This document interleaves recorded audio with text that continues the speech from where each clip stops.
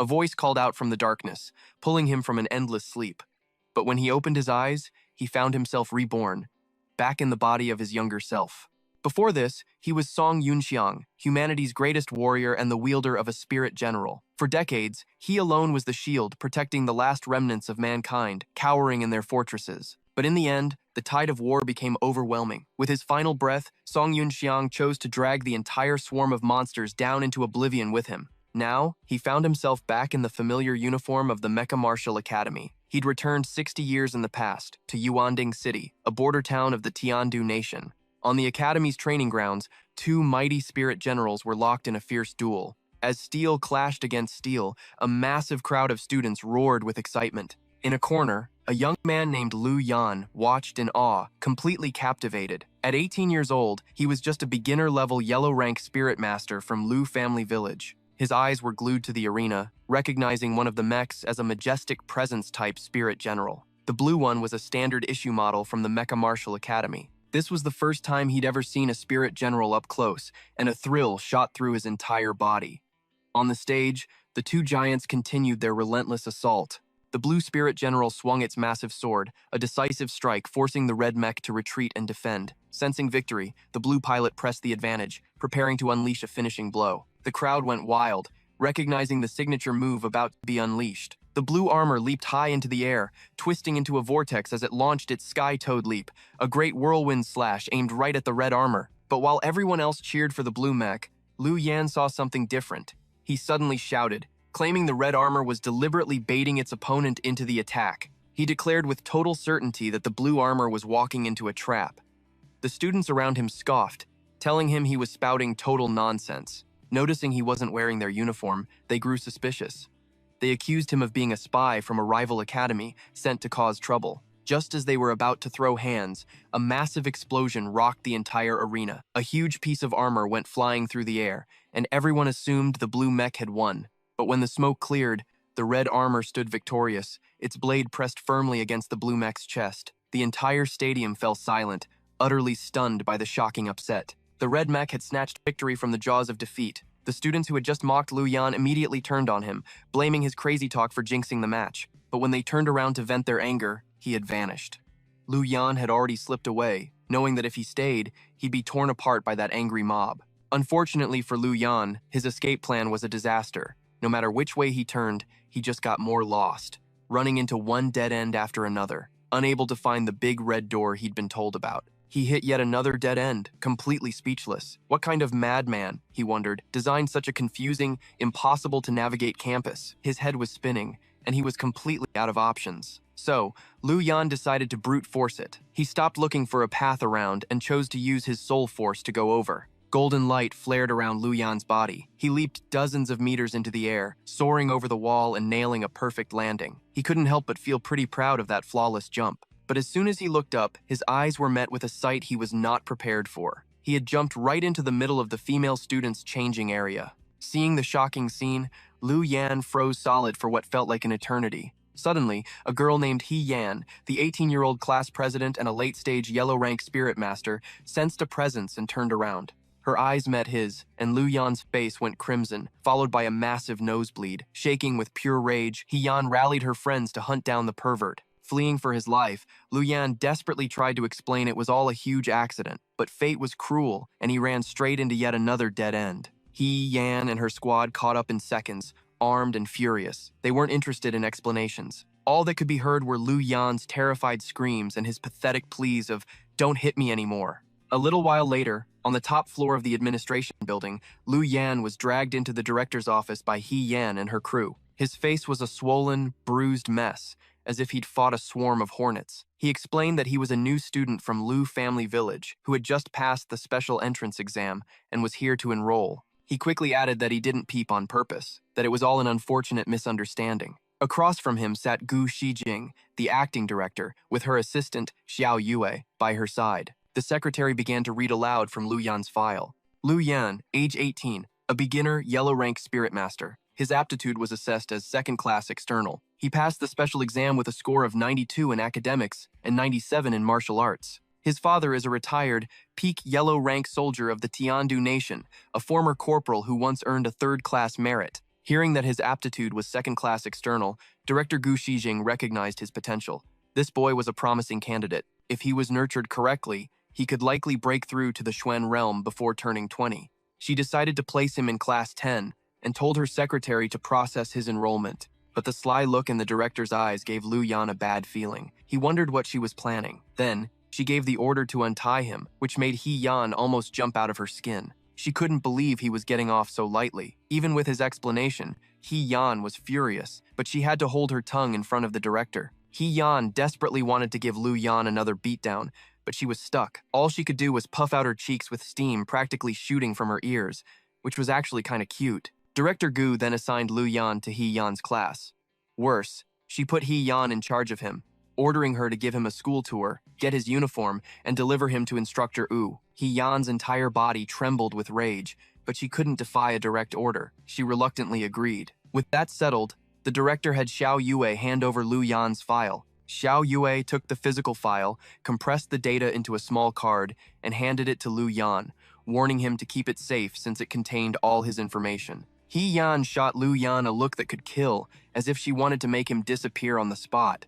Then, her ice-cold voice made him freeze in place. "Follow me, student Lu Yan." Without another word, she got the director's dismissal and stormed out of the office, fists clenched. Lu Yan had no choice but to quickly scurry after her. After they left, the director and her secretary watched them go in silence. Suddenly, Xiao Yue remembered something important and turned to the director. According to a report from Assistant Instructor Cheng, a student had gone missing. It was student number 16 from Class 10, Song Yunxiang. He'd been absent for 3 days and was completely unreachable. The news of a missing student puzzled Director Gu. When Xiao Yue asked if they should report it to the authorities, Gu Shijing immediately cut her off. It wasn't that the director had a good impression of Song Yunxiang. In fact, she only remembered him as the talentless trash with an incomplete soul vein, whose family had pulled strings to get him into the academy in the first place. Model. Xiao Yue continued her report. The last student who saw Song Yunxiang said he was acting strange in the dorms, asking a bunch of bizarre questions. They also heard him muttering something about having 3 days left before he vanished without a trace. Mid-report, Xiao Yue choked on Gu Shijing's cigarette smoke and glared at her. Seeing this, Gu Shijing didn't stop. Instead, she took another deliberate drag and blew a cloud of smoke right in Xiao Yue's face, making her even more furious. She bristled like an angry cat, her hair practically standing on end. The two bickered for a while before finally getting back to Song Yunxiang's case. According to Gu Shijing, his family situation was complicated, so she'd contact his relatives first. Meanwhile, Ha Yan was giving Lu Dian a tour of the academy. On one side were the Jiwu staff dormitories. Past the staff housing were the student dorms. The building to the left was the alchemy lab, while the path on the right led to the main lecture hall. She then reminded him about tomorrow's classes: Spirit General Construction and Basic Runic Language Encryption. Both classes would be held in the tiered lecture hall. Trailing behind, Lu Dian wondered where they were even going. Ha Yan shot back that she was taking him to the combat arena for this afternoon's practical Spirit General Combat class. She also warned Lu Dian to change into his new uniform, because the instructor hates it when students dress casually. When she noticed he was just standing there looking dazed, Ha Yan spun around and impatiently urged him to hurry up. But as she turned, she saw Lu Dian staring at something in a complete stupor, leaving her utterly confused. Lu Dian's eyes were wide and practically glowing. He was completely awestruck by the statue in front of him. Seeing his expression, Ha Yan introduced it. This is the frame of a legendary hero from 400 years ago called the Evil Spirit General, Xie. Her face beamed with pride as she passionately told Lu Dian about the grand history of the Jiwu Academy. The very first director was the hero, chosen by the Evil Spirit General, Xie. He piloted Xie to conquer the southern continent for the Tiandu nation and established the Jiwu Academy 400 years ago. The director's spirit general then crystallized into a soul jade and was sealed within this statue to protect the academy and to wait for the next hero to appear. After hearing Ha Yan's story, Lu Dian's eyes burned with a fiery light. He felt a powerful force surging through his body, like he'd been struck by destiny itself. He swore an oath to become a hero, just like the first director. His expression was more determined than ever. He would aim for the top, for the 8 generals of Tiandu, and become the most powerful spirit general pilot. The moment he finished his vow, the statue of Xie began to tremble, sending a light shockwave through the ground. The soul jade inside erupted with intense energy, unleashing a blinding, brilliant green light. Seeing this phenomenon, a thought sparked in Ha Yan's mind. Could that be a spirit power resonance wave? Was this really the soul jade of the evil spirit general, Xiezi? Having never seen anything like it, it took Lu Dian a moment to snap out of his shock. He stared in amazement and asked Ha Yen if something just lit up. He pointed toward the spirit general statue, still completely clueless about what was happening. Before Ha Yen could answer, Lu Dian rushed over to the statue to investigate, but the commotion was already gone, which only confused him more. Ha Yen's mind was reeling in absolute shock. Was it possible that the first director's spirit general just resonated with this idiot, Lu Dian? Could Lu Dian really be the next host for Xiezi? The moment the idea formed, Ha Yen immediately shot it down. It had to be a hallucination. There was no way. How could the first director's spirit general possibly choose a moron like Lu Dian? Up ahead, Lu Dian was still engrossed in studying the statue. He even licked his finger and tried to wipe a spot on the spirit general. At that moment, a furious Ha Yen charged in and smacked him on the head.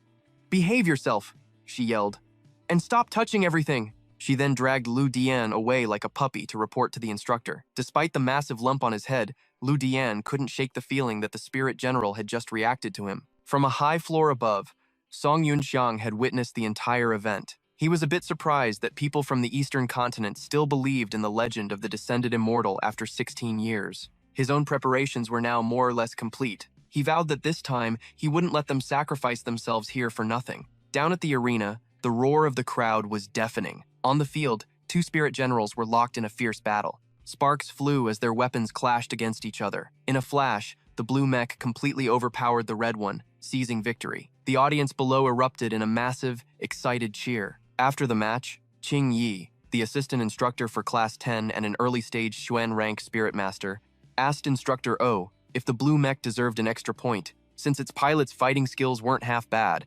Beside him, Bo Pei, the main instructor for Class 10 and a mid-stage Xuan rank spirit master, was completely unimpressed. With a flat expression, she commented that the blue mech's fighting style was a chaotic mess. A style like that would only get you killed on a real battlefield. Hearing this, Qing Yi was powerless to argue. Just then, Ha Yen arrived with Lu Dian in tow to report. It seemed Bo Pei had already heard about him, instantly recognizing him as the one who passed the special entrance exam. In response, Lu Dian stood up straight, facing the instructor's intense pressure with a loud, clear voice. This whole scene just made Ha Yen want to facepalm. Reporting, "Instructor, my name is Lu Dian, 18 years old, from the Lu family of Borderlands Province. My rank is early stage Huang. I have..." Before he could even finish his intro, Instructor O cut him off. She had no time for useless chatter and immediately decided the next match would be Ha Yen versus Lu Dian. The instructor's decision left Lu Dian completely dumbfounded, but before he could object, Ha Yen jumped in. She looked like she'd been waiting for the chance to beat him to a pulp. Hearing the news, the male students were thrilled, eager to see Ha Yen teach the newcomer a lesson. A few of them even laughed mockingly, warning Lu Dian to be careful because Ha Yen's skills were always top tier. Qing Yi couldn't help but worry about how this fight would go. He spoke up, asking Lu Dian if he was even used to piloting a spirit general yet. Lu Dian replied that his skills were decent enough from his time as a reserve spirit master. He'd learned from his old man in the army, but the problem was, he hadn't been issued his own spirit general yet. Hearing this, Qing Yi handed him the soul talisman for a standard guardian model. "You can borrow this for today's class," he said. "The student it belongs to isn't here." He explained that Lu Dian just needed to channel his spirit power into the talisman to summon the spirit general. Holding the talisman, Lu Dian was overflowing with excitement. So this was a Jiwu Academy spirit general? His eyes sparkled with absolute admiration. This design, these patterns, Lu Dian felt like it was on a whole other level, even more advanced than his father's jade pendant. Seeing his over-the-top reaction, Qing Yi was left speechless, completely bewildered. Stepping onto the stage, Ha Yen took out her soul talisman and summoned her spirit general. Across from her, Lu Dian decisively followed suit. Streams of data flashed in midair, coalescing into a blue and a red spirit armor. Inside her cockpit, Ha Yen couldn't help but flash a sinister, wicked grin. She was confident she would beat Lu Dian without holding anything back, to make him forget all about peeping on her earlier. Not wanting to seem weak, Lu Dian urged Ha Yen to come at him with her full strength. From the stands, the crowd roared, cheering for Ha Yen. They all wanted her to shatter Lu Dian's mech with a single sword strike. Not wasting a second, Ha Yen made the first move. She stomped her foot, launched high into the air, and charged straight for Lu Dian. Already on high alert, he simply dodged back to avoid her attack. Ha Yen continued her relentless assault at lightning speed. After they exchanged a few blows, Lu Dian just kept retreating. From behind him, Ha Yen started to taunt him. "I thought you had so much fighting spirit just a minute ago." Ignoring Ha Yan's words, he just kept on dodging. Even Cheng Yi, who was watching the match, felt let down by Lu Yan's cowardly hit-and-run tactics. But then, Ubo spoke up, telling him not to underestimate Lu Yan just yet. His footwork seemed chaotic, but he managed to avoid every single one of Ha Yan's attacks. The instructor's words left Cheng Yi completely stunned. On the stage, Ha Yan unleashed her dual swords, forcing Lu Yan to do nothing but defend with his shield. He was clearly starting to lose ground. Inside his mech, Lu Yan struggled, admitting to himself that Ha Yan's power was the real deal. The two-stage gap between Spirit Soul Masters was proving to be a massive hurdle. In the stands, a few people were getting impatient, urging Lu Yan to fight back. Looking at the situation, it wasn't a stretch to say they already knew how this fight would end. One guy in the crowd jeered that Lu Yan was just a yellow rank beginner, while Ha Yan was a yellow rank advanced. There was no way he could win. A two-stage difference meant her armor's strength and intensity were at least 40% higher. He knew he couldn't win a head-on clash. It was obvious he couldn't completely fend off Ha Yan. Lu Yan chose to create some distance first. Guessing his intent, Ha Yan used the gun on her blue mech for a long-range attack. As Lu Yan blocked with his shield, he commented that it seemed Ha Yan wasn't very good at controlling her attacks. At this range, her attacks posed absolutely no threat to him. In fact, he said they weren't even strong enough to scratch an itch. Being looked down on made Ha Yan snap.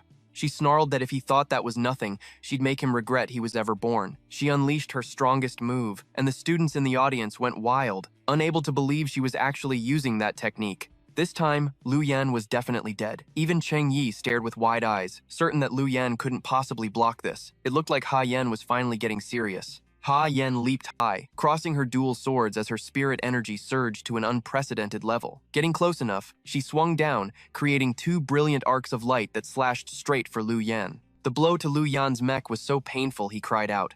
The students watching couldn't help but wince for him. The new guy really had bad luck, getting put in his place by Ha Yan so soon. Only Instructor O remained emotionless, quietly whispering her judgment that Lu Yan had won. Cheng Yi couldn't believe his ears and stared intently at the stage. The student next to him couldn't help but argue, thinking the instructor had to be joking since Lu Yan was clearly wrecked. In response, Ubo just told them to watch carefully. Although Lu Yan's red mech was severely damaged, his sword was pointed directly at the weak point of the blue mech. According to the rules, Lu Yan was the winner. Seeing his blade aimed at her core, Ha Yan's eyes flew open in disbelief. In contrast, Lu Yan, despite his struggle, wore a victorious smirk. Inside her mech, Ha Yan seemed to have lost her senses, muttering the result of the match over and over. The watching students were just as shocked. No one thought a newcomer 2 stages weaker could beat the famously elite Ha Yan. The usually cold Instructor O actually cracked a slight smile, then walked down with Cheng Yi, calling the battle a pretty good one. She then told Lu Yan to share his fighting method. Having waited for this moment, Lu Yan eagerly explained. He admitted that even to him, his victory felt unbelievable. Ha Yan's attacks were so fierce that he had no chance to counter. Her accuracy was better, her armor was stronger, and her speed was superior. But when Lu Yan observed Ha Yan's movements closely, he noticed she rarely used spirit energy to increase her speed. He guessed that either her spirit energy was insufficient, or her fighting style leaned towards defense. Hearing this, Instructor O looked at Lu Yan in a new light, silently assessing that he could remain calm and analyze his opponent while fighting someone stronger. This kid really was something else. Lu Yan wasn't finished. He continued, explaining that he created distance and discovered Ha Yan wasn't good at using spirit energy. Combined with his discovery that Ha Yan had a hot temper, he deliberately provoked her, causing her to fall into his trap. Hearing this, Ha Yan was both embarrassed and furious, trying to control herself, but her whole body was still shaking. She couldn't listen anymore. She turned and yelled at Lu Yan, saying he just got lucky, but Lu Yan ignored her, suddenly panicked about something else. The mech had been damaged, and he was afraid he'd have to pay a ton of money. His words made Ha Yan even more exasperated as she explained things to Lu Yan. A Spirit Soul General is summoned by a Spirit Soul Master. It can't actually be damaged. Then she remembered mech number 16 belonged to Song Yunxiang. The name left a bad taste in Cheng Yi's mouth. In his eyes, Song Yunxiang was the 3-minute trash young master who had already skipped class for 3 days. Among the people here, only Lu Yan didn't know the 3-minute nickname and wondered if it was about his performance in bed. The other students then explained, apparently, Song Yunxiang's celestial soul is flawed, and he can never hope to level up in his entire life. Simply put, he's the trash of all trash. Hearing this chatter, Instructor O loudly dismissed the students, but a second later, the sky above the Mecha Martial Academy turned dark. Ha Yan's body trembled slightly. It was barely evening, so what was happening? Before anyone could understand, countless cracks appeared in the sky. From within them, massive beasts began to crawl through as emergency alarms blared across the entire city. The sound instantly shocked Ao Bo and Cheng Yi. Gradually, the cracks came into the students' view. One by one, monstrous beasts began to fall from the sky right above the academy. Some people were so scared they collapsed to the ground. Horrified by the scene, chaos erupted everywhere. People screamed that the beasts had arrived and they needed to run. The giant Tao-Ti beasts landed one after another, destroying many places. Lightning crackled from their bodies. They were like hungry tigers that had found their prey, beginning to hunt the people on the ground as the entire city fell into chaos. Using its power, one Tao-Ti opened its massive mouth and condensed a sphere of light energy. The people targeted were plunged into despair, thinking they were dead for sure. As expected, wherever the sphere of light passed, people were vaporized. Even large buildings were no exception, getting destroyed without mercy. The beam of light shot out from the beast, unstoppable, heading straight for the Mecha Martial Academy. With no other choice, and running on pure combat instinct, Oh Boy shouted Cheng Yi's name. The kid got the message, summoning his spirit general and using a shield to block the beam, saving the academy from total disaster. Just the shockwave sent a bunch of students flying, and the attack finally died down after a moment. But here's the kicker. Blocking that one attack wrecked Cheng Yi's mech. We're talking 73% damage, and his soul power dropped to a pathetic 22.6%. Cheng Yi heard the report, his expression worried as he broke into a sweat. This was far beyond what he had anticipated. Following the first wave, the remaining beasts also landed. They were Tautis, the most gluttonous species. Unflinching, Ubo began to assess the battlefield, trying to see how many had arrived. As for Cheng Yi, he yelled for the students to find shelter quickly. This enemy was not something they could fight. At the same time, Cheng Yi used every second to replenish his spirit energy and regenerate his destroyed mech. Although ordered to leave the battlefield, Ha Yan and Lu Yan offered to help. Before they could finish, Ubo flatly refused. The instructor rushed towards Cheng Yi while telling the two of them to follow orders. Cheng Yi hadn't even finished recovering when a beast opened its huge mouth and lunged at him. At the critical moment, Ubo moved with the speed of light, instantly summoning her mech to save Cheng Yi. The instructor looked epic, taking out the beast in front of her with a single sword strike. Witnessing such a vivid, high-definition, uncensored scene made both Ha Yan and Lu Yan's jaws drop. They learned that the white distant might was the instructor's personal mech. They never expected it to be so powerful. The beasts weren't brainless, though. Even when they used ambush tactics from multiple sides, Aobo's powerful combat skills allowed her to easily detect and counter them. But something puzzled the instructor.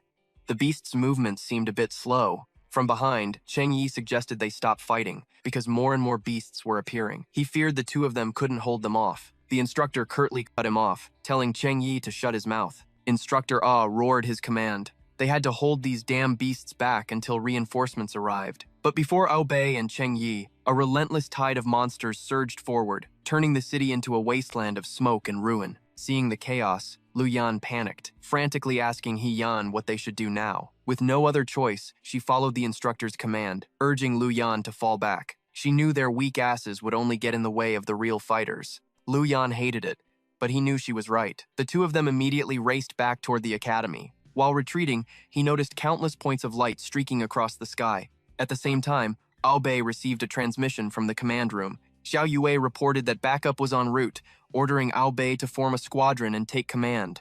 Their mission? Defend the arena at all costs and not let a single beast escape. With her orders received, Ao Bei's fighting spirit ignited as she launched a furious counterattack against the monsters. Moments later, countless other spirit mechs descended from above.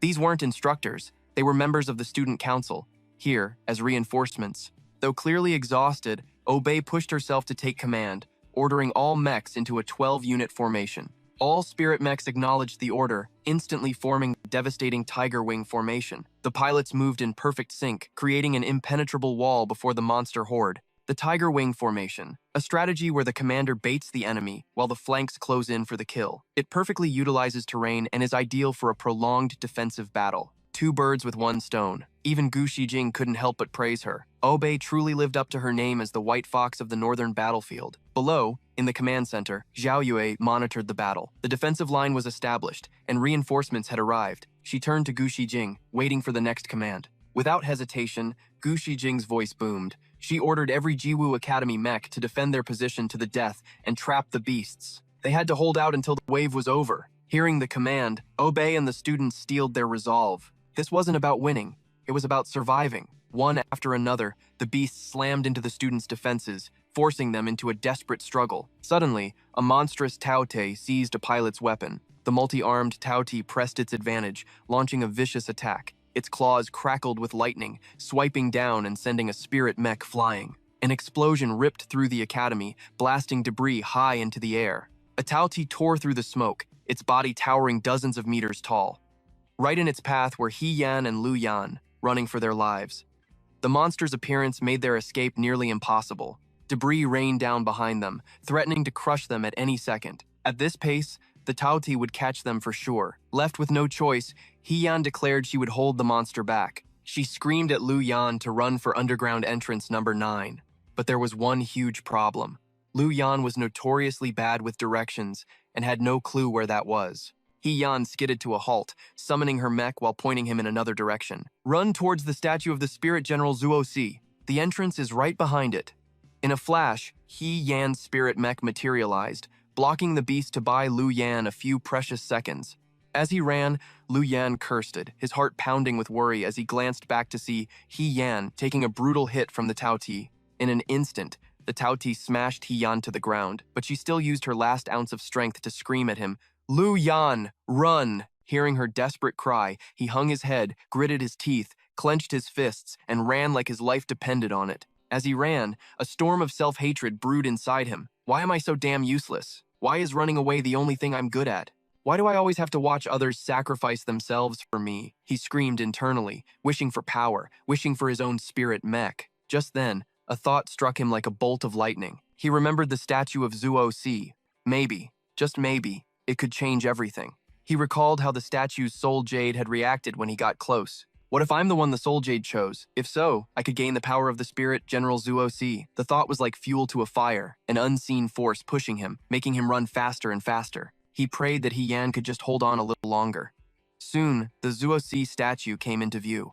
Seeing that sliver of hope, a wild grin spread across his face. He sprinted towards it, shouting, praying the spirit armor would accept him. But suddenly, Lu Yan froze, staring ahead in utter disbelief. Someone was already on top of the statue. He couldn't process what the hell was happening. Worse, the shadowy figure had just smashed open the statue and pulled out the one thing he was desperate for. It was, without a doubt, the soul jade of the spirit general Zuo-Chi. Song Yunxiang stood atop the broken monument, looking down at Lu Yan with a smug smirk. Lu Yan was so shocked he could only point a trembling finger and demand to know who he was. Completely unfazed, Song Yunxiang stood bathed in the pale moonlight, his face illuminated by the glowing soul jade.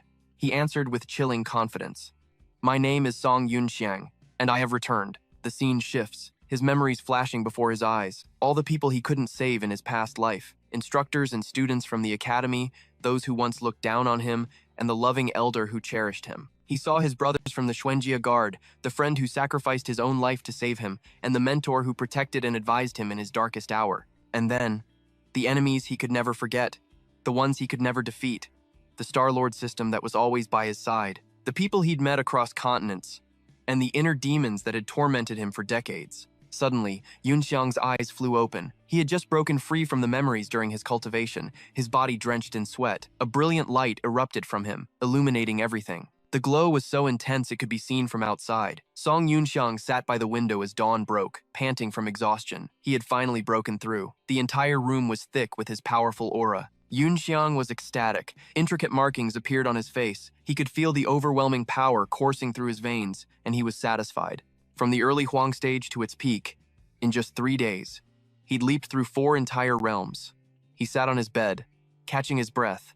It was an insane feat for a body with a flawed heavenly soul, but it also meant he was completely out of time. When I faced an army of 10,000 unbeatable foes, I chose to self-destruct and take them all with me. I never imagined I would actually return 16 years into the past. The memories washed over him again. 16 years ago, because of his flawed heavenly soul, he was just the family reject, a piece of trash. His own father sent him to this Southern Continent Academy just to protect him. Yunxiang stared at his reflection, and for a second, the image of his older self from his past life stared back.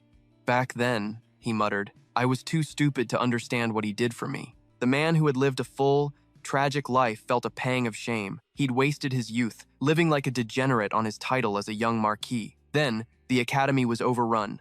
The Song family was annihilated, and the capital fell. It was only thanks to the Star-Lord system that he cheated death countless times, a system created by some all-powerful being which he'd stumbled upon by sheer luck in his past life. It didn't just have unbelievable abilities, it could even copy another person's spirit mech for his own use. He never dreamed it would follow him back through reincarnation. He called out to the system, checking his current status. The interface immediately appeared, displaying his stats. Looking at the screen, Yunxiang fell into deep thought. He still had no clue why the system came back with him, but it was clear that every spirit mech he had ever collected was gone. Everything had been reset. He clenched his fist, his eyes burning with resolve. Looks like I'm starting from scratch. The first thing Song Yunxiang did was check the calendar. He'd returned on November 9th, which meant tonight, the Jiwu Academy will fall under attack. In just 3 days, using alchemy he mastered in his past life, he'd rocketed from the early Huang stage to its absolute peak. In his previous life, it took him until he was nearly 50 to get the elixir that could finally heal his heavenly soul. His heavenly soul was mended, but it came at a terrible price. Not only was he stuck at the saint stage, unable to break through, he could only use 20% of his combat power, forced to rely on soul continuation pills just to stay on his feet. Just one regeneration pill could completely restore his heavenly soul without any side effects. With that, he headed to the Southern Continent Apothecary in the east-central part of Yuanding City to buy the ingredients. Yunxiang approached the counter with a greeting. "I'm here to pick up the Heavenly Dragon root I ordered a few days ago." The manager quickly replied, "Please wait a moment while I check on that. It's still in transit. It will arrive this afternoon. We'll notify you the moment it gets here." A hint of disappointment crossed Yunxiang's face. Still have to wait? He wandered off alone, lost in thought. 16 years ago, alchemy was so primitive that on the southern continent, a heavenly dragon root was practically priceless. But here, you could actually buy one with ease. Once he found the final ingredient for the regeneration pill, he could heal his heavenly soul. Then, even without his spirit soul, he could still drive back the savage beasts, he mused. Even with the heavenly dragon root, he still had hours to kill. Might as well head to the martial arena now and set up a few arrays to deal with those beasts. Hopefully, it can keep the casualties to a minimum. For now, the academy was quiet, untouched by the impending attack. A familiar voice echoed through the academy grounds. "This is the last spot. Let's set it up here."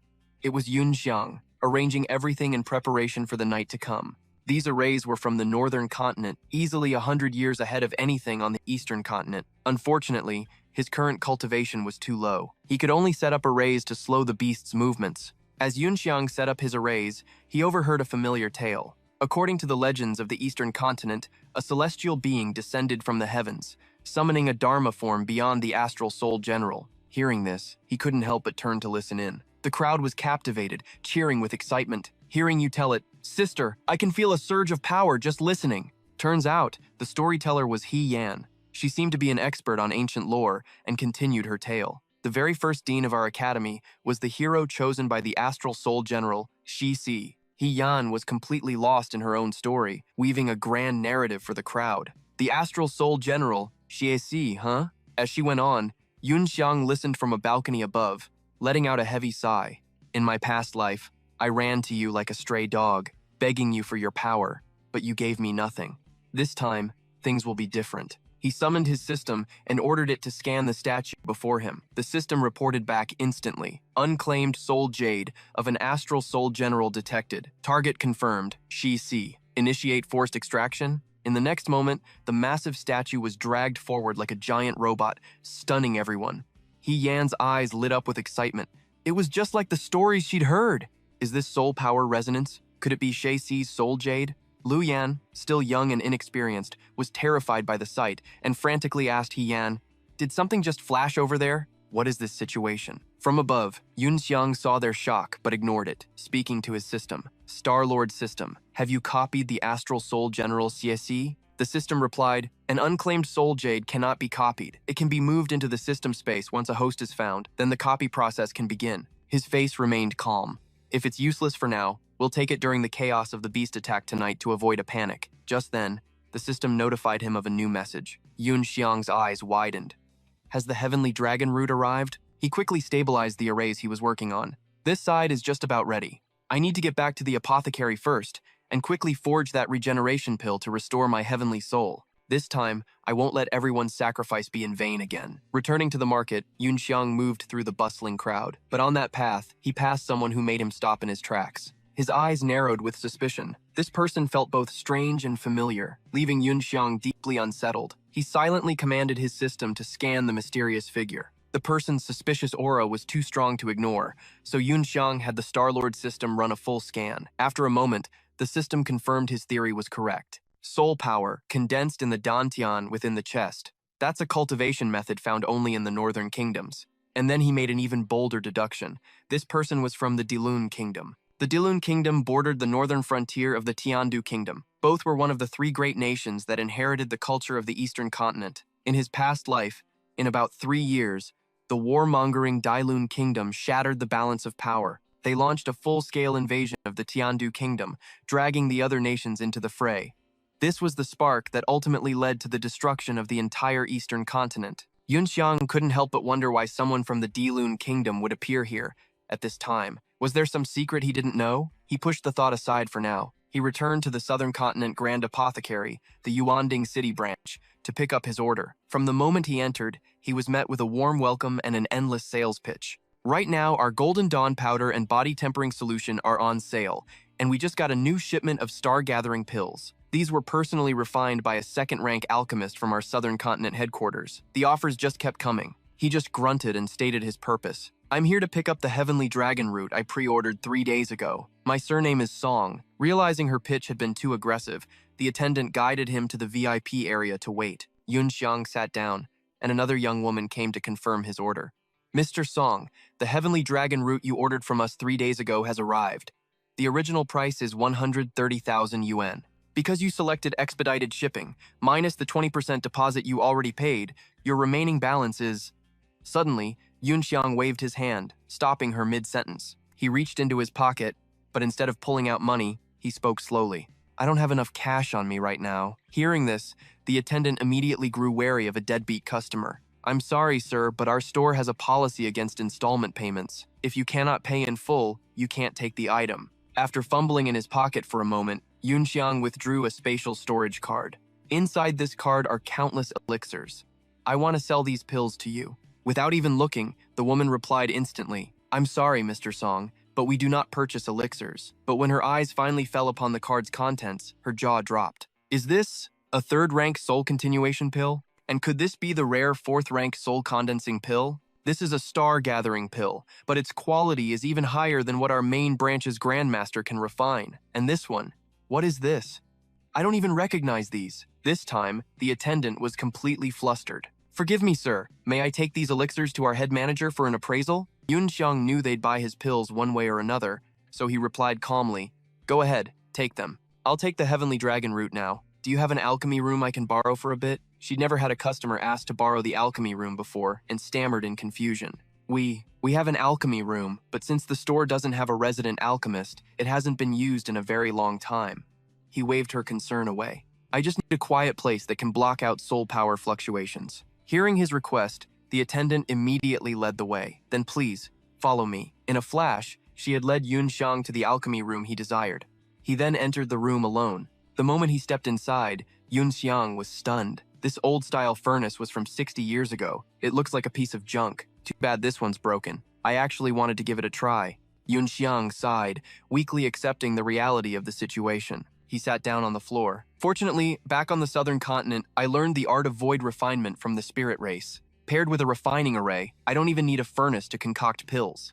After taking out his materials, Yunxiang began to set up the array. One by one, he assembled the required ingredients. He gently dropped the final herb into the 4-directional refining array. All the necessary ingredients were now inside the formation. Everything was proceeding smoothly. To anyone passing by, a brilliant red light could be seen glowing from within the alchemy room. Clutching the elixirs from Yunxiang, the attendant rushed to the manager's office. She explained that a client wanted to use them as collateral and handed over the pills. Among them was an elixir she couldn't identify. Please, take a look. The man inspected each vial, nodding in approval. A Tier 3 spirit gathering pill and a soul continuation pill. This one is a soul condensing pill. And then, his eyes landed on the final elixir. He was so stunned, he practically screamed. This is a raging flame pill. The head manager looked at the attendant who brought them. Are you absolutely certain this client wants to sell these to our guild? Seeing his urgency, she quickly replied, Yes, sir. That's what he said. The manager shot up from his seat. Where is he now? The young woman stammered. In the alchemy room. He wanted to borrow it for a moment, so I showed him the way. Just then, she remembered something she'd forgotten to mention. Sir, the alchemy furnace is broken. But he's so young, I doubt he even knows how to refine pills. He probably just wanted a soundproof room to talk. But she couldn't have been more wrong. Song Yunxiang's true age was likely greater than the head manager's, so refining a pill without a furnace was child's play for him. In just a moment, Yunxiang had already forged a new elixir. Sweat covered his body, but he was thrilled to have completed the new pill. Without a second thought, Song Yunxiang swallowed the elixir he just created whole and began absorbing the power of the 6th grade pill. Finally, his soul veins could begin to recover. The sigils on his body glowed brightly again, as Yunxiang's entire form was engulfed in an ethereal blue flame. Just then, the head manager and the attendant arrived outside the alchemy room. He pointed at the door and asked, There's no movement. It's been a full 2 hours. Are you sure the client has been in there this whole time? She answered nervously. I think he set up some kind of restrictive array inside. The door won't open from the outside. Just as she finished speaking, the room chimed, and the door slowly swung open. Yunxiang stepped out from the doorway, having already noticed their presence. A smug smile spread across his face as he thought, hook, line, and sinker. The attendant who had helped him rushed forward to make introductions. Master Song, are you finished? This is the head manager of our establishment. Manager, this is Master Song. The old man gave a polite bow. Master Song, my name is Hong Fang. He sized Yunxiang up from head to toe. Judging by the young man's clothes, he seemed to be from the Ji Xuan Academy, yet he could produce so many precious elixirs with ease. Could he be the young master of some great family, or perhaps backed by a master alchemist? Yunxiang returned the respectful bow. I wonder if head manager Hong is satisfied with the elixirs I've provided. Hearing this, Hong Fang replied, Satisfied is an understatement. Hong Fang held up a vial. I'll be bold enough to guess. The red pill in this bottle is the legendary 5th grade Raging Blood Pill. Yunxiang was pleased with the answer. As expected of the head manager overseeing an entire city, Elder Hong certainly has a keen eye. The old man replied humbly, You praise me too much. You praise me too much. Master Song, are you truly willing to part with such a precious item to our shop? Yunxiang feigned distress, scratching his head. I have no choice. I'm a bit short on cash lately. Elder Hong, please name your price. Hong Fang began a long-winded explanation. This Raging Blood Pill can help any soul master below the Earth realm directly advance a minor realm. If used at the peak of a realm, it can even help break through to the next major realm. If we put it up for auction, you could certainly get a better price. Master Song, won't you reconsider? He sighed. Like I said, I'm in a bind. Cut the useless chatter and name your price. Seeing his resolve, the manager began to calculate the value of the elixirs. He beamed. However, I would like to befriend Master Song.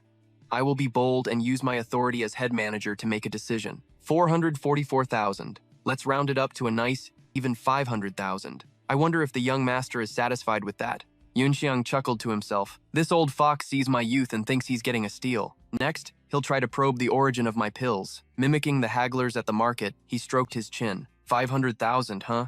Seeing his hesitation, Hong Fang grew a little anxious. Master Song, to be honest, our shop could only sell these for about 600,000. Paying you 500,000 is the absolute limit of my authority. How about I also gift you several tens of thousands worth of medicinal herbs? Seeing the fish on the hook, he took out his spatial ring. Elder Hong, that's not what I meant.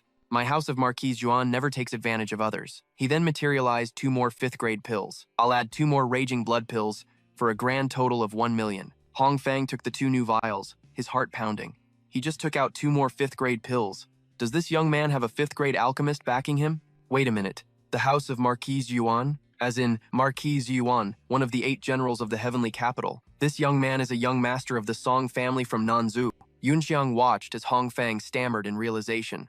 They truly are Raging Blood Pills. And this quality, it's not just high grade, calling it supreme grade wouldn't be an exaggeration. He thought gleefully, this bait should be enough to lure out the big fish behind you. This head manager Hong Fang was 90% likely a descendant of a branch family of the Hong Merchant Guild from his past life's memories. In his previous life, the Hong Merchant Guild was one of the 3 great merchant guilds of the Eastern Continent, controlling 70% of the medicinal herb and alchemy business in the heavenly capital kingdom. The Hong family's intricate web of connections in both politics and business had been built up over generations. Not only were they fabulously wealthy, but they also possessed a terrifying network of relationships and resources. In this life, to stop the coming beast tide, he not only had to rapidly increase his own combat power, but also build his own forces. Money, connections, and resources, all three were indispensable. Hong Merchant Guild, a big fish like you will be quite useful to me. After a moment of thought, Hong Fang said, "Young Master Song, this is no place to talk. Why don't you join me in my office for a moment and sample some tea I've been saving?" Yun Xiang went along with it. "You're too kind, Elder Hong." They all moved to Hong Fang's office. Once the transaction was complete, his system notified him. "Your bank account has received 1 million yuan. Then, Song Yunxiang asked about the price of the Heavenly Dragon's mane. Before he could finish, Hong Fang interjected, "Young Master Song, although the Heavenly Dragon's mane is rare, it's not exceptionally precious. A mere 30,000. I'll take the liberty of waiving the fee for you." Yunxiang didn't refuse, raising his teacup. "In that case, I won't be polite." Taking a sip of the hot tea, he praised its quality. At that moment, Hong Fang called the attendant over. "Go get the gold card with the number 3 insignia from the third drawer under my desk." A moment later, a glittering card was presented to Yunxiang, leaving him puzzled. Hong Fang smiled warmly. "Little brother Song, I believe you know that our Nanzhou Grand Apothecary is an enterprise under the Hong Merchant Guild. This card is the platinum-level membership Jade Talisman of the Hong Merchant Guild. With this, you can enjoy platinum member benefits and discounts at any establishment under our guild. It's a small token of my sincerity. I hope you will accept it." And so, Yunxiang left the apothecary with the card in hand. They even waved goodbye to each other before he left. Once Yunxiang was out of sight, the attendant finally dared to ask, "Head manager, why were you so courteous to that young Master Song? Did you figure out his background?" He just smiled and replied, "He mentioned the house of Marquis Yuan, and his surname is Song. Marquis Yuan is one of the 8 generals of the heavenly capital, and also has the surname Song. If I'm not mistaken, I fear he is one of the young masters of the Song family from Nanzhou. The 8 generals of the heavenly capital. Saint-level powerhouses, the absolute peak of our kingdom's strength. But even a saint-level expert, of which you can count on one hand, is not as valuable as the 5th-grade alchemist behind this young Master Song." After hearing his analysis, she asked again, "Head manager, do you really think there's a 5th-grade alchemist behind him? There are only a handful of 5th-grade alchemists in the entire eastern continent.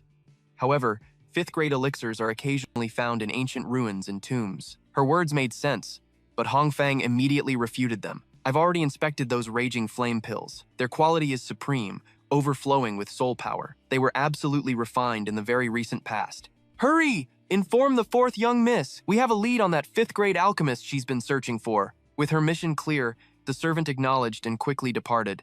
Back with Yunxiang, his eyes scanned the card from Hong Fang when they suddenly caught a flash of crimson hair. In that instant, his world froze. He stood motionless, a statue in the bustling crowd. A tidal wave of memories from his past life crashed over him, memories of her, leaving him utterly speechless. He spun around, grabbed her wrist, and called out her name, "Azan." Startled, Azan yanked her arm back, her gaze sharp with the confusion of a complete stranger. Tong Yunxiang looked at her, a storm of emotions churning inside as he hesitantly spoke her name again. At that very moment, the system chimed in. "Alert. Host has made contact with a Spirit Soul General's vessel. Loading data. Load complete. Spirit Soul General Lu Bu commencing replication." Tong Yunxiang remembered her.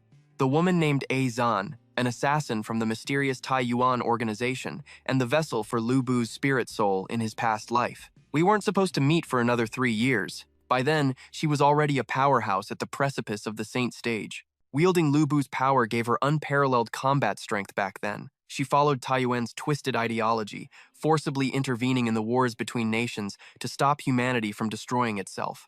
In my past life, I met her on the battlefield. After years of facing life and death together, we finally became one. A memory surfaced of Yunxiang, a long scar across his face, a cigarette between his fingers, asking Azan a question. "Is Zan your real name? Or is it just your code name in Taiyuan?" She sat up, her explanation gentle. "The great prophet of Taiyuan foresaw a coming storm, and so I was named Zan, an umbrella, destined to shield the world from wind and rain." Yunxiang turned to Azan, his voice low. "So it is your real name?" Azan brushed back her crimson hair, her cheeks flushing as she gave a slight nod. In the next moment, they were lost in a passionate kiss. The room was filled with nothing but their silhouettes, an intimate space brimming with sweetness and joy. Snapping back to the present, the moment Tong Yunxiang's hand touched hers, the system announced, "Spirit Soul General Lu Bu, replication successful." Yunxiang looked at the girl before him, his thoughts racing. She looked so much more innocent than the Azan I remember from 3 years in the future. But in her mind, Yunxiang was just a stranger, an obstacle she could eliminate if he got in her way. And just like that, a dagger was already in her hand. She ripped her arm from his grasp, her eyes filled with suspicion. "Who are you? How do you know my name?" Without another word, she lunged, the blade slicing through the air. But Yunxiang's reflexes were a blur, catching her wrist with lightning speed. He held her tight, saying, "Relax. I'm not a bad guy." His words made her pause, a flash of surprise in her eyes. She whispered, "Who in the world are you? How do you know Taiyuan's assassination arts?" Just then, Yunxiang's gaze shot past her, spotting 3 men in black closing in. "So, you're being followed." Before he could finish his sentence, she delivered a swift, precise kick to his groin. Azan's desperation to escape had completely taken over. The blood drained from Tong Yunxiang's face as he let out a strangled cry in the middle of the crowd. The 3 men in black recognized their target and saw that she was making a break for it. As they started to give chase, they ran right past Yunxiang, who was trembling in agony. But to protect the woman who meant everything to him, he grit his teeth against the searing pain and swept his leg out, sending one of the men in black tumbling to the ground. His accomplices stopped in their tracks. The man who fell scrambled up, furious, blood from his nose not yet wiped away as rage clouded his mind. "You bastard! Are you blind?" The leader of the group immediately stepped in to stop his subordinate. "Don't cause a scene." The underling was seething, but he could only shoot Yunxiang a venomous glare. The 3 of them were about to leave when Yunxiang staggered to his feet, deliberately provoking them to buy more time. "Hold on. You think you can just bump into me and walk away like that?" The man who fell exploded with rage. "Bump into you? It was obviously you!" he shouted, pointing right at his face. "I get it now. You're with that red-headed thief." The leader once again stopped his man from making a scene. He leaned in close to Tong Yunxiang and hissed, "Tiandu's Secret Intelligence Division is on a mission. Kid, I suspect you're the suspect's accomplice.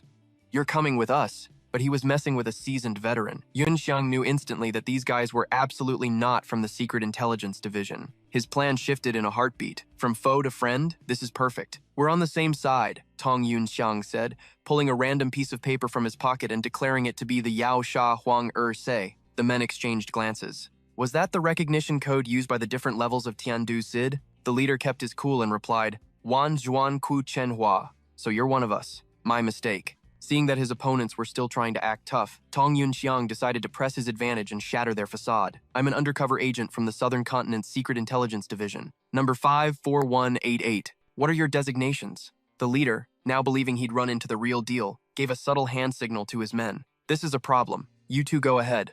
I'll deal with him." He continued the charade, trying to probe Tong Yunxiang for information. "We are scouts directly under Tiandu's SID headquarters. We saw you make contact with our target. Perhaps you could explain that?" But for someone who had lived twice, his knowledge far surpassed theirs. "You mean the assassin from Taiyuan. The Southern Continent Sid has been tracking this target for a long time. If you hadn't shown up, I would have already captured her." This time, the leader seemed completely convinced, thinking to himself, he even knows she's an assassin from Taiyuan. It seems this kid really might be from the Southern Continent's Sid. Our intel never mentioned that they were also tracking this girl. To avoid any more complications, I'll lure this kid into our encirclement and take care of him there. The leader calmly made his offer. "If that's the case, brother, why don't you join us? We can talk as we go." Tong Yunxiang wanted to see what they were planning, so he nodded. "I'll just report to my superior." The leader immediately paled and stopped him. "Brother, you can't. We suspect there may be a mole from Taiyuan hiding within your Southern Continent SID. That's why this operation was not announced to your side beforehand. Don't report in yet, or you might compromise our entire plan to catch them." That lie told Yunxiang everything he needed to know.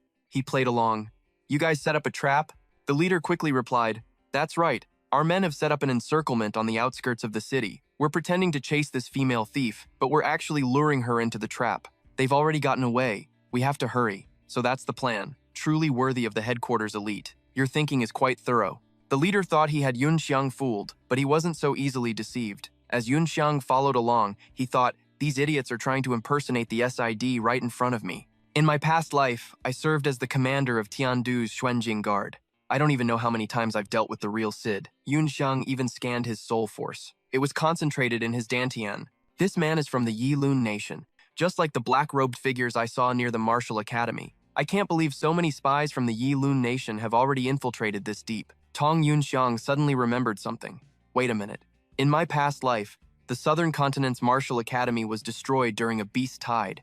and the Seoul General Zuo Si vanished without a trace. Could it be related to these Yilun spies? Yun Xiang was deep in thought, trying to piece together the events of his past life as he followed the leader of the Men in Black. But suddenly, he saw a candy cart on the side of the road and thought, strawberry tenghulu? I remember Azan seems to like these. And just like that, Tong Yunxiang walked over to the candy stall and bought several different kinds of candy, making the shopkeeper overjoyed. After buying them, he took a bite of one. Let me try it first and see if it's sour. The leader of the Men in Black watched him, sizing him up. Suddenly he asked, oh right, brother, I forgot to ask earlier. Although he was still suspicious, he wanted to confirm Tong Yunxiang's identity. My name is Gu Ming. You can call me Old Gu. And you are, brother? As if he knew exactly what the guy was thinking, Song Yunxiang smirked from behind him and said, my name's Cheng Yi. You can just call me Little Cheng. The road they took was now far from the city's central market, where, at that very moment, the real Cheng Yi couldn't stop sneezing. Wu Pei, who was right there with him, asked, you good, Instructor Cheng? He just waved it off. Not a problem. Meanwhile, deep in a forest of tangled branches, a shadow zipped through the trees. It was A Tan. She had managed to escape into the woods, but her speed wasn't enough to shake two of Gu Ming's lackeys, who cut her off. A Tan landed on a branch, trying to figure out her next move, but these guys wouldn't give her a second to breathe, chasing her relentlessly. With no other choice, she had to keep moving. Finally, A Tan decided to stop running and dropped straight to the ground, but as soon as she landed, she spotted a figure right in front of her. Judging by the grim look on her face, this opponent was on a whole other level. From the dark shadows between the trees, an old man with white hair emerged, looking frail but radiating power. This was the captain of those three goons in black. With a cold smirk, he ordered the formation to activate. At his command, a massive formation blazed to life above her, sealing the entire area. One by one, all his subordinates appeared, dropping from the trees to surround their target. On top of fighting a small army, Atan now had to deal with two massive robots. Things were looking grim. She was completely trapped, like the filling in a dumpling. The old captain held a file with Atan's information, reading it to himself. Taiyuan's top assassin, known as the red-haired god of death. Real name unknown. A half-step Earth-rank spirit soul master, and the wielder of the Lu Bu spirit soul general. A flicker of twisted amusement lit up his eyes as he laughed out loud. I never expected her to be such a beautiful little thing. His soldiers began to close in, but Atan remained perfectly still. One of them sneered. Don't even bother looking. This grand spatial formation is active. There's no escape. Why don't you just surrender quietly? Besides, a girl that looks like you. Maybe we can let the brothers have some fun first. The man barely finished his sentence before a blade sliced right through him. His head split in two, blood spraying everywhere. Atan's voice was ice cold as she asked the others, was it fun? The blood splattered onto another goon, and their shock instantly turned to pure rage. Another one stepped up to lead the charge. Get that filthy witch. Let's avenge our brother. Their captain just stood back and watched, making no move to interfere. At the same time, Gu Ming had led Yunxiang to their ambush point. The formation is active. Looks like they've managed to trap the assassin, Yunxiang thought to himself, still holding his candy skewer. The spatial fluctuations are intense. He had been paying close attention as Gu Ming led him here. This was a level 5 barrier-type spatial formation. Just as Song Yunxiang had predicted, it was a grade 5 spatial seal. When they arrived, the first thing Yunxiang saw was a chaotic mess. But what really caught his eye were two inactive robots, gray armor. These were city guard mechs. It seems these people found some backdoor into Tiandu's inner territory and got their hands on Spirit Soul General cores. Gu Ming went to report to his captain, but the old man just gave a cold grunt and went back to watching the fight. Atan was single-handedly cutting down the black-clad soldiers one by one. She didn't flinch, no matter how many charged at her. But in the middle of the slaughter, a familiar face made her look up. Yunxiang gave a little wave with his candy skewer and spoke up. We meet again. He was so casual he even poked his own cheek with the empty stick. But instinct is a terrifying thing. Without thinking, Song Yunxiang's hand shot out, grabbing a nearby soldier in black and pulling the man in front of him, using him as a shield against Atan's blade. He then yelled angrily, "What are you attacking me for? That was dangerous. I'm not with them!" Atan was having a serious crisis of understanding. Who the hell was this man? He clearly had a pathetically weak yellow rank cultivation, yet he somehow managed to dodge her attack. The old captain simply watched in silence as another one of his men died because of Song Yunxiang. He turned to Gu Ming, his brow furrowed in annoyance.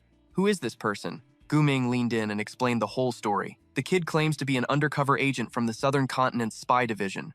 After hearing this, the captain instructed Guming, if he's just some stray fish that got caught in the net, it's his own bad luck. Focus on the girl first. We can find a chance to get rid of that stray fish later. Guming nodded obediently. Yes, sir. Looking closer now, Atan wasn't just surrounded by 2 giant robots, but 4. The old captain was done watching from the sidelines. He began to control the robots, ordering them to attack her. Atan was busy fighting the soldiers, but she still sensed the immense danger coming from behind. Her reflexes were sharp, allowing her to dodge a fatal blow from a robot. Realizing she was in deep trouble, Atan began to summon her spirit soul general. In an instant, an overwhelming energy exploded from her body. Immediately after, a pillar of light shot down from the sky, slamming into the center of the forest. Atan and her spirit soul general had successfully merged into one. The components of Atan's spirit soul general began to materialize and assemble. First, the head of the mech took shape, then its 2 arms appeared, followed by its weapon, the legendary spear of Lubu. Atan's Lubu spirit soul general was complete. You could tell just by looking at it that its power was on a completely different level. Atan made it spin the massive spear in the air, a clear display of its might. With a single thrust of her spear, Atan destroyed one of the 4 giant robots. From a distance, another mech watched its comrade fall. Enraged, it charged forward, wanting revenge for its fallen partner. But its fate was no different from its friends. Just then, the Lubu's internal system alerted her to a sneak attack from behind. Warned of the danger, Atan dodged with lightning speed. The 2 attacking robots were stunned by Atan's incredible pivot. They were caught so completely off guard that they had no time to block or counter. That moment of surprise cost them everything as they were sent flying into the distance. The impact of 2 giant robots crashing down created a massive tremor, which was only natural. Seeing that the tables were turning, the men in black swarmed forward. Not only that, but they began summoning even more spirit soul generals. So, just as she dealt with the robots, double the original number appeared, surrounding her once again. Atan was struggling under the onslaught when she noticed something on her display screen. It was an image of Song Yunxiang down below. Curious, she took a moment to watch. And down on the ground, he did not disappoint her. He asked them, "You're causing such a huge disturbance on the outskirts of Yuending City. Aren't you afraid the city guard will notice?" Gu Ming answered confidently, "This place is sealed with a level 5 spatial barrier. Even if we tore the sky down, no one outside would ever know." Song Yunxiang nodded calmly. That makes sense. That's very reassuring. He had no idea that Gu Ming had already drawn a dagger. Seizing the opportunity while Song Yunxiang seemed distracted, he lunged forward, unleashing a series of slashes. But his attack was never going to land. Song Yunxiang dodged every single move Gu Ming threw at him. Then, he raised the hand holding the skewer from his strawberry candy, and in a flash, he spun and plunged it right into Gu Ming's fatal point. In the end, it was Gu Ming who was sent to meet his maker, blood spewing from his mouth. Yunxiang smirked. "Now I can finally wipe all of you out in peace." With that, Song Yunxiang pulled out the blood-soaked skewer. Gu Ming's captain finally realized his subordinate had been killed and began shouting for his men. He ordered his soldiers in black to kill him. 3 or 4 of the black-clad soldiers immediately charged. Song Yunxiang took out a storage card, pulling a sword from within it. And then, he and his blade unleashed hell on all sides. Every single soldier who rushed toward him was cut down where they stood. Song Yunxiang's eyes scanned the battlefield, checking to see if his slaughter had changed the situation at all. Seeing that things were still not in his favor, Song Yunxiang decided to bolt, but the old captain roared, "After him! Don't let that kid escape!" While running for his life, Song Yunxiang called out to his system, "Can you hack this spatial formation?" The system responded instantly. Affirmative, initiating hack. It began analyzing the enemy formation, feeding him intel. But for Atan, the situation was looking hopeless. Her spear felt heavy, and her spirit general was completely surrounded by the Diluan nation's forces. Atan was reaching her limit, the blood on her face making it hard to even see her targets. The old enemy captain, busy directing the assault on Song Yunxiang, was distracted by a commotion near Lubu. He barked an order to his subordinate, "It's time to capture Lubu. Activate the Star Prison soul-locking array." Instantly, multiple magic circles blazed to life around Atan's spirit general. From these arrays, countless chains shot out, wrapping around the mighty Lubu. The formations appeared from all sides, relentlessly unleashing their bindings. Chains even locked around Lubu's neck, making it nearly impossible for Atan to move inside the cockpit. With both its arms bound, Lubu's legendary spear was sealed, rendered completely useless. In short, Atan and her spirit general were utterly paralyzed. "What the hell is this thing?" she roared in fury. "Damn it!" She tried to break free, but it was no use. Even channeling all her power, she couldn't snap a single chain. Inside Lubu's spiritual space, Atan desperately tried to find a way out, but the old man's chains were unbreakable, leaving her in total despair. The captain sneered at her struggle.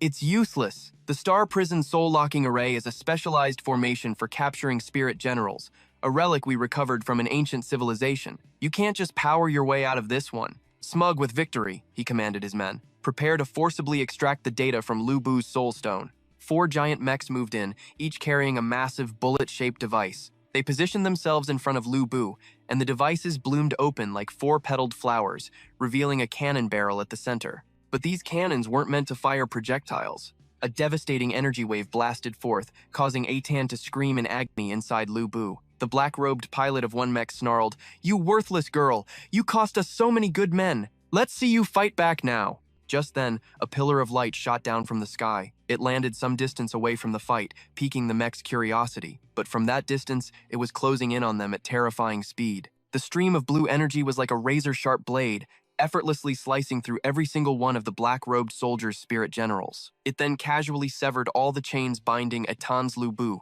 Not only that, but the bullet-shaped cannons that had been torturing her were also obliterated by this blue energy. Atan was completely stunned, only able to gasp in utter disbelief. Standing behind her now was another spirit general, an identical Lu Bu.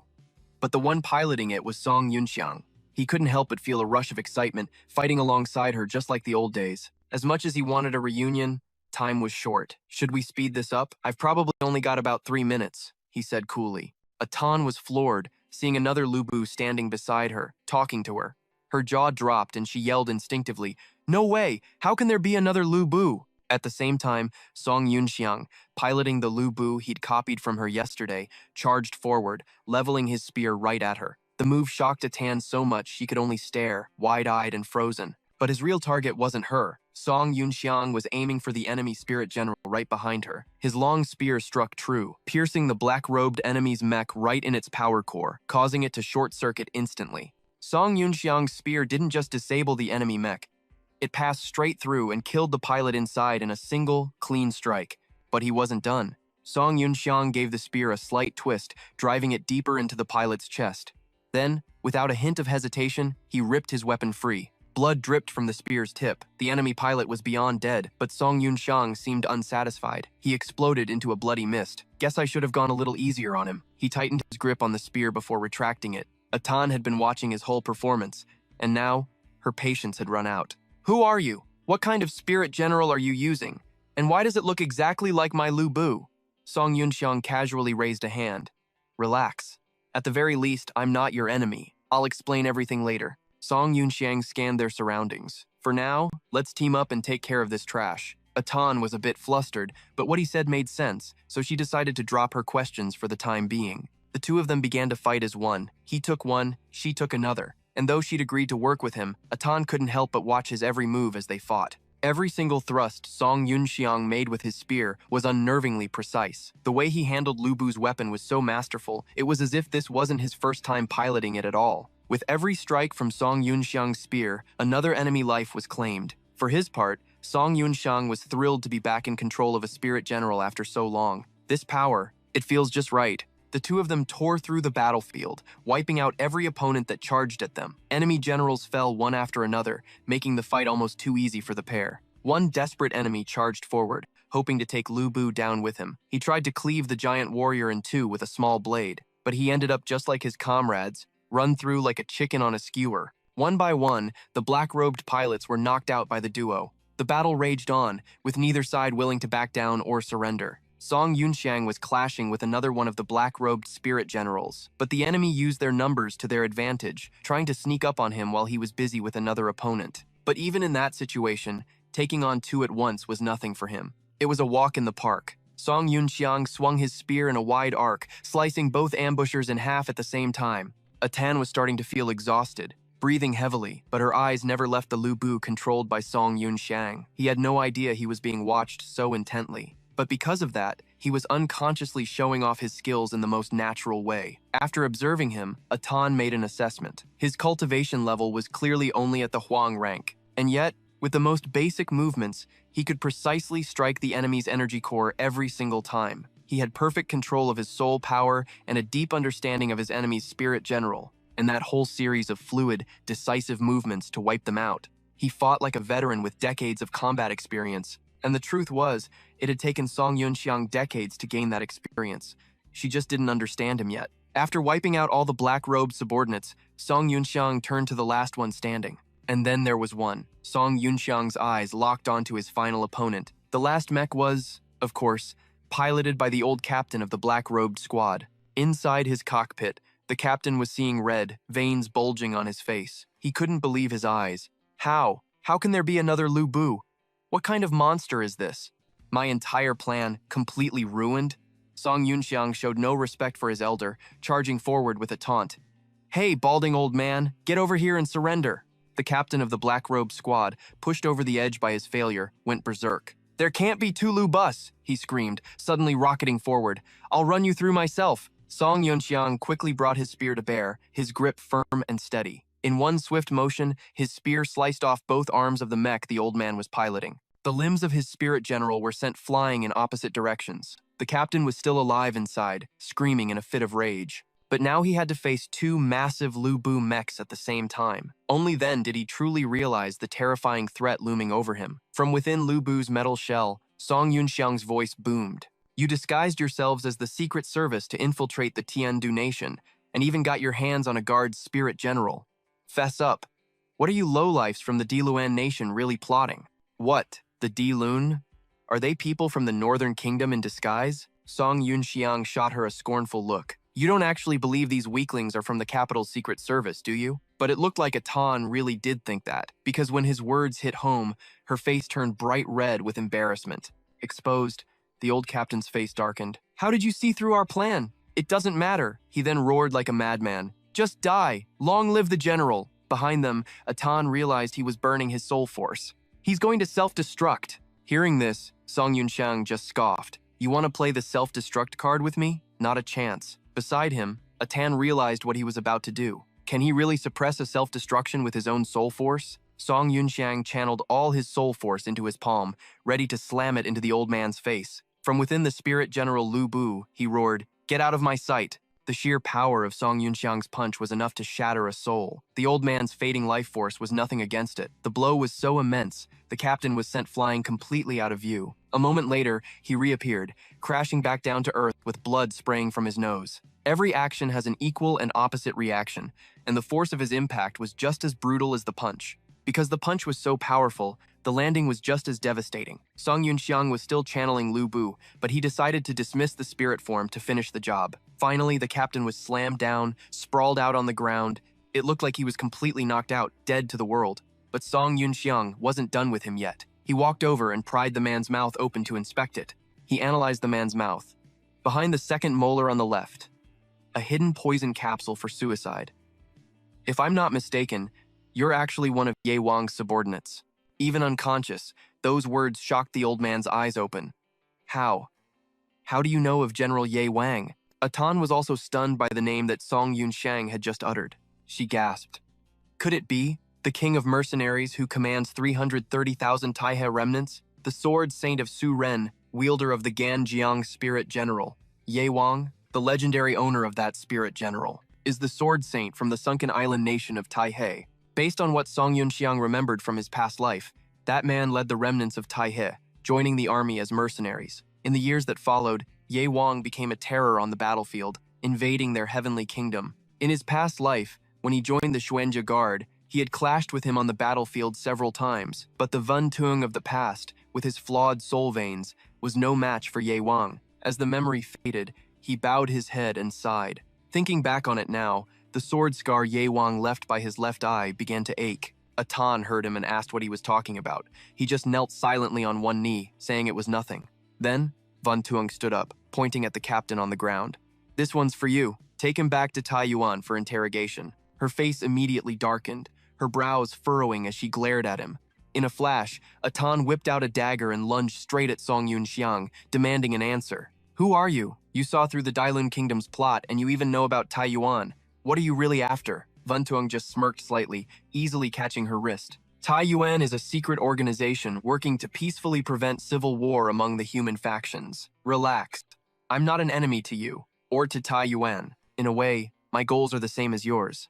Song Yunxiang's words left Atan stunned. To unite all the human factions and fight the true enemy, he said with a gentle smile. She still frowned, but her expression had softened. Instead, her cheeks flushed a little as she pouted at him. Seizing the opportunity, he snatched the dagger from Atan's hand. A second later, the blade was gone, replaced by a candied strawberry skewer and a storage card. Song Yunxiang smiled, offering the candy to her as she stared in bewilderment, and finally introduced himself by name.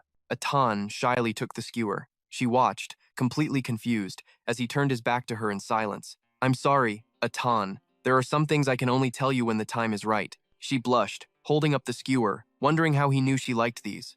Atan glanced at his back one more time before concluding, "What a strange man." Meanwhile, Van Tuong sat down next to a pile of bodies and began searching through them. Only then did she notice the storage card in her hand, wondering what it was. Looking over, she saw him pull out several more storage cards, inspect them, and then complain in frustration. "Why are these guys so broke? There's nothing valuable in any of these cards." At that moment, Atan had a realization. She pointed an angry finger at Song Yunxiang and shouted, "So when you did that just now?" Then she suddenly blushed and covered her face, and here I was thinking he was being cool, but he only did that so he could get a head start on looting the spoils of war. As if reading her mind, Ven Tuong raised an eyebrow.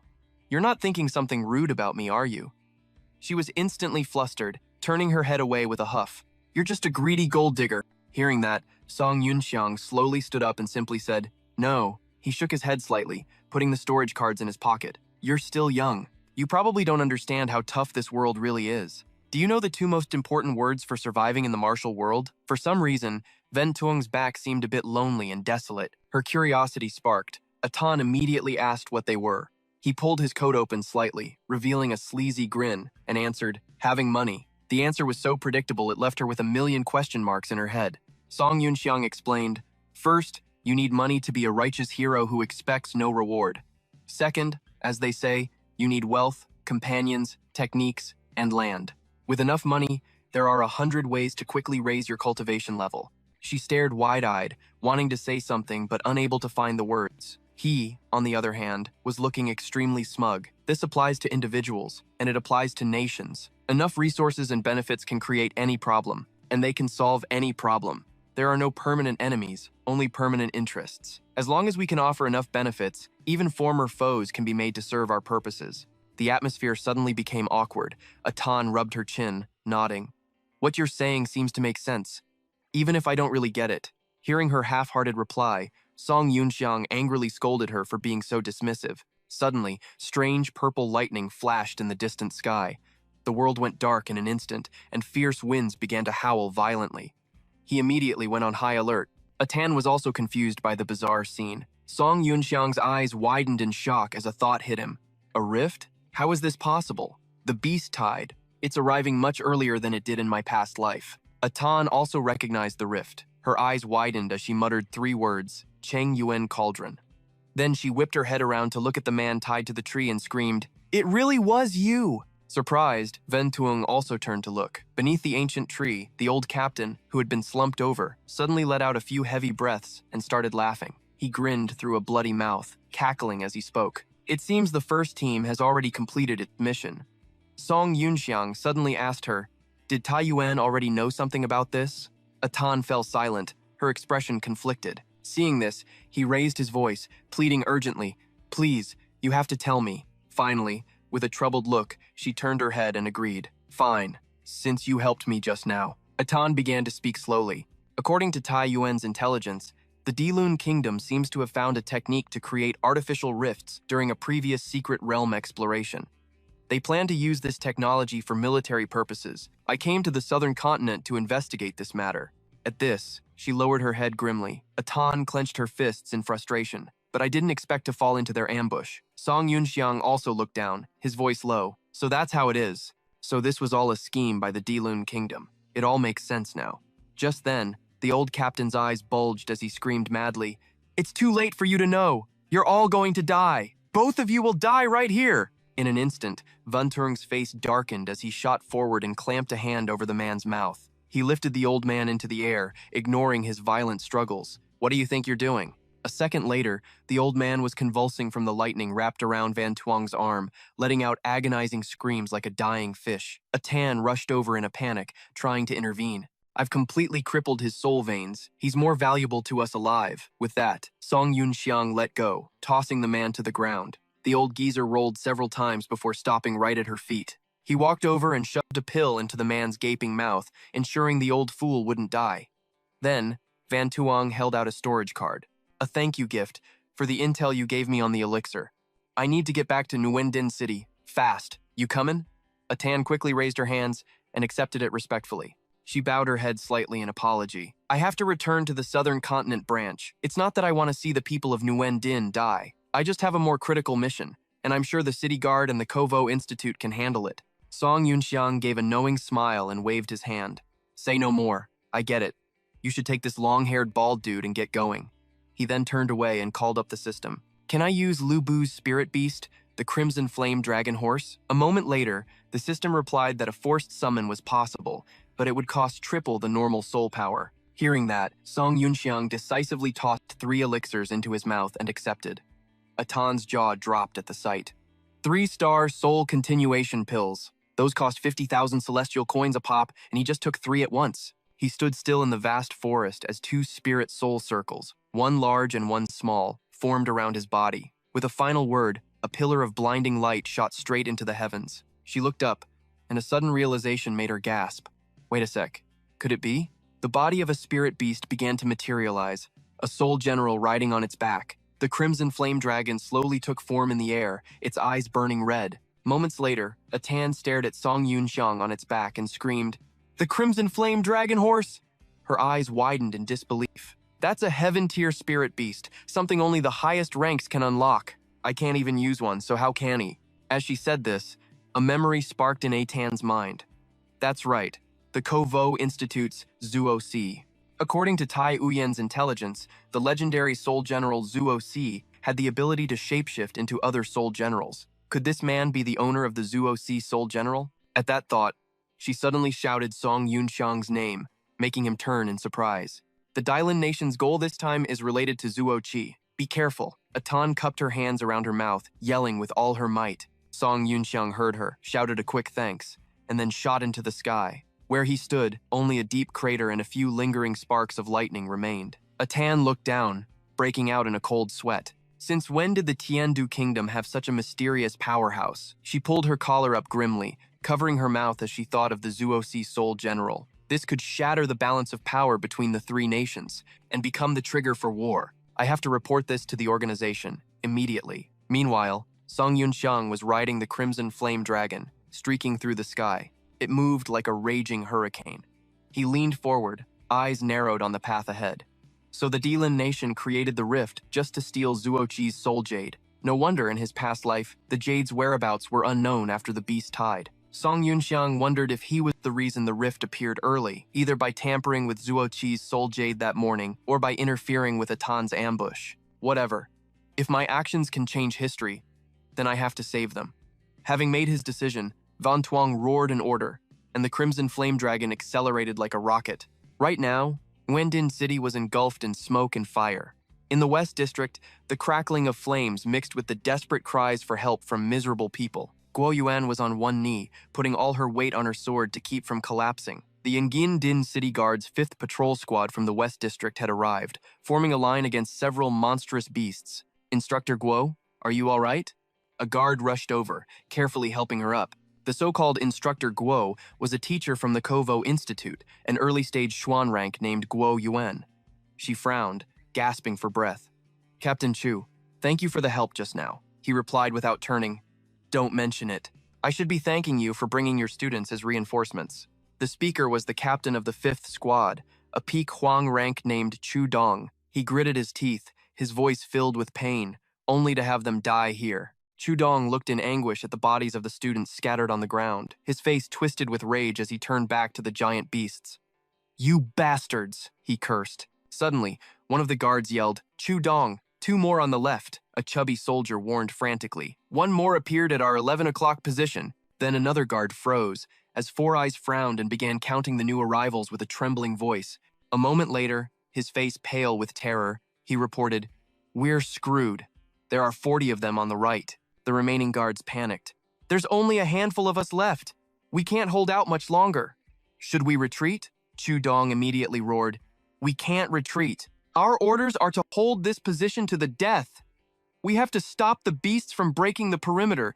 We cannot let our brothers' sacrifices be for nothing. We are the soldiers of Tiandu. We face mountains of blades and seas of fire, but we never back down. Tiandu will be victorious. He raised his sword, his voice booming. His fighting spirit ignited the others, who raised their weapons and chanted in unison, Tiandu will be victorious. The two guards supporting Guo Yuan stared forward grimly, no one noticing what was happening far behind them. Behind a shattered wall, two civilians peeked out, trembling in fear. Chu Dong started giving orders. Instructor Guo, we'll hold these beasts off. Use the chance to get the students and the civilians behind us out of here. With that, he launched himself into the air.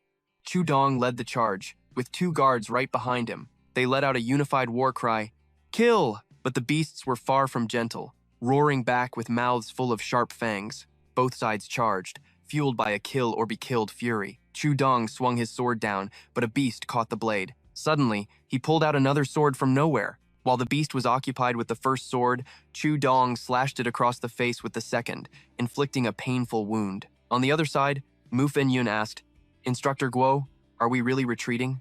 Guo Yuan lowered her head. I've already sent a request for reinforcements to headquarters. Just hold on a little longer. They should be here soon. Hearing this, the young man immediately raised his sword, wanting to charge in and help the others. But the moment Mu charged, a beast swatted him away, sending his sword flying. Before he could even react, another beast pinned his head to the ground with its massive claws. Then, it opened its cavernous, blood-red maw to devour him whole, ignoring the boy's frantic struggles. In one swift motion, his arm was bitten clean off. The boy broke out in a cold sweat, screaming in agony. Four Eyes, who was desperately fighting off another beast, screamed his name. He watched in horror as the beast opened its mouth again, ready to finish off his teammate. Just then, a furious roar echoed, telling it to get lost. After the shout, Chu Dong slammed his foot into the beast's body, making it release the boy in pain. He rushed over and helped him up, urging him to get back on his feet. At the same time, Four Eyes was grabbed by the leg and dragged across the ground, tearing a hole in it. Another guard, fending off a beast's snapping jaws, turned his head in worry and called out to him.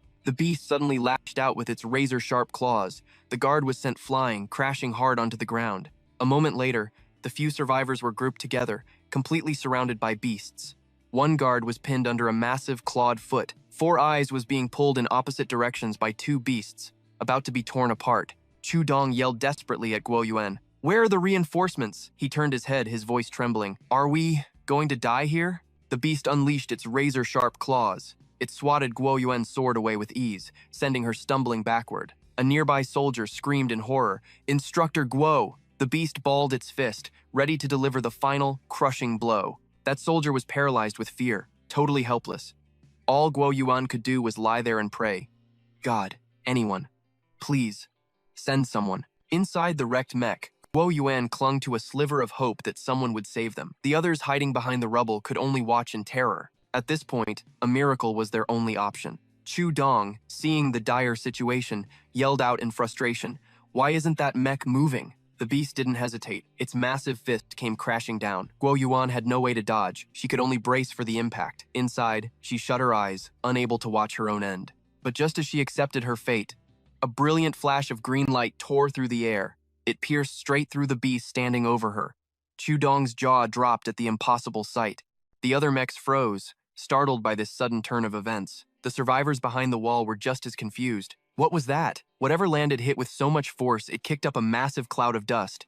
As the smoke began to clear, they saw it. Quote, a single spear. The beasts were completely stunned by the strange weapon. And from within the smoke, a massive silhouette began to emerge. Every step this person took radiated an intimidating pressure. He stretched out his hand, a green light glowing from his palm. The spear nearby sensed its master's call and began to dematerialize. Before everyone's eyes, the spear dissolved into motes of emerald light. These particles flew towards Song Yunxiang's hand, reforming. A perfect spear instantly materialized in his grasp. He gave the spear a confident twirl in the air. Then, Song Yunxiang spurred the red flame dragon forward, charging head-on. The beasts huddled together, growling as they watched him approach. Then, they charged with savage fury. Song Yunxiang was like a green comet streaking across the battlefield. As he closed the distance, he gripped his spear with both hands and unleashed a devastating swing at the horde. A massive explosion erupted in front of him. Beast carcasses were sent flying through the air. Wasting no time, he swung again for another brutal strike. Everywhere his spear landed, things just exploded. The beasts were obliterated before they could even attack. Chu Dong could only stare in disbelief, his eyes wide with shock. Everyone watching was completely terrified by this overwhelming display of power. A soldier stammered, "Instructor, is this the reinforcement you called for?" But Guo Yuan was just as clueless, completely bewildered. Chu Dong couldn't help but wonder, what kind of spirit general is that? He's way too strong. After clearing out the trash, Song Yunxiang rode calmly through the smoke. With a single word, dispel, the spirit General Lu Bu and the red flame dragon vanished. Everything faded, leaving him floating alone in a sphere of energy. Song Yunxiang slowly descended to the ground, the sphere dissipating around him. The survivors watched nervously from behind the wall. As he walked over, he explained, "Don't be alarmed, I'm just passing by." Spotting a fallen flag bearer, Song Yunxiang bent down. The flag of the Tiandu nation should never touch the ground. He took the flag from the soldier's hand and planted it firmly in the earth. Song Yunxiang held the banner high and roared, "Tiandu will be victorious." Inspired, everyone began to chant with him, "Tiandu will be victorious." Then, all the remaining mechs rose to their feet, joining the chant. Seeing this, the survivors behind the wall erupted in cheers. "Yes, we're saved! We're finally saved!" Inside her mech, Guo Yuan stared intently at Song Yunxiang's every move. She muttered in disbelief, "That's a Jiwu Academy uniform. Since when did our academy have an expert of this caliber?" Just then, his eyes landed on something. He'd spotted Shen Ruaowei lying unconscious nearby. Song Yunxiang immediately walked over, saying, "This one's not dead yet. Guess it's your lucky day you ran into me." He reached down and picked up the charm beside her. "I'll consider this the price for saving you. This marriage contract is mine now." Then, Song Yunxiang took out a pill and placed it in Shen Ruaowei's mouth. He gently picked her up and carried her towards the others. Chu Dong bowed his head gratefully. "Thank you, Senior, for lending us your strength." He introduced himself as Captain Chu Dong of the West City Garrison. Hearing this, a soldier behind him whispered nervously, "Captain, he looks like a student from the academy. Is it right to call him Senior?" This ticked Chu Dong off, and he snapped back, "Shut your mouth." In the world of martial arts, age means nothing. Respect is earned through strength. But Song Yunxiang wasn't paying attention. He handed Shen Ruaowei over. "No need for formalities. This student can be saved. I already gave her a spring return pill. She's all yours now." With the girl handed over, he immediately turned to leave under Guo Yuan's watchful gaze. She finally couldn't hold back anymore and called out, "Are you really a student at our Jiwu Academy? What class are you in?" Song Yunxiang didn't stop, but he tossed something back over his shoulder. Chu Dong easily caught it. It looked like a small box of pills. Before leaving, he explained, "The name's Song Yunxiang. I was just passing by. You guys hold the line here. I'm going to check out the other areas. See you around." Then, he instantly summoned his spirit beast. Song Yunxiang mounted the red flame dragon and quickly vanished from sight. As he left, Guo Yuan wondered to herself, his aura only felt like he was at the peak of the Huang rank. So why is he so powerful? Could he be concealing his true cultivation level? Then she turned and asked, "What did he throw you just now?" Chu Dong stared at the box in his hand, confused. But after a moment, his face went pale with disbelief as he shouted, "These are soul continuation pills." Someone who didn't know what those were asked him to explain. One of the more knowledgeable soldiers explained, "I've heard of them. They're 3-star pills that can replenish soul power. They're incredibly rare. A single one goes for 50,000 Tiandu dollars at auction." Hearing this, everyone gasped. "This whole bottle is more than my yearly salary. This senior is unbelievably generous." Ignoring their chatter, Guo Yuan stared in the direction he had left. "Song Yunxiang, who in the world are you?" At that moment, Shen Ruaowei stirred in her arms. She let out a soft groan as she slowly opened her eyes, and the first name she whispered was Song Yunxiang. Meanwhile, Song Yunxiang had already reached Chengyuan Cauldron, his spear a blur of motion, leaving trails of green light in its wake. Riding atop the red flame dragon, Song Yunxiang charged forward like a war god. He swung his spear with wind-shattering speed, taking down beasts before they could even react. In his wake, Song Yunxiang left nothing but a battlefield littered with corpses. But just as he passed, another figure appeared out of nowhere. Xu Hemming stood calmly on the head of a giant beast. He stared intently at the young man's departing figure. Then, Xu Hemming let out an amused laugh. "Interesting. He's clearly just a kid at the peak of the Huang rank." Back at the Jiwu Academy headquarters, Within the imposing command center of the Qing Tower, a massive screen displayed the ongoing slaughter of the beasts. Gu Shijing watched every development with a serious expression. Xiao Yue, sitting at her console, reported the grim situation, stating that they urgently needed more support. Shijing pushed up her glasses and asked, "What's the situation like inside the academy itself?" She turned back to her screen. According to the defense squad's report, it seems someone has deployed a formation within the academy grounds that's slowing the beasts down. Although two teams are in a tough fight, we have 0 casualties so far. Xiao Yue looked at her monitor, about to add something else. She hesitated for a moment before saying, "Instructor Guo's team just sent in a report. They received support from a mysterious spirit general, and all the beasts in their area have been eliminated." Gu Shijing's brow furrowed.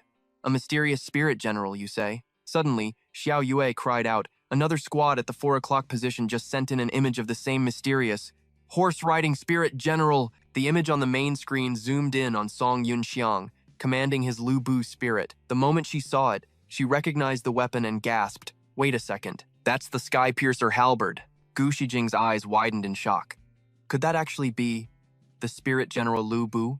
Hearing this, Xiao Yue asked curiously, "Chief, you know this spirit general?" She explained, "Among men, Lu Bu.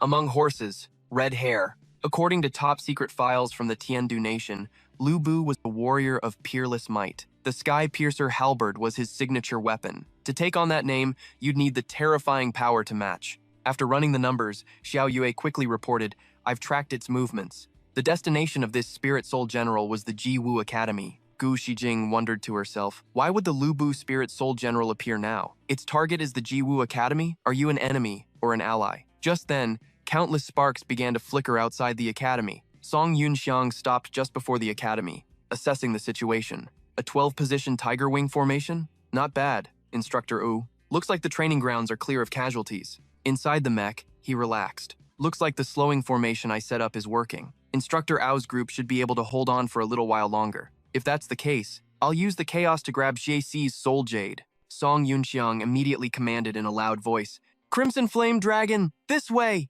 The mech stomped its foot, gathering power, and the two of them easily vaulted over the high wall. Once that was done, he shouted, "Crimson Flame Dragon, dematerialize." It quickly vanished. Song Yunxiang had the Lu Bu Spirit Soul General leap into the air. He pinpointed the Xiesi statue's exact location, then landed heavily behind it. From inside the cockpit, he studied the statue for a moment. Then, Song Yunxiang gave the order to open the spirit core. The Lu Bu Spirit Soul General instantly began to fade away. On the mech's chest, a diamond-shaped symbol appeared. It slowly expanded, revealing his figure inside. In just a moment, the symbol opened completely, and Song Yunxiang stepped out. He landed lightly on the dusty ground. Wasting no time, Song Yunxiang ordered, "Star-Lord system, scan the Xiesi statue for me." Following his command, the mechanical whir of the system's scanner began. A few minutes later, it reported that it had locked onto the Soul Jade's position. Just as Song Yunxiang predicted, it was hidden in the head. He took a running start, jumped onto the decommissioned Lu Bu Spirit Soul, and then launched himself onto the Xiesi statue. Song Yunxiang focused his power and commanded, "Star-Lord system, forcibly extract Xieqi's soul jade for me." Instantly, the sound of cracking echoed continuously. The statue's head began to splinter apart. He poured power into his arm and declared with confidence, "Come to me!" The soul jade quickly appeared from behind the shattered fragments, and Song Yunxiang pulled it towards himself. At that very moment, someone suddenly approached the statue. Lu Yan stopped in his tracks, confused by the scene. He panted, muttering to himself, "There's someone on the statue. What's going on?" The Shi statue. It's been destroyed? After getting a better look at the green object hovering in the air, Lu Yan wondered, could that thing in his hand be the soul jade of the spirit soul general, Xie Xi? Song Yunxiang had already noticed the newcomer's presence. He recognized him. It was Lu Yan. Memories of his past life came flooding back in an instant. Back then, Lu Yan had just transferred to the school. While Song Yunxiang was hiding behind a bush, Lu Yan had suddenly jumped out, carefully observing his surroundings. In his past life, it was on this very day that Song Yunxiang had accidentally stumbled into the girls' locker room and met Lu Yan. At that time, a shocked Lu Yan pointed at him and yelled, "Who are you?" Song Yunxiang immediately signaled for him to be quiet. But unfortunately for them, He Yan heard the noise from inside and shouted, "Song Yunxiang, you rotten pervert!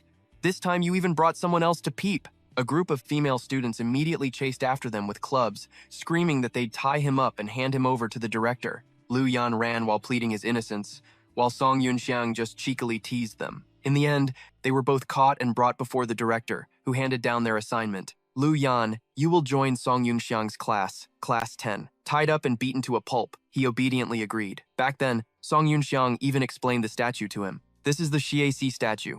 I tried a long time ago. This piece of junk is completely useless. Hearing this, Wu Pei scoffed. I have no time for your useless chatter. Song Yunxiang, you'll fight this guy. He Yan, lend Lu Yan your robot. The two immediately prepared for battle. Lu Yan politely said, Senior Song, for the sake of the trouble we just shared, please go easy on me. Song Yunxiang growled back, Idiot. It's all your fault I got caught. I'm going to settle this debt with you, slowly. Back in the present, Lu Yan pointed at Song Yunxiang and stammered, Who are you? Having already secured the soul jade, Song Yunxiang replied coolly, I'm Song Yunxiang, and I'm back. He thought to himself, We meet again in this life? And his first words are exactly the same as before. Hearing this, Lu Yan frowned. The name felt strangely familiar. After a moment, it finally clicked. Lu Yan pointed an accusing finger. You're the 3-minute wonder who vanished for 3 days. Before Lu Yan could finish his sentence, he realized Song Yunxiang had disappeared.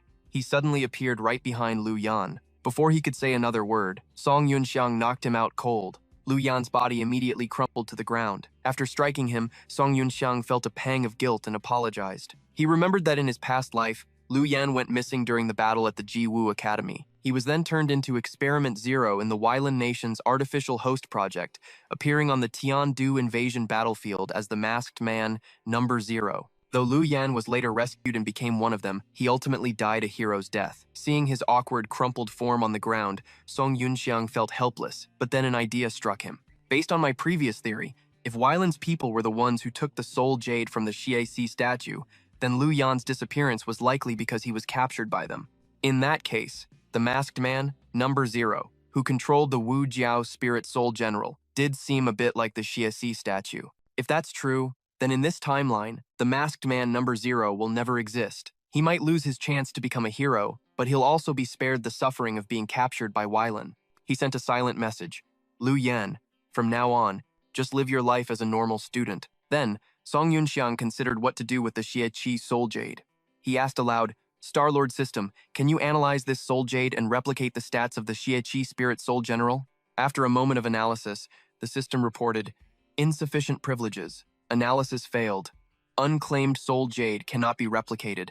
It can be stored in the Star-Lord system. Replication can be initiated once a suitable host is found. He had no choice but to store it for now. With the Xiaci soul jade secured, Song Yunxiang felt it was time to go rescue his instructor and classmates from their desperate battle. He looked at the Lubu spirit soul general before him.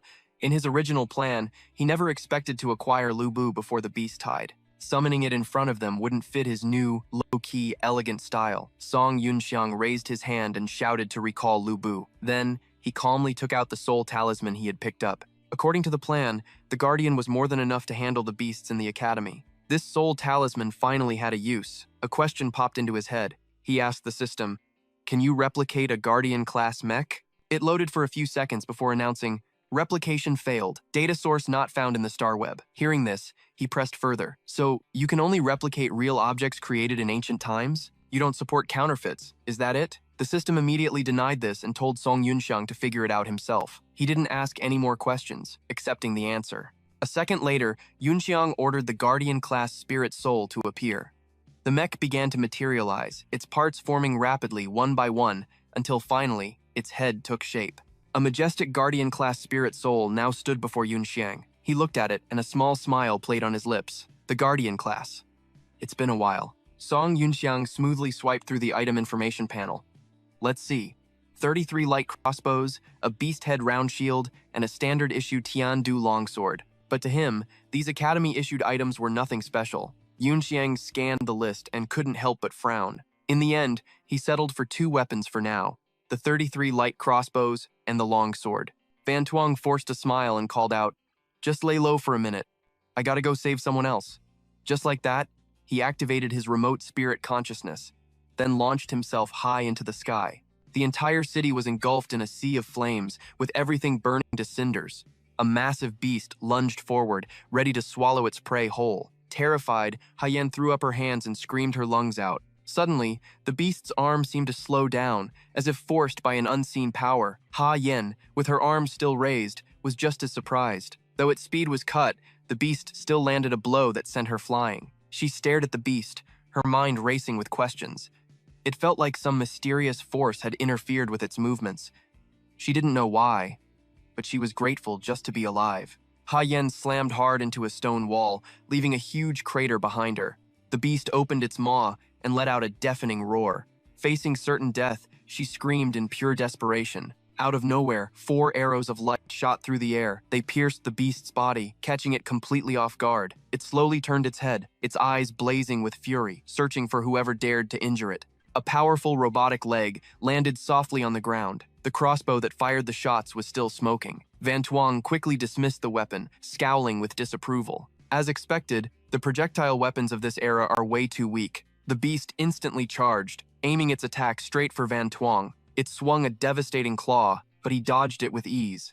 Van Tuong then tightened the grip on his sword. He and the beast blew past each other, both aiming to land a serious blow. They both flinched, whipping their heads around to stay on guard. The beast lashed out with its claws in a vicious slash, but he wasn't just going to take it, landing countless cuts on its body with his sword. From a distance, Van Tuong broke into a dead sprint, charging the monster. In a single leap, he soared high above the monster's head.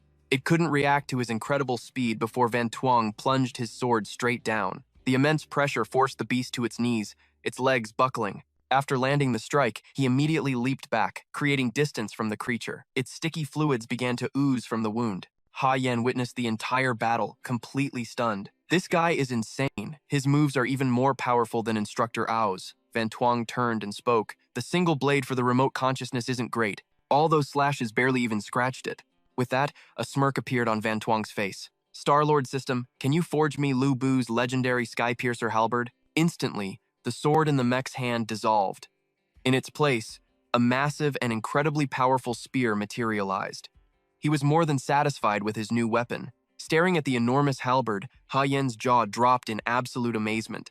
She couldn't contain her excitement, marveling at its sheer size. Across from them, the beast renewed its attack on Song Yunxiang. It charged straight for him, claws at the ready. With a firm grip on the Skypiercer halberd, Song Yunxiang charged forward without hesitation. His fierce demeanor would show this beast who was the true powerhouse.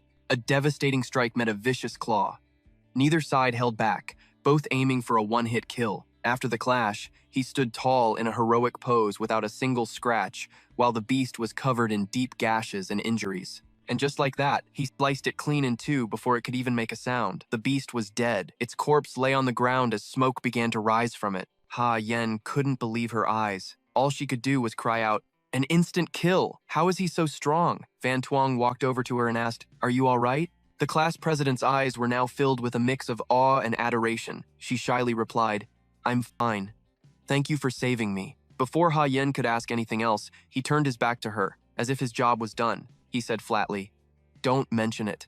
With that, he flew straight up into the sky, leaving a stunned Yen behind, who realized she never even got her savior's name. Sitting there gazing at the sky, she thought to herself, that voice sounds so familiar. Then she remembered something odd. He had called her class president, making her even more curious. The Mecha Martial Arts Institute's dormitory was in ruins after the attacks, with smoke billowing up from all sides. The martial police had formed a defensive line, trying to hold their ground and wait for a chance to counter the endless wave of beasts. Realizing that waiting was not an option, Shang Guanyin charged forward, spear in hand, to carve a bloody path. She left Guo Yuan behind, who was shouting for her not to rush ahead and to get back in formation. Shangguan moved with incredible speed. The twin swords in her hand sliced the beasts in half in an instant. She dashed in front of one, excitedly unleashing a flurry of slashes against its body. She was laughing with pure delight. A soldier in the formation sighed. "It's useless. Whenever our instructor sister fights, she goes into a frenzy like this." Another asked,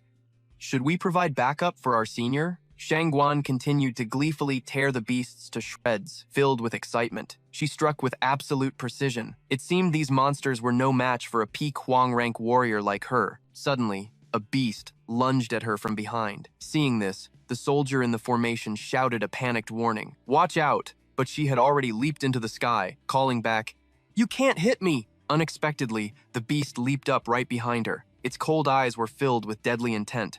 Sensing trouble, Shangguan whipped her head around, but it was too late. The monster threw a powerful punch right at her. The impact sent her crashing to the ground, creating a powerful shockwave. The internal blow made her cough up blood. Shangguan was absolutely furious. She was so enraged, she started cursing at the creature. However, the beast was faster, diving down and pinning her to the ground with its feet. The scene descended into chaos. Shangguan was trapped, unable to move, as beasts closed in on her from all sides. Inside the formation, the remaining martial police were panicking. One of them asked worriedly, "Our senior is surrounded. What do we do, instructor?" The beast opened its mouth wide, revealing rows of sharp teeth, ready to tear her apart. Inside, Shangguan screamed in terror. Her earlier battle-crazed confidence was gone, replaced by pure panic, but reinforcements had arrived.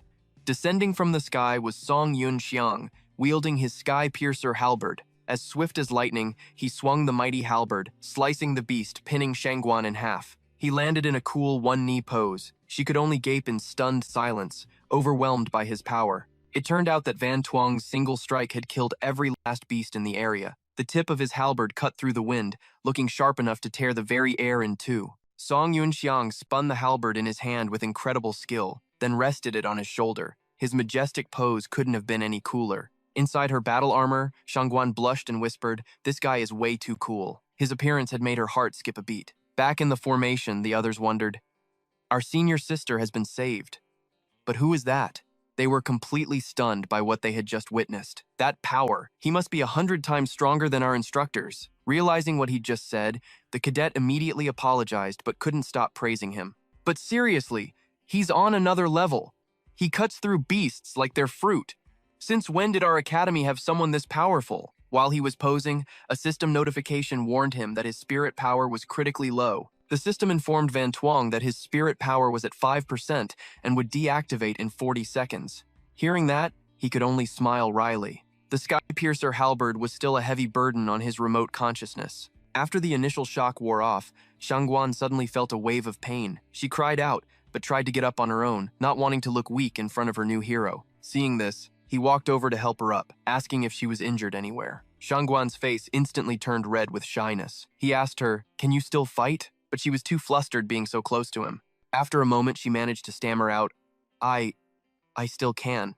She couldn't stop staring at him with an adoring expression. Seeing this strange sight, her juniors in the formation were utterly baffled. Why was Dan Tri's voice suddenly so soft? It was like she was a completely different person. But of course, the instructor had to kill the romantic vibe, yelling at Van Tuong to snap out of it and provide some backup already. The Sky-Piercer on his shoulder flew toward them, landing right in the dead center of the beast's formation. For a second, it looked like he was totally surrounded. But nah. His face was pure contempt as he let out a cold laugh. Just like before, he swung his halberd with insane power, slicing the closest monsters in half and moving like a ghost. Everywhere he went, beasts were torn to shreds. Finally, the beast attacking the instructor with the shield was also taken care of effortlessly by Van Tuong. The guy quickly bowed, showing his thanks. The instructor then raised his sword and gave the order to counterattack. The entire battle was about to shift. Hao Thon commanded 10 Eagle Strike mechs. The whole squad's morale was through the roof. They fell into formation, following the command to rally behind the student with the ultimate weapon. A unified roar echoed as the formation was set. This setup was designed for a quick, brutal kill. Shangguan was busy trying to count the units, wondering if there was an extra robot or something. After the whole team surged forward shouting "kill," she was still standing there totally confused. A moment later, it finally clicked, and she blurted out, "Wait, am I the extra robot?" She stood there awkwardly, wondering what she was even supposed to do. Shangguan then told the person in front of her, "You're with me. We'll provide cover from the back." The guy was surprised to hear a strange voice behind him, and he jumped when he realized it was Shangguan. She charged forward, her voice strangely gentle. "Let's go. Be careful." The guy was just staring, completely clueless. He was honestly more scared than surprised. Since when was Shangguan's voice so soft? This was definitely not his senior. Leading the formation, Van Tuong began the slaughter. He flew up, swinging his halberd and unleashing an incredibly powerful wave of energy. It shot forward like a razor-sharp blade, cutting through everything in its path. On the other side, the instructor gave a command. "Right flank, 5 mechs, prepare to engage." They immediately formed an attack line. As she swung her sword, she yelled out, "Surround and kill the last beast!"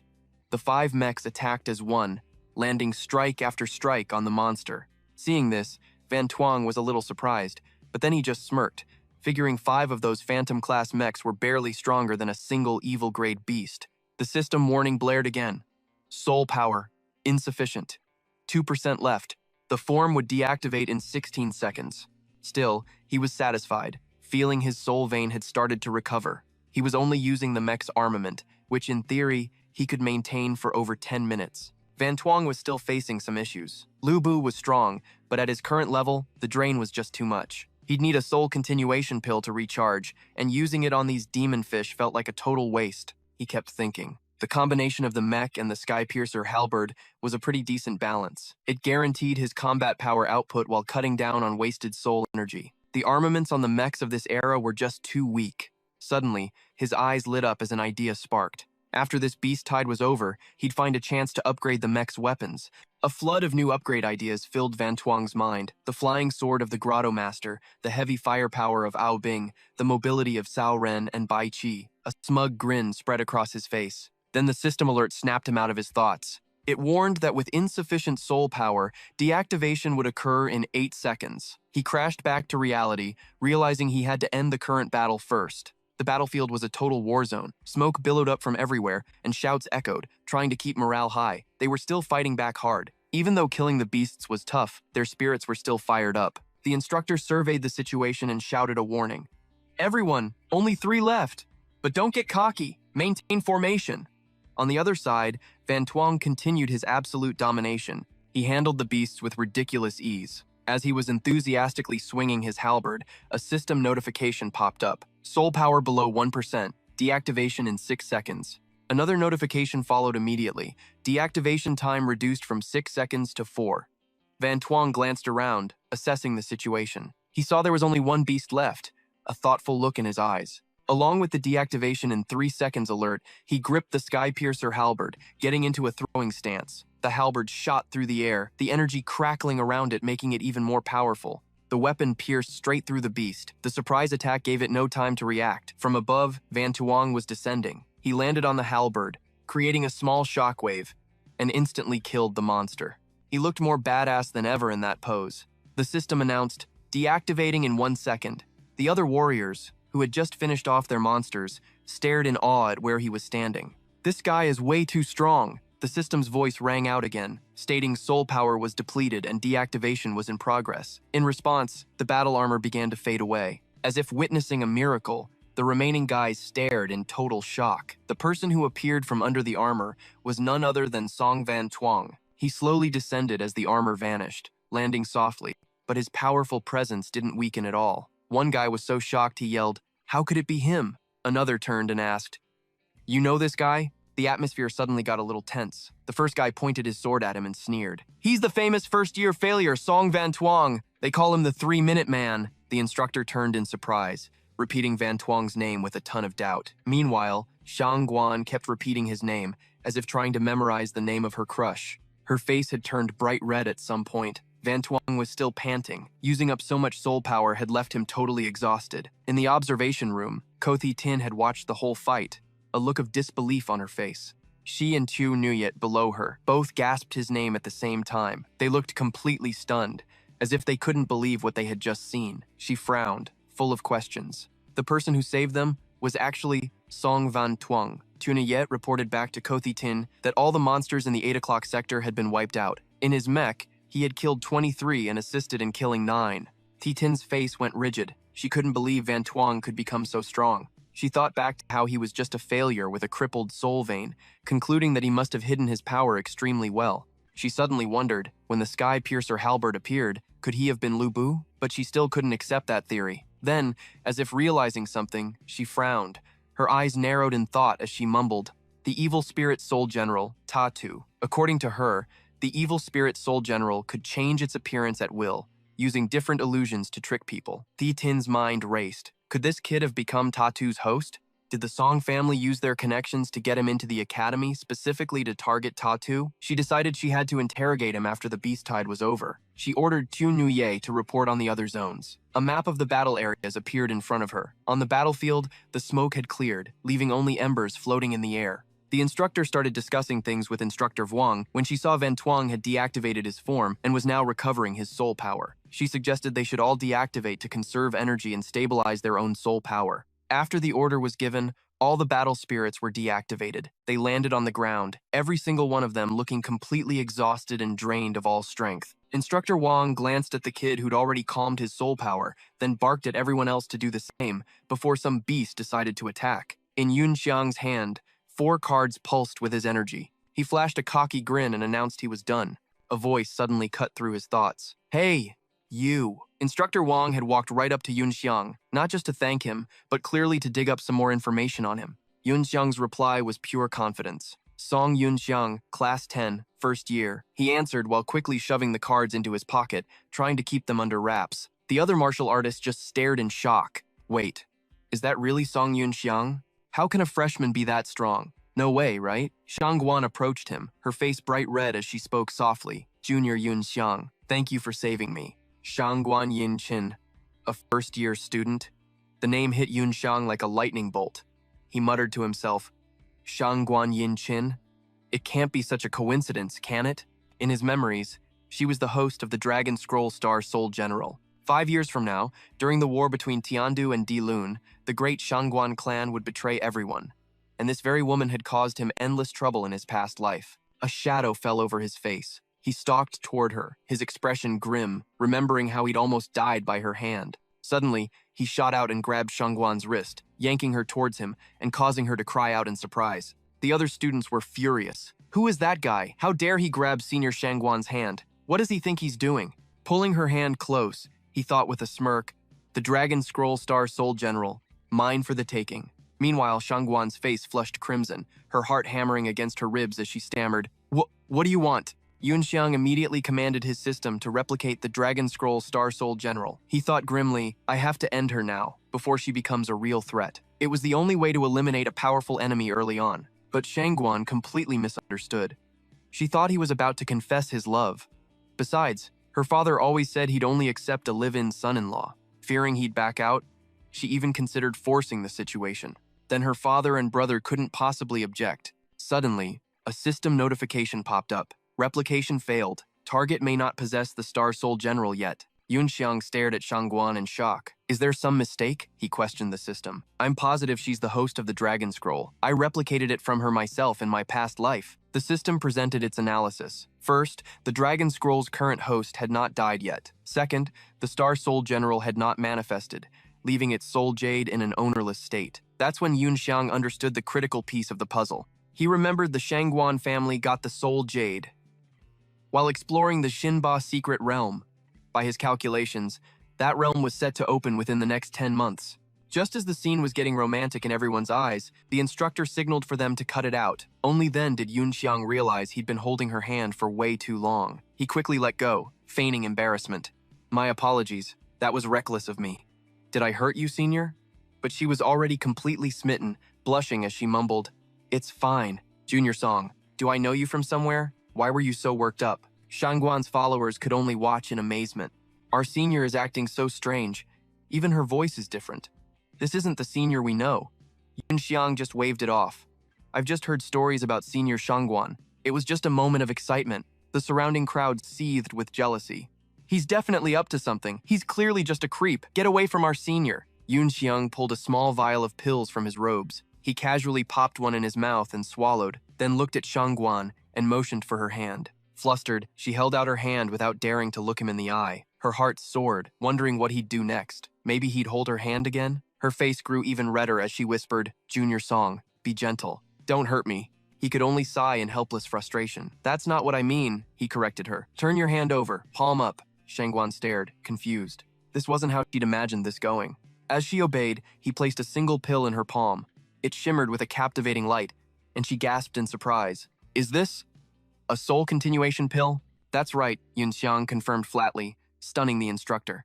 What? A soul continuation pill? He rushed over, staring at the pill and shouting, It really is. One of these is worth 10 months of my salary. Shangguan's heart completely melted. Her eyes practically overflowed with love.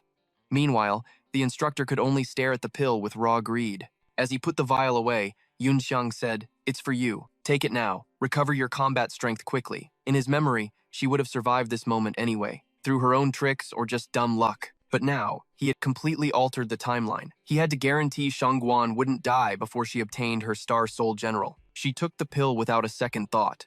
The instructor watched it disappear with a pained expression. Suddenly, a massive wave of power surged through her body. Soul energy rolled through her veins, feeling both immense and gentle. This was a massive gain for her. Her body felt like it was being infused with billions of stars. Shangguan had never experienced anything like it. "The quality of this pill," she exclaimed. "It's far better than any I've used before. They can't even be compared. Is this a supreme grade pill? No. Even divine grade might not be enough." The instructor seized his chance, sidling up to Yunxiang with a slimy smile. "Student Song, you see, the other students and I are pretty exhausted. You wouldn't happen to have any more of those pills to share, would you?" Yunxiang quickly shut him down, saying he didn't have many left. The instructor kept pushing. "Then at least leave 2 for your dear instructor. Or just 1. To finally shut him up, Yunxiang offered something else. "I don't have any more pills, but I did prepare this." Everyone watched, wondering what he was about to do. He then pulled out 6 glowing cards. They pulsed with green energy, spinning in his hand. Yunxiang flung them high into the air and shouted, "Formation, activate!" The 6 cards shot out in 6 different directions. They linked together, creating a massive barrier over the area. Tiny particles of energy began to rain down on the people below. Instantly, they all felt their natural recovery rate increase by 5 times. Someone gasped in the crowd. "This is a level 4 formation, the Star Gathering Array. But it usually only gives a 2 or 3 times boost. I've never seen 5 times before." With everything settled, Yunxiang told them to stay and recuperate. He was heading to the martial arts arena to check things out. Taking out Wei Yuanxi's card, he prepared to leave. "Star Soul Manifest!" he shouted. Wei Yuanxi appeared once more, as majestic as ever. As he leaped away, he called back, "We'll meet again if fate allows." But Shangguan wouldn't accept that. She yelled after him, "Wait! I'm coming with you!" Pulling out her own summoning card, her eyes burned with determination. She wasn't letting Yunxiang get away, shouting, "Star Soul, manifest!" She gave chase, leaving the instructor utterly baffled. He yelled in frustration, "Shangguan, get back here. We have to defend this position." But all he got was a half-hearted attempt at comfort from the others. "Don't bother yelling, instructor. She's long gone." Meanwhile, in the central area of the Jiwu Academy, thick black smoke billowed into the sky, signaling a fierce battle. At the 8 o'clock position of the martial arts arena, Obei's team was holding the line. A commanding voice rang out, "Position 3, fall back and rest." Ubei herself charged forward, yelling, "Instructor Cheng, cover position 3. They were facing a massive beast. A smile touched her lips. "Good. This stray beast walked right into our trap." She gave crystal-clear commands, directing their attack and defense. At her word, the team instantly snapped into formation. The beast was completely surrounded. Immediately, 2 warriors lunged forward. In perfect sync, a pair of sword strikes crashed down on the monster. Another fighter followed up, keeping the pressure on so the beast couldn't recover. Seizing the opening, Obei leaped high into the air, preparing to slam a devastating blow down onto the monster's head. A powerful sword strike descended with immense force. The attack took a lot out of her. Panting, she commanded, "Change formation, flanks, spread out." In a split second, the team had formed a new battle line. They arranged themselves into 2 rows to support her, but everyone was clearly exhausted. Suddenly, strange points of light appeared in the sky above. Realizing the danger, she screamed, "Look out! It's artillery fire! Robots, move!" But the warning was too late. They had no time to escape. Countless energy blasts rained down on their position. Nearly everyone was caught in the devastating barrage. The area was thrown into chaos. The ground was scorched and cratered as thick smoke filled the air. Reeling from the heavy blow, Ubei's team was left dazed and severely injured, with no idea what had just hit them. She frantically called out, checking on her squad's condition. In the distance, more of the beasts stomped forward. Their gaping mouths were still smoking, revealing them as the source of the artillery barrage. But something was off here. They weren't closing in, instead keeping a serious distance from the battle. Oh boy instantly sensed the danger. "They're not coming closer," she thought. The beasts figured it out. Close quarters combat meant getting slowed by their strange formation, so they were switching to long-range attacks. Before Owlboy's team could regroup, the creatures began charging up their next volley. "Incoming!" one of the cadets yelled out. "Next volley is almost here. Prepare to defend!" With that, he raised his heavy shield, ready for the impact. But Owlboy spun around and screamed, "Don't! It's no use! Scatter! The mighty guard shield can't block this type of attack." Suddenly, a brilliant streak of light tore through the sky, carrying an insane amount of power.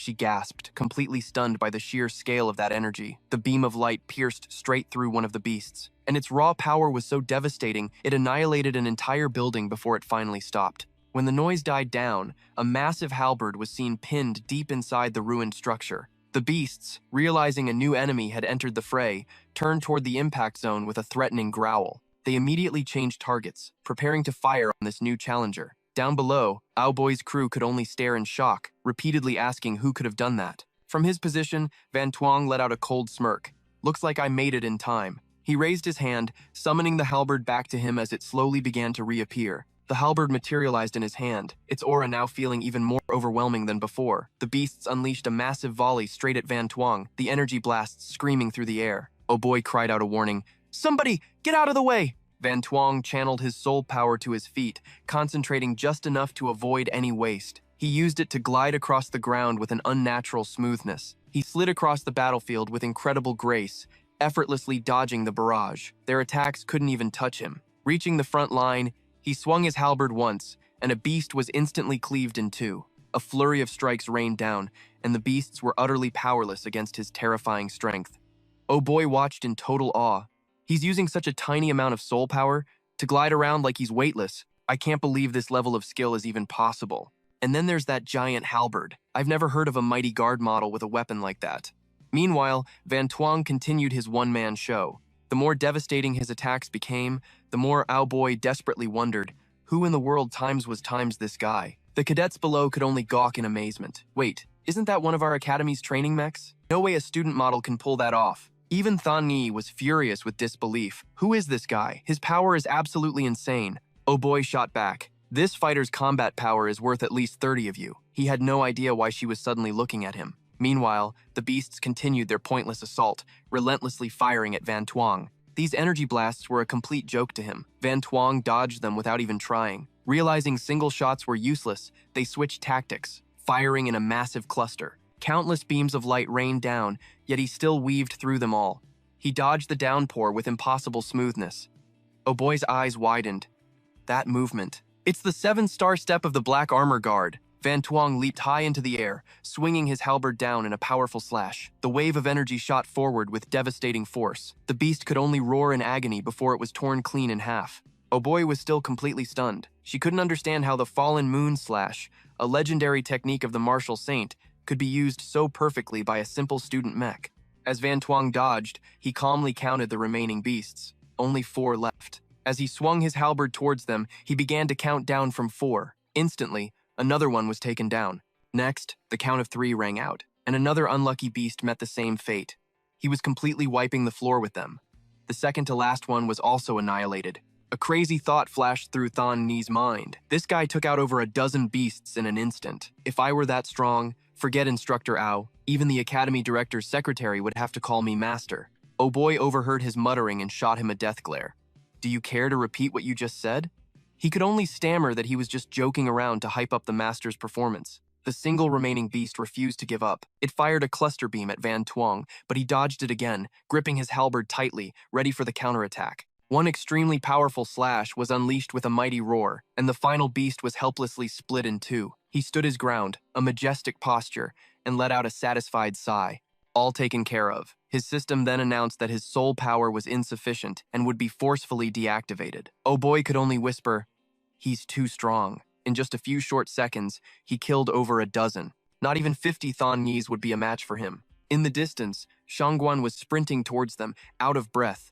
As she ran, she called out, "Song Van Tuong, wait for me." Her eyes were filled with an unshakable, star-struck adoration. Oh boy stared, completely confused. What? Song Van Tuong? That name struck her with the force of a thunderbolt. Thon Yi was just as stunned. All the other cadets started buzzing, whispering among themselves. Who's Song Van Tuong? Is that the master pilot's name? Oh boy gripped her twin swords tightly and took a step towards him. Seeing this, Shangguan was completely shocked by her instructor's actions. Pointing her blade directly at him, Oh boy demanded, "Who are you, really?"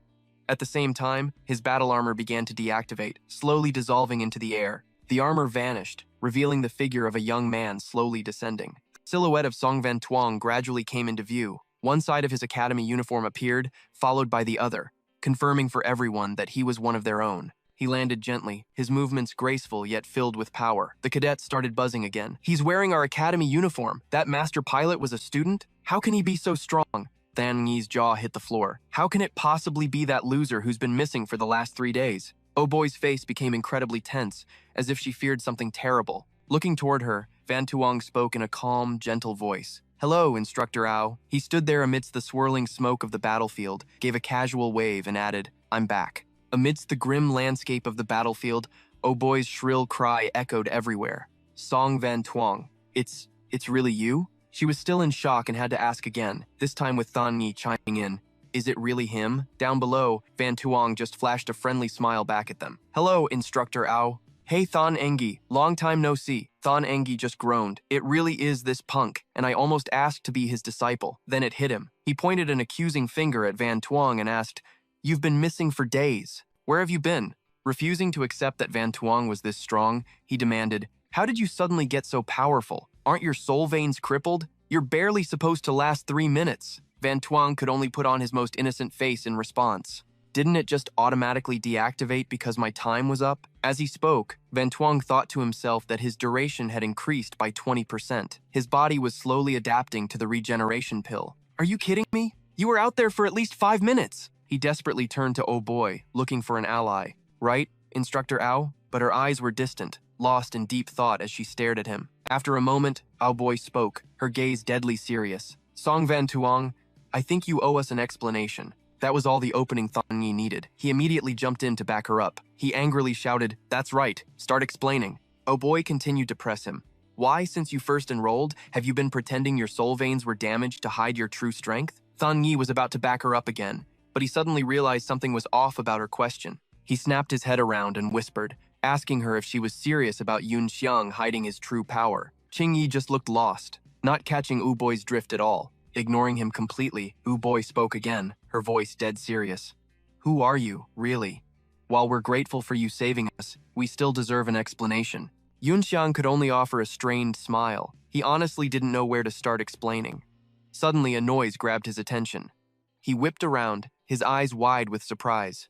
Ao Boy and Qing Yi were just as stunned as Yun Xiang. They couldn't believe what they were seeing. High above them, a battle armor was descending. This armor was completely different from the others, radiating an extraordinary commanding presence. It landed with a sudden, violent crash, shaking the very ground beneath them. Whoever was inside was in a huge hurry. The shockwave was so powerful, Yun Xiang had to shield his face. He stared intently at the battle mech. It touched down with an air of solemn majesty. From within, the pilot shouted, Star Purge! Instantly, the mech began to disassemble, slowly revealing the person inside. It was Gu Shijing. As she stepped down from the mech, her expression was grave, mixed with a hint of anxiety. Whatever brought her here was clearly urgent. Seeing Gu Shijing, Oh Boy, and Qing Yi gasped in unison, It's Director Gu!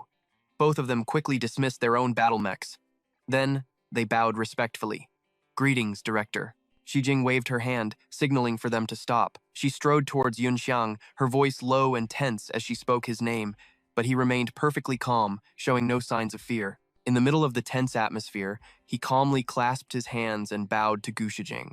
Hello, Director Gu. She stared back at him with questioning eyes and spoke first. On behalf of the instructors and students, I thank you for your timely assistance, but I also want to hear how you explain hiding your true strength. He thought about how he never hid his Star-Lord system in his past life, but it was still unclear if Gu Shijing was friend or foe. He could only stammer, about that. I don't know where to begin. Gu Shijing's eyes narrowed, clearly annoyed by his vague and indecisive answer. She opened a system panel and began tapping on it. After a few beeps, a giant cage dropped from the sky, completely enclosing both Gu Shijing and Song Yun Xiang. He looked around the cage, wondering why he couldn't hear any sound from the outside. Is this some kind of soundproofing formation? After a moment, Yun Xiang figured it out. Gu Shijing was using the Jiwu Academy's main defense array to create 2 paper-thin layers of soul force, using the barrier to block all sound from escaping. He looked intrigued by this novel formation. Feeling it was safe to talk, he finally answered her. My strength is a private matter. Does the Jiwu Academy have the right to ask about this? The control panel vanished. She got straight to the point. I don't have time to play games with you. Just tell me what's going on, she said, walking toward him. The Jiwu Academy doesn't need to know your private information, unless it involves the Star Soul General, Zuo Si. Gu Shijing moved closer, forcing Yunxiang to take a step back. He was confused by what she was saying and worried about the weapon right in front of him. Gu Shijing laid out her analysis. You concealed your power, faked that your soul force was damaged, and used your family connections to get into the academy. Your true goal was the Star Soul General, Zuo Si. Yunxiang blushed slightly, flustered by the close call. He asked, "Why would you say that?" Swallowing nervously, he thought to himself, her soul jade is huge. Wait, no, Zuo Si's soul jade really is in my hands. Gu Shijing pointed a finger right at him, her voice firm. Stop pretending. The truth is, you've become Zuo Qi's host. The Lu Bu that appeared in the West District was just you, using Zuo Si's illusion ability as a disguise. His only response was a blank, confused stare. Yunxiang was genuinely surprised to learn that Zuo Qi even had an ability like that. In his previous life, he never replicated it, so he had no idea. The surrounding area fell silent as the formation blocked out all sound. Two martial guards discussed among themselves. What are they saying? I can't hear a thing. One of them sighed with envy. I'm so jealous. I wish I could admire the director's assets from that close. Nearby, Shangguan took a moment to hack into the system to eavesdrop. Her face filled with shock and curiosity as she overheard that Yunxiang was Zuo Qi's host. Gu Shijing was laying out her argument. The cameras tracked Lu Bu's trajectory. Someone saw you at the battlefield with their own eyes. According to the imperial records of the Tiandu Kingdom, Zuo Si can not only create illusions of other generals, but he can also copy some of their abilities and even hide a Star Soul Master's true power. It's impossible for anyone to advance 3 minor realms in just 3 days. Therefore, the signs of fake cultivation only confirm that you are, in fact, the host of the Star Soul General, Zuo Si. Qing Yi was completely stunned by what he was hearing. That kid is Zuo Qi's host? How is that possible? I always thought he was just a piece of trash. As for Yunxiang, he found her seemingly convincing arguments baffling. He even thought to himself that her wild theories were so good, he almost wanted to believe them himself. He never intended to hide the existence of his Star-Lord system from others. He obtained it in that bizarre secret realm in his past life. There were still so many mysteries. He decided that after the beast tide was over, he would go back and investigate that place. But Gu Shijing had mistaken his system's replication ability for Zuo Si's illusion power. He could use this misunderstanding to his advantage, letting Zuo Si take the blame for the system. All he had to do was pretend to be Zuo Si's host. With a plan in mind, he put on an act, pretending his secret had been exposed.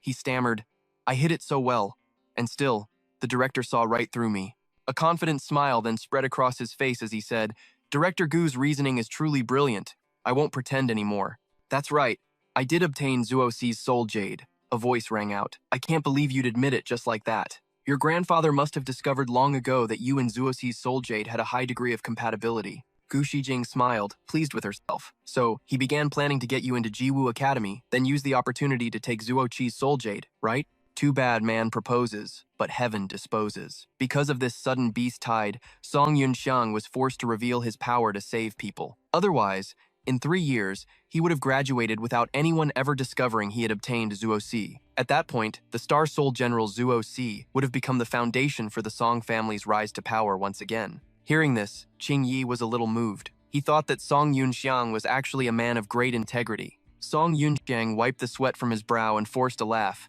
thinking, even I want to believe this crazy theory. Gu Shijing continued, original Star Soul Generals are different from other mechs. Every inheritance of a soul jade containing an original is recorded. What your Song family did was a serious violation of the rules. This matter can be big or small. If we make it big, a verdict of treason isn't out of the question. Song Yunxiang scratched his head awkwardly. It's not that serious, is it, Director Gu? My grandfather, for better or worse, is still a... Before he could finish, Gu Shijing cut him off. Cut the nonsense. Song Yunxiang, how about we make a deal? He furrowed his brow, not quite understanding what she meant.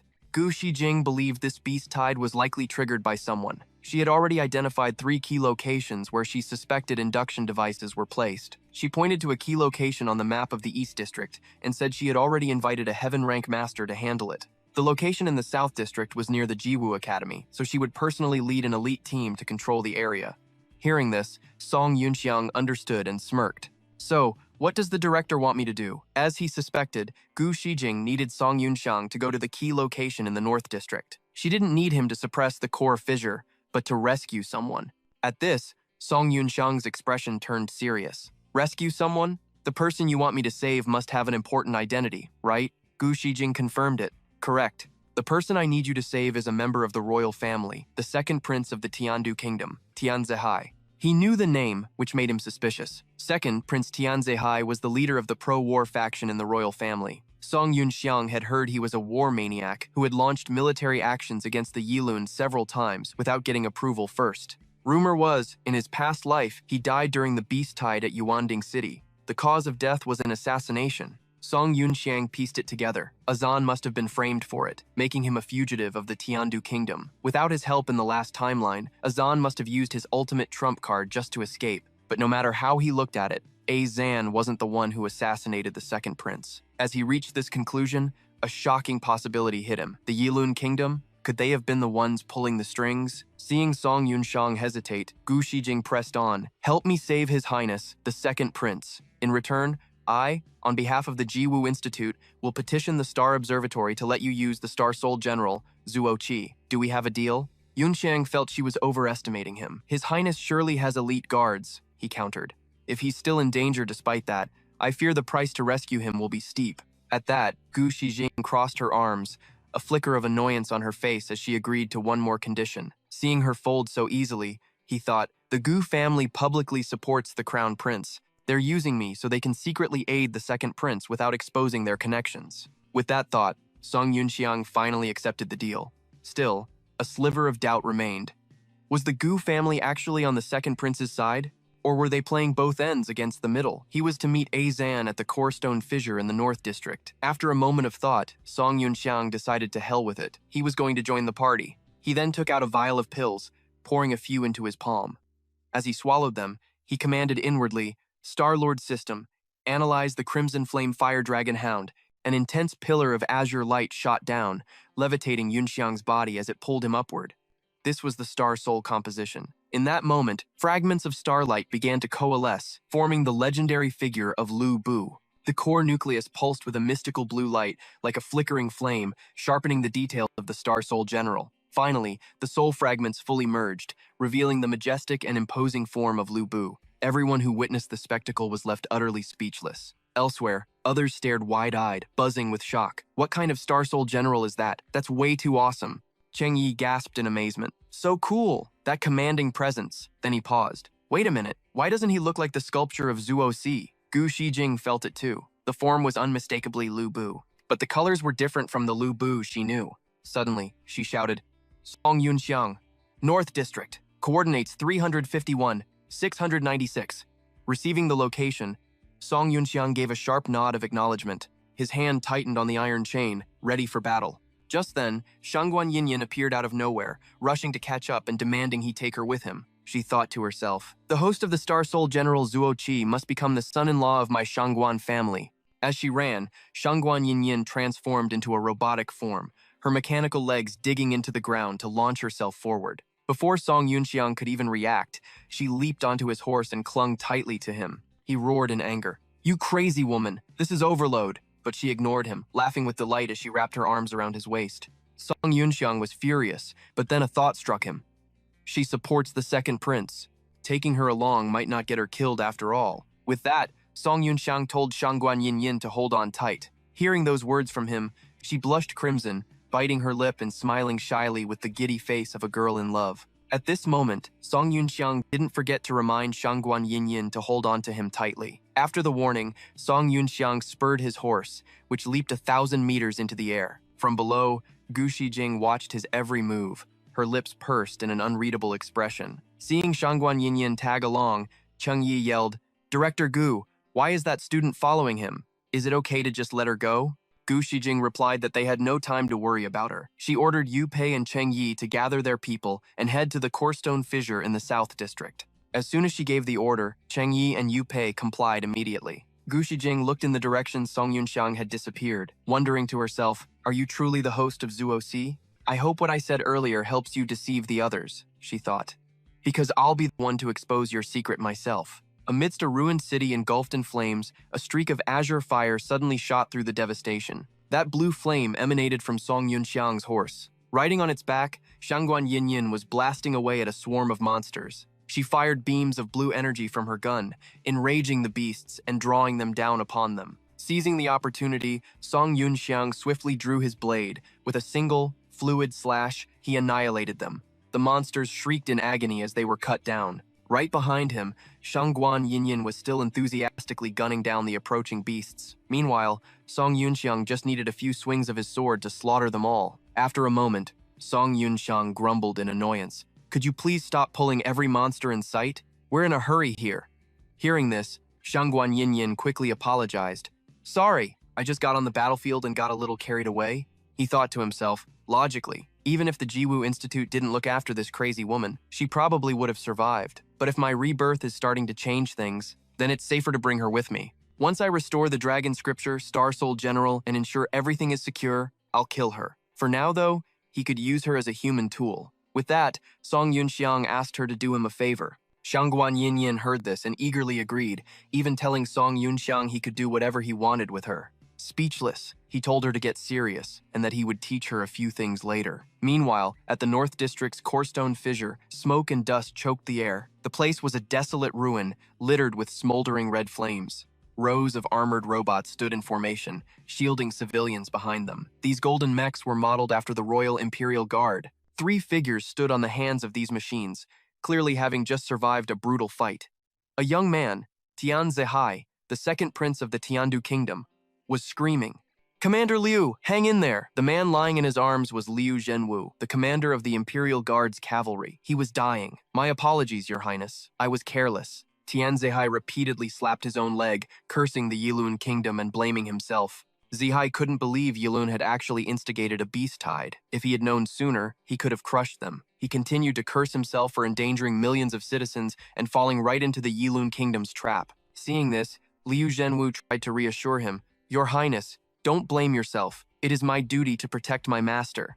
As he spoke, he coughed up a mouthful of blood. Tian Zehai's face was etched with pure panic. "Commander Liu, don't talk anymore, just hang on." He looked up and frantically asked, "Xiao Mai, have the reinforcements still not arrived?" Xiao Mai was his personal battle maid. She reported to Zehai that reinforcements were on their way. As soon as she finished speaking, Tian Zehai held out his hand, demanding she give him a rejuvenation pill. But Xiao Mai hesitated. "But Your Highness, this is the last one, reserved for you in an emergency." Liu Zhenwu grabbed Zehai's hand. "Your Highness, no, my injuries are too severe. Don't waste such a precious rejuvenation pill on me." Ignoring their words, Zehai shook off the commander's hand and snatched the pill from Xiao Mai. Tian Zehai took out the last precious rejuvenation pill and forced it into Liu Zhenwu's mouth. Just then, an Imperial Guard rushed in to report that more beasts were approaching.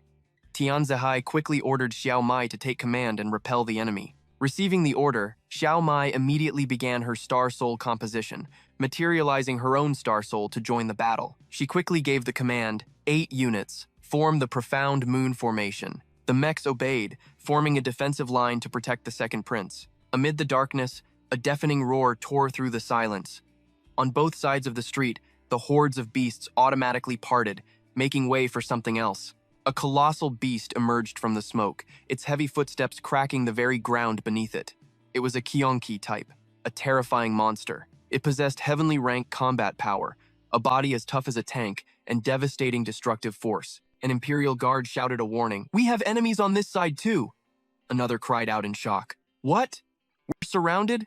From the distance, through the hazy smoke, an imposing figure on horseback emerged, striking fear into everyone's hearts. Meanwhile, in the very heart of South City, a gaping wound tore through the sky, swirling into a menacing vortex.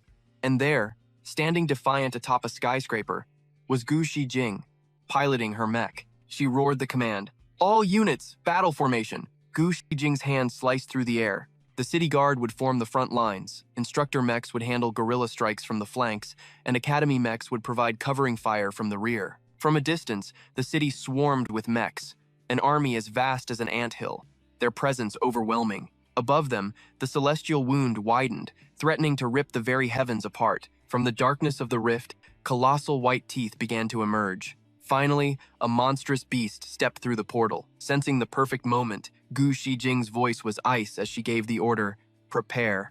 At her command, countless mechs below aimed their weapons as one. A moment later, a storm of glowing arrows lit up the sky, a torrent of light raining down on their new foe. At the same time, over in East City, right at the core of another rift, An equally massive army of mechs stood ready. It seemed they were also waiting for their own colossal nightmare, and from the rubble, a beast of terrifying size and shape emerged. The mech squadron was already in position, waiting for the command to annihilate their target. But amidst the legion of mechs perched on ruined buildings, a single man stood calmly in the epicenter, lost in thought. Xu Heiming remained perfectly still, unfazed by the terrifying beast before him. Suddenly, the monster unleashed a deafening roar, a shockwave of pure intimidation. The gale was a hurricane, forcing even the hardened mechs to shield their optics. But Xu Heiming? He stood firm, unmoving, as if it were nothing more than a gentle breeze. He casually reached into his pocket and pulled out an old, worn card. "Old friend," he murmured, "let's fight side by side one more time." A pilot watching from above asked, "Are we just gonna watch? Shouldn't we go down and help Elder Shu?" His partner replied hesitantly. "Are you kidding? That's Elder Shu, a sky-rank master who can tear these beasts apart with his bare hands. When a grandmaster fights, all we can do is watch from a safe distance." Now, at the North City battlefield, the land was a wasteland of ruin under a blackened sky. Suddenly, a monstrous foot, crackling with dark energy, slammed into the ground. Then came the horde, hound-like beasts covered in iron armor, charging forward. These were the smaller calamity hounds, savage pack hunters that overwhelm their prey, preferring to devour them and even the corpses of other beasts. The royal guard began to lose their nerve. "It's over. There are massive beasts on both sides. We're no match for an enemy this strong." One guard turned to his comrades. "Miss Xiao Mai, we'll hold them off here. You must protect His Highness and escape this place." Hearing this, Xiao Mai hesitated, looking to Tianze Hai for guidance. Just then, Liu Zhenyu coughed up a spray of blood, his voice weak. "My injuries are beyond saving, but if I burn the last of my soul force, I can still buy His Highness 20 seconds. Before Liu Zhenyu could finish, Tianze Hai held up a hand, silencing him without a word. His eyes narrowed in thought. That presence, it isn't the aura of a beast. Whoever is coming might not be an enemy. Xiao Mai's mind raced. Not an enemy? Could it be reinforcements? The beast, emerging from the mist, began to shape something from the tentacles on its arm. Finally, its massive limb morphed into a razor-sharp blade. It then let out a terrifying roar. The sheer force of the sound was an overwhelming pressure, sending rubble flying and making even the elite royal guard stagger. Tianze Hai shielded the injured Liu Zhenyu with his own body. The guards realized the beast wasn't roaring at them. Its attention was fixed on a dark figure in the distance. It saw that shadow as the true threat. And from that shadow, a blinding blue light shot forward, streaking directly toward the beast. The creature seemed confused, caught completely off guard by the sudden attack. The blue light slammed into the ground with incredible force, knocking the monster off its feet. The smaller beasts scattered, terrified by this new power. Then came the sound of hooves as a figure on an iron horse slowly emerged, its legs wreathed in cool blue flames. It was Song Yunxiang. The royal guard stared in shock. "A spirit general! Are those reinforcements from the Mech Martial Academy?" Tianze Hai thought to himself. "I've never seen a spirit general like that before. And it's even riding a spirit beast mount." Song Yunxiang glanced back at Shangguan Yinqin. "While I've got this big guy's attention, Senior, go search the corpses of those beasts I killed on the way here." She looked completely bewildered, asking back, "Huh? The beast corpses?" He sighed, annoyed. "Didn't I literally just explain this? 50 centimeters from the left rib cage, inside the stomach lining. You can dig out the void-rending crystals, right?" The giant beast stood growling, frozen in place. In front of it, a spear crackled with blue lightning. As it tried to step forward, it was blocked by a shimmering barrier of light. The royal guards watched in stunned silence. From a distance, Tianze Hai analyzed the situation. "It's a formation array." Hearing this, Xiao Mai gasped in disbelief. "What? A formation array?" He gritted his teeth and continued. "The weapon that mounted Spirit General just threw. It must have been enchanted with some kind of barrier-type formation." The royal guard finally understood. "So this Qianqi beast is trapped by a formation? Should we retreat or just watch?" "Wait, something as advanced as a formation can't just be used so casually, can it?" Tianze Hai's brow furrowed. "Something's not right. Judging by how fast its soul force is dissipating, this formation won't last long. That spirit general is just trying to buy some time." Buy time for what? Xiao Mai wondered. Through a small monitor, she watched an academy mech digging a strange stone out of a dead beast. Suddenly, Tianze Hai shouted, realizing what he was seeing. "Is that a void-rending crystal?" Xiao Mai replied. "That purple crystal? That's a void-rending crystal?" Tianze Hai quickly explained. "They're also called space stones. They grow inside the stomachs of Taodi beasts, and have spatial compression abilities. It's how a Taoti can devour things 10 times its own size. Xiao Mai's eyes widened. She remembered. It was the priceless material used to create storage talismans. She thought, so that's where they come from. They grow inside beasts? Exactly, Tian Zehai continued. Void-rending crystals are worth a fortune. Every spirit general needs them for their storage soul talismans. Now Xiao Mai understood. Song Yunxiang was stalling for time to collect treasure. Meanwhile, the weapon Song Yunxiang had thrown was already starting to fade, and he was pouring all his energy into it just to buy a few more seconds. Inside his mech, Song Yunxiang was panting, exhausted. The soul prison array is about to break. He popped 3 pills into his mouth and yelled, Shangguan Yin Qin, are you done yet? Outside, she ran back towards him, holding 3 crystals. I only found 3. Is that enough? Song Yunxiang quickly reached out his hand. 3 will have to do. With a flash of power, he used his energy to pull the 3 crystals toward him through the air. Shangguan Yinqin was amazed. He can control objects from a distance with just his soul force. Suddenly, Song Yunxiang spurred his horse, charging directly at the beast with the 3 crystals in hand. The royal guard scrambled out of his way in a panic as he galloped past.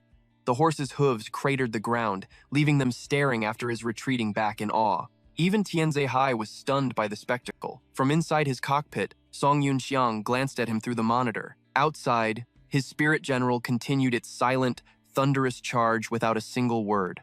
Tianze Hai's jaw dropped in shock. Is that the spirit general Lu Bu? No, wait. Something about it is different. Suddenly, Song Yunxiang launched his mount high into the air, letting out a powerful war cry. Red Flame Dragon, dissolve! At his command, the weapon he'd used as a medium returned. In a flash, the spear materialized in Song Yunxiang's grip. Just then, the beast broke free from the soul prison formation. It let out a deafening roar. The monster's jaws gaped open, and a sphere of blinding light began to form. A massive violet beam shot straight for Song Yunxiang. He instantly leaned back, deftly dodging the colossal blast. Enraged, the beast stomped its foot in frustration, letting out a low growl. Its stomp shattered the very ground beneath them.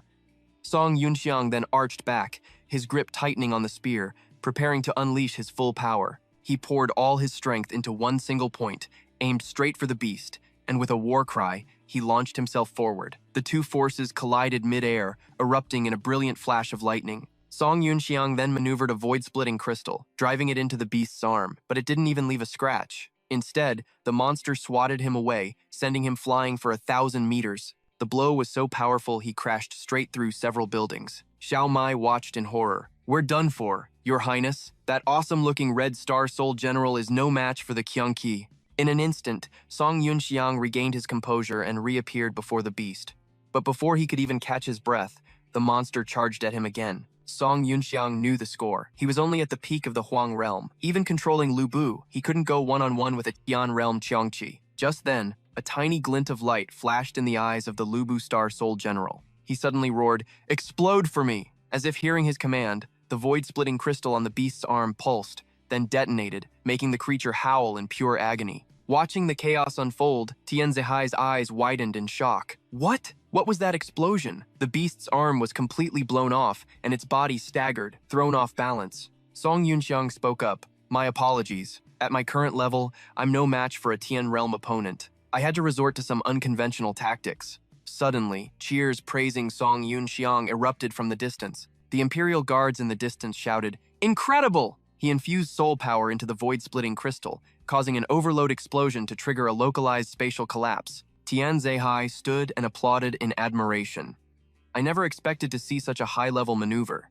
The Jiwu Academy in Nanzhou is truly full of crouching tigers and hidden dragons. Xiao Mai turned back in shock. Your Highness, are you saying he just blew up an incredibly expensive void-splitting crystal? Zehai broke into a cold sweat. So what? Wasting a few measly crystals to seriously injure a Tian realm beast with only Huang realm cultivation is a worthy trade. He thought to himself, void-splitting crystals have been around for 1,000 years, but there's no record of them exploding in any Tiandu Kingdom archives. This guy must have a special detonation technique, one with serious military applications. Xiao Mai's voice trembled. Your Highness, are you saying the host controlling that Star Soul General is only at the Huang realm? Tian Zehai nodded. That's right. During the fight, I could feel his soul power. He's at the peak of the Huang realm, nothing more. Xiao Mai couldn't believe her ears. A peak Huang realm cultivator jumping 3 major realms to injure a Tian realm beast. Just then, the Kyongchi and its pack of disaster hounds charged forward, one of them lunging like a bolt of lightning. Understanding the situation, Song Yunxiang dropped into a defensive stance, one knee on the ground. He gripped his weapon tightly, then spun in a decisive arc, annihilating the frenzied disaster hounds. His weapon sliced through the monsters, dismembering them instantly. Another disaster hound lunged straight for him. He swiftly cut it down, slicing the creature in two. Feeling his energy drain, Song Yunxiang quickly consumed 3 more pills. So, it's trying to wear me down by sending in these mutts, is it? The Kyongchi opened its maw again, forming another purple energy sphere. A powerful violet beam shot towards Song Yunxiang once more. And once again, he reacted in time, swiftly dodging the attack. Watching this, Tianzihai was stunned. That movement technique, it belongs to the Xuanjia Guard. Seeing its attack miss, the beast roared in fury, but Song Yunxiang was unfazed, letting out a quiet scoff as he gripped his weapon. He then charged straight at the monster, delivering a single, decisive blow. But after that one attack, his sharp weapon shattered into countless pieces. As expected, Song Yunxiang thought, at my current realm, the form's durability can't hold up against a Tian realm beast. But I just needed to make one small hole in its tough hide for the void-splitting crystal. That's enough. With his plan in motion, Song Yunxiang acted. Creation finger, reverse will chi, detonate. The moment he finished speaking, a massive explosion erupted on the beast's body. Behind him, the monster was engulfed in thick black smoke. Enraged, the other beasts went berserk, charging at him to avenge their fallen comrade. Sensing the tremor behind him, Song Yunxiang took a step back. A beast's maw snapped shut, but he leaped high into the air, dodging the bite. He landed safely, but one of his arms was gone. Inside the control space, his energy was completely depleted, but he pushed himself to launch one final attack. This one's for you. Creation finger, reverse will chi. Violet lightning crackled around the beast's entire body. Song Yunxiang screamed, "Explode!" A world-shaking blast vaporized the monster, leaving nothing but lingering smoke. The Lu Bu Star Soul General began to dissolve, its blue crystals scattering into the air. Song Yunxiang landed lightly on the ground, the swirling smoke giving him an ethereal look. He dusted off his clothes and sighed. Too bad. That valuable core crystal got blown up along with it. Xiao Mai seemed to recognize the uniform Song Yunxiang was wearing. It was from the Jiwu Academy. Just then, Song Yunxiang looked around, finally taking in his surroundings. He was completely surrounded by the Imperial Guards, all standing at attention. Tianzihai stepped forward, clasping his hands together with a friendly smile. "Thank you for your assistance, my friend." Song Yunxiang returned the gesture politely. "Second Prince, there's no need for formalities. Is everyone all right?" Hearing this, both Tianzihai and Xiao Mai became guarded. "You know who I am." Song Yunxiang gave a wry smile. "No need to be on edge. I was sent as reinforcements by Headmaster Gu Shijing of the Jiwu Academy." Relieved, Tianzihai relaxed. "Oh, I see. My apologies for being so abrupt. I am Tianzihai, second prince of the Tiandu Kingdom. Once again, thank you for your help. May I ask your name?" He clasped his hands again, formally introducing himself. Tianzihai was taken aback by the surname Song, especially combined with his Xuanjia Guard footwork. He suspected a connection to the Song family of Marquis Juan. He found it hard to believe Yunxiang was just a student. Then Tianzihai recalled a spy report from last year, mentioning that the old Marquis Song had pulled some strings to get a descendant into the Jiwu Academy. He figured Gu Shijing would know the details, so he'd ask her once they were safe. He was also curious about that Red Star Soul General. Besides, an expert of this caliber would be an incredible ally. Tianzihai continued, "With your strength, I doubt any instructor at the entire Jiwu Academy could be your match." Song Yunxiang acted bashful. "Your Highness is too kind. I'm really only at the peak of the Huang realm. It was all just good luck." Their conversation was cut short by Liu Zhenyu's coughing. Tianzihai turned, his face filled with worry. "Commander Liu, Xiao Mai, how long until the medics arrive?" Xiao Mai quickly checked. "The Yuanding City Lord's Manor has dispatched an emergency team. They're on their way, but the ETA is still about 45 minutes. Tianzihai feared Liu Zhenyu wouldn't be able to hold on that long. Overhearing that someone was injured, Song Yunxiang offered to take a look, but as he stepped forward to help, Xiao Mai immediately blocked his path. Seeing her defiant stare, Tianzihai warned Xiao Mai to show some respect. In a flash, Song Yunxiang vaulted gracefully onto the mech's hand where Liu Zhenyu lay unconscious. He gently placed 2 fingers on Liu Zhenyu's chest. A soft green light pulsed from his fingertips, enveloping the ghastly wound. His diagnosis was swift, a piercing injury caused by the raw soul power of a heaven-rank master. His organs weren't heavily damaged, but his soul veins were shattered. He couldn't circulate his own soul power to heal. Seeing his expertise, Tianzihai asked, Wait, medical arts too? Yun Xiang admitted he only knew the basics and, without the right tools, could only use a spring pill to keep him stable. Tianze Hai explained he had already used one, fearing another would be useless. Song Yunxiang just pulled a bottle from his pocket and dumped the entire contents into Liu Zhenyu's mouth, causing Tianze Hai's jaw to hit the floor. He figured if one pill didn't work, a dozen should do the trick. He then tossed another bottle to Xiao Mai to keep Liu Zhenyu from death's door. Meanwhile, at the East City's core fissure battlefield, a monstrous beast was on a rampage. Xu Heiming faced the creature, a cold, contemptuous sneer on his face. Still trying to force the fissure open, making one last, desperate stand? If that's your wish, then let's end this right now. At his command, Xu Heiming's mech raised its colossal sword high into the air. 1,000-mile sword style. Third form. As the words left his lips, a streak of blinding light tore through the sky, radiating immense power. One sword to shatter mountains and rivers. The blow descended, laying waste to half the city. The beast at the epicenter of the attack was instantly annihilated. A deep, long gash split the earth, sending stone and debris flying. Caught in the path of the slash, the beast had nowhere to run. The sword's energy was momentarily engulfed by the monster's own fiery aura. And then, in a flash of crimson, the beast exploded, painting the sky red. The onlookers screamed in shock. "He's too strong! That was an instant kill!" The other mech pilots could only stare in awe at such terrifying power. One pilot turned to the others. "No, Elder Shu is no ordinary heaven rank. He's probably the closest to reaching saint rank among all the soul masters in the southern continent." Another pilot nearby was absolutely stunned by the revelation. But as they all looked down, they realized with a jolt that Xu Heiming was gone. They frantically scanned the area, left and right. Panic spread across their faces. After a moment of searching, they shouted, "Where is Elder Shu?" Elsewhere in the city, atop a skyscraper, a group of saboteurs surrounded a device emitting black lightning. One of them scowled and gave the order, "The plan's a bust. We're pulling out, now." A younger member glanced back, regretfully leaving their expensive equipment behind. The leader pulled up his cowl to hide his face.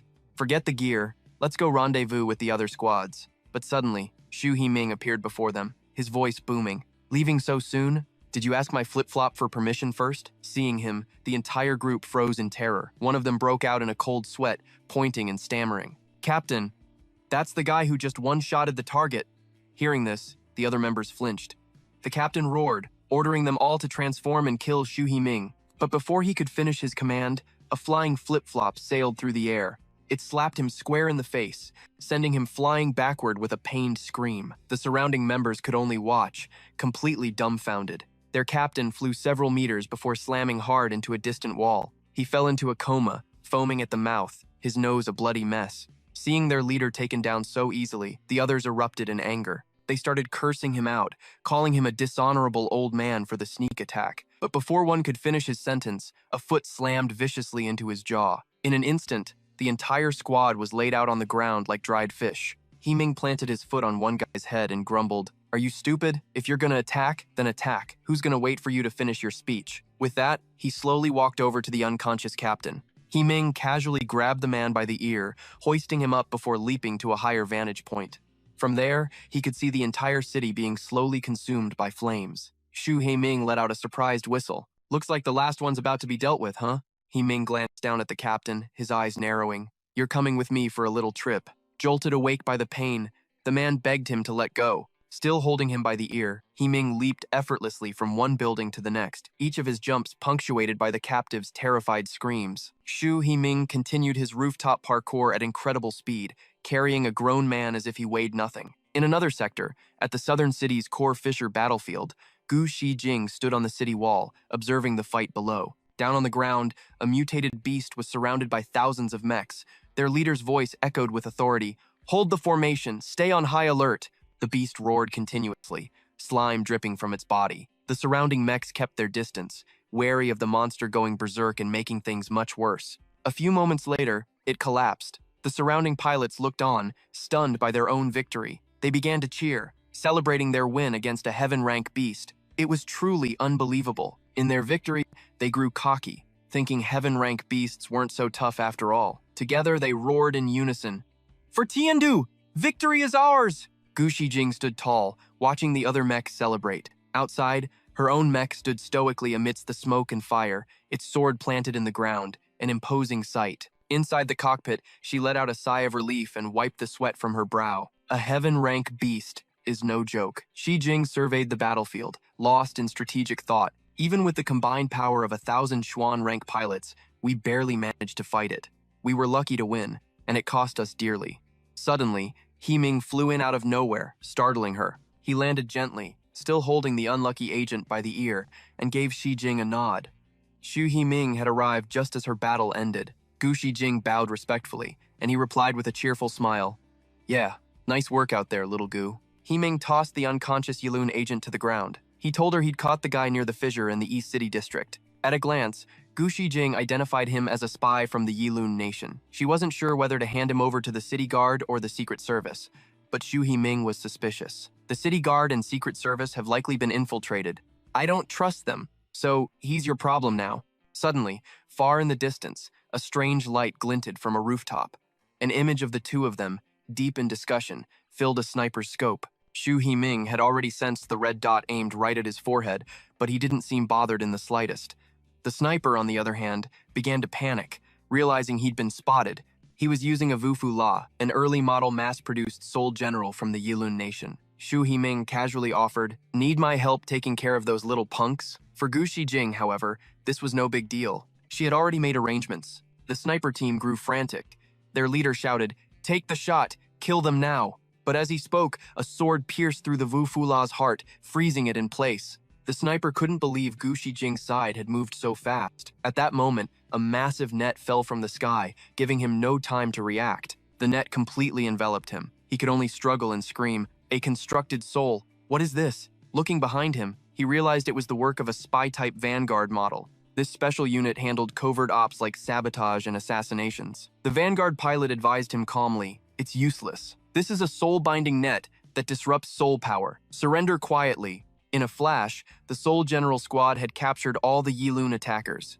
With the mission complete, the spy-type Vanguard sheathed its sword and awaited further orders. Just then, Xiao Yue's voice came over the comms. "Reporting to the director, total of 5 targets.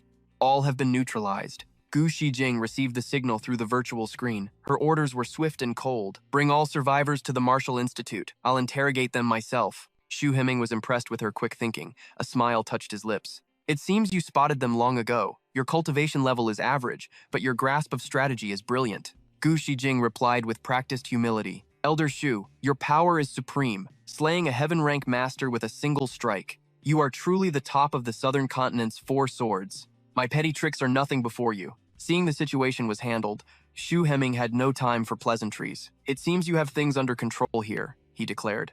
"I'll head to the North District. There's a kid over there who's caught my interest." With that, he leaped away effortlessly. Xu Heming's movement technique was truly on another level, gliding between buildings like a phantom. Xu Heming's words sparked her curiosity.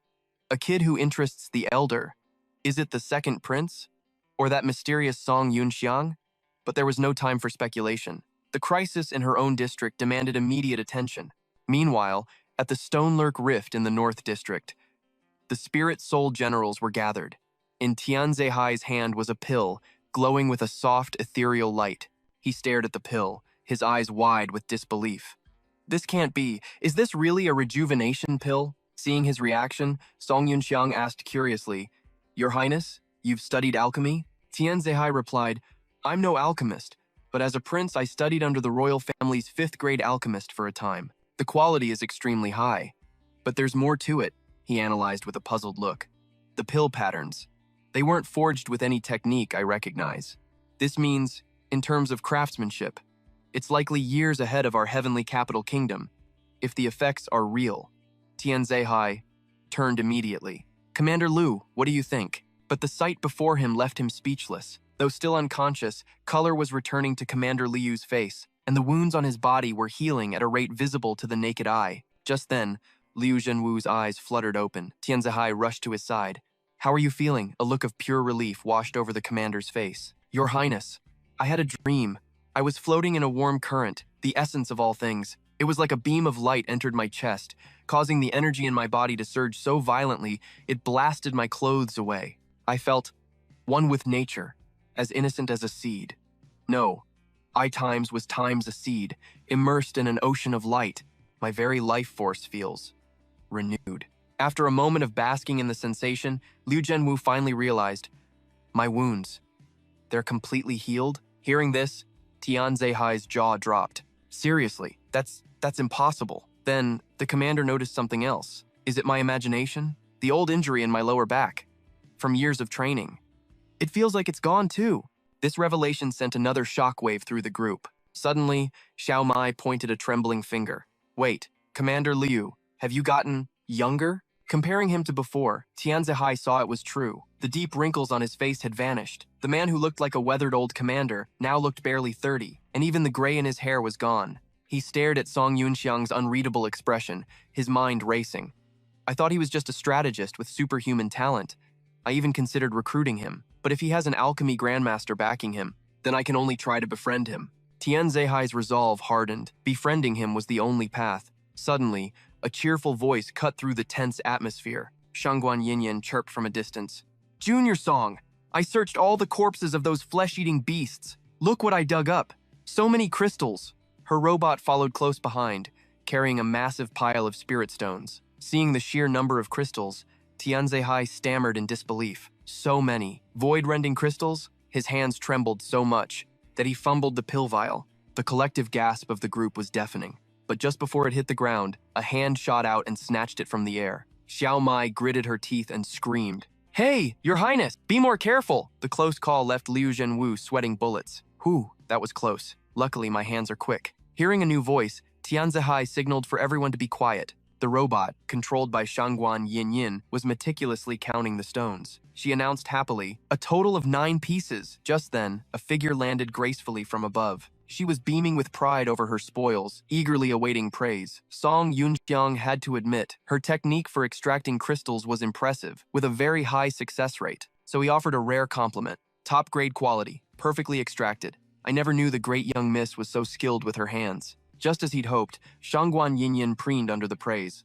I've been great at dissecting things since I was a kid. The moment I hold a knife, I just get excited. Tian Zeihai leaped down from the Spirit Soul General to join them. He approached Song Yunxiang with a sincere expression.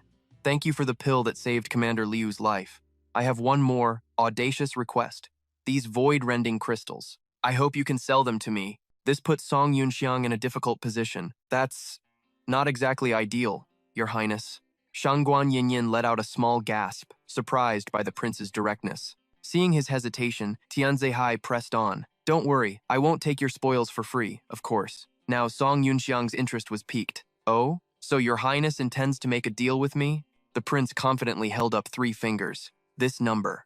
To buy all the void-rending crystals. How about it? You should know, these crystals are strategic materials, controlled by the imperial court. It's not easy to move them through official channels. Song Yunxiang negotiated without backing down. I'm guessing Your Highness isn't buying these through government procurement, are you? You're using personal funds, so I've already offered you the lowest possible discount. No one will ever know, and we can have a long-term partnership. While the two were negotiating, Shangguan Yinyin began to disband her spirit soul. She watched the two of them intently. The light from her spirit soul slowly faded. Shangguan Yinyin landed gently, then gracefully dropped to one knee. She showed a new reverence, bowing her head with her eyes closed. Then, Shangguan Yinyin clasped her hands formally. The Shangguan family pays its respects to the second prince. The name sounded familiar, so Tian Zihai asked, Shangguan Yinyin, are you the daughter of Shangguan Hongchen? She replied softly, Yes, Your Highness. My father is Shangguan Hongchen, and my older brother, Shangguan Lengshu, serves under your command. Realizing she was an ally, his whole demeanor changed. He welcomed her warmly, his smile far more genuine than before. Tian Zeihai then boldly held up 5 fingers. Then out of respect for the Shangguan family. This number! But Song Yunxiang wasn't having it. Your Highness, an offer like that puts me in a tough spot. It has to be at least this much. Suddenly, Tian Zeihai turned to Shangguan Yinyin. When I return, I will immediately promote your brother by 3 ranks. Hearing this, she lit up as if she'd struck gold and hurriedly thanked him. Thank you, Your Highness. Then he spun back to Song Yunxiang, whispering conspiratorially, Please, man, that's my entire budget right now. Cut me some slack, and I'll owe you a favor. After hearing about her brother's promotion, Shangguan Yinyin's allegiance clearly shifted. She looked at Song Yunxiang with hopeful eyes. Seeing her expression, he finally relented with a sigh. All right, fine. I'll take a small loss. We have a deal. With the deal sealed, Tianzihai stepped away for a moment. Song Yunxiang's mind drifted. According to my past life's memories, the Shangguan family did indeed support the second prince. Could their betrayal in my past life be tied to the second prince's death around this time? Only then did he notice it. The way Shangguan Yinyin was looking at him, her gaze was a little too intense. She lunged forward, grabbing his collar. "Hey, Song, I want one of those void fracture crystals too." "Don't worry," she added. "The Shangguan family's got it covered." Song Yunxiang raised an eyebrow, confused. "Can't you just go dig one up yourself?" Shangguan Yinqin's face fell. "But you killed all 12 of the Tao Ti here. Besides, I've checked the other corpses. It's nearly impossible to find a complete crystal. That was the real reason she couldn't just get one herself." Meanwhile, Tianzihai's group was whispering amongst themselves. Xiao Mai clutched the card, her voice trembling. "Your Highness, do we really have to spend this much? This is everything we've saved for more than a year," she wailed, heartbroken. Xiao Mai proposed another idea. "That lady from the Shangguan family knows how to extract them. She's on our side, right? Can't we just order her to get a few for us?" Liu Zhenyu immediately explained. "No, Xiao Mai, you're thinking too simply. Tao Te aren't rare beasts, but their void fracture crystals are. The real trick isn't times finding times them. It's the times method times used to kill them." Tianzihai added, "Exactly. Any crystals we've gathered before were just dumb luck, a really low drop rate. For him to get a dozen perfect quality crystals, Song Yunxiang must have a special method for killing them." Hearing this, Xiao Mai knew she had no choice but to say goodbye to her precious money, tears streaming down her face. Her reaction even made him chuckle. "Hey now, you're being a little dramatic." Tianzihai's mind raced. The Song family of the Marquisate of Juan, once one of the 4 great families. Their last patriarch was one of the 8 generals of the heavenly capital. 20 years ago, they produced a prodigy who dominated an entire generation. Sadly, rumor has it that because of some woman, the entire family was implicated. Their saint-stage ancestor died from severe injuries, and they were exiled to a small city on the southeastern border, tasked with defending the southern wasteland's Great Wall. He thought deeply. If my guess is right, and this Song Yunxiang is from that time's Song family, then they're poised for a massive comeback. They could rise again completely because of him. Back at the base, robots stood guard in perfect rows. A transaction was taking place in the center. Without hesitation, Tianzihai presented a storage card. He held it out to Yunxiang with a smile. "It's all in this storage talisman. 500 million in cash, but it's in Yishui currency." Yunxiang held the card, a flash of shock crossing his face at the information. Zihai crossed his arms, smirking. "Surprised? Are we? Actually, you're making a profit. The current exchange rate for Yishui to Tiandu currency is 5% higher." Yunxiang took it, thinking to himself, with the heavenly capital and Yilun constantly at war, the neutral Yishui kingdom's economy is times more stable. With that thought, a slight smile played on his lips. He accepted the card and replied, "Your Highness, the second prince, is far more cautious than I expected." The prince chuckled. "I have to be. Too many eyes are watching my every move. Aren't you going to check that massive amount?" Yunxiang answered quickly, "No need. The second prince's name is all the guarantee I need." Tianzihai turned slightly. "My thanks. So, shall I have my soldiers transport the void fracture crystals?" But then, Yunxiang pulled a few strange talismans from his pocket, as if preparing for something. He let out a soft laugh. "That won't be necessary. Since the second prince was so direct, I'll throw in a packaging service for free." Hearing the word packaging, Zihai just stared blankly, completely confused. To the prince's absolute astonishment, Yunxiang shouted, "Activate array!" The moment Liu Zhenyu saw the formation, a look of pure horror spread across his face. "Is that a space array?" Xiao Mai heard him and looked puzzled. He explained with a deep frown. "Void fracture crystals have spatial properties, which means you can't put them in a storage talisman. But he's using a space array to compress them. An operation like this is not only unheard of, it's beyond imagination." Yunxiang handed the compressed package to Tianzihai. Transporting these crystals is a pain, and using a spirit beast would draw way too much attention. This space talisman is a one-time use item. The release code is 6 6s. Just remember to find an open area. After the instructions, the prince awkwardly accepted the package with a word of thanks. I never imagined Brother Song had such an incredible trick up his sleeve. Yunxiang turned to leave, waving a hand. "Don't mention it. Since your highness is safe now, we'll be heading back to report." The prince clasped his hands, sincerely thanking Song Yunxiang for his aid and promising to help him in the future. Yunxiang accepted his gratitude with a smile, already looking forward to their next meeting. The prince's group stood there for a moment, watching him walk away. Zihai stared at Yunxiang's retreating back, his mind calculating.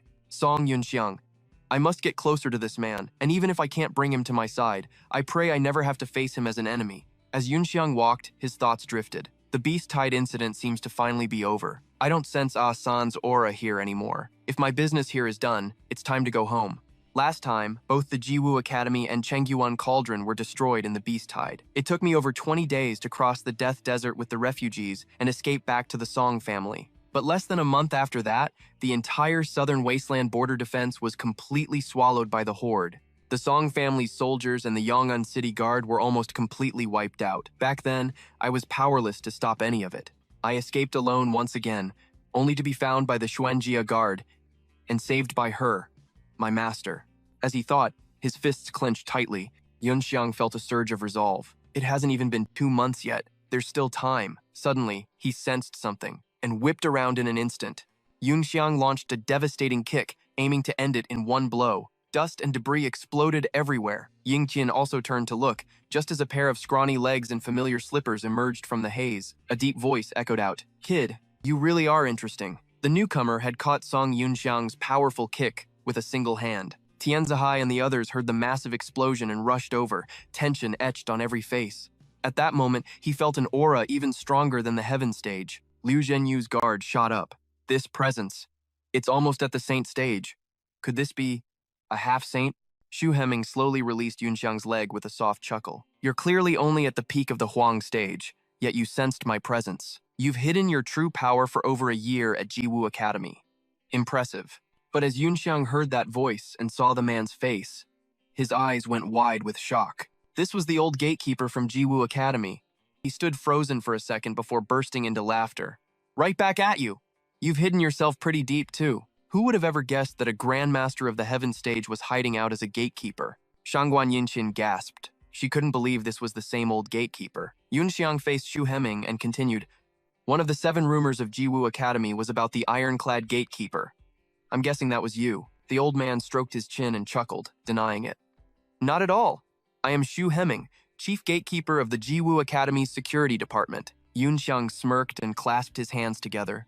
Song Yunxiang pays his respects to Elder Xu. In his heart, he had a strong feeling this was the man the headmaster had told him about. The moment Liu Zhenyu heard the name Xu Hemming, he froze in shock. Seeing his reaction, Xiao Mai asked, "You know him?" Liu Zhenyu frowned, revealing the man's identity. He's a living legend.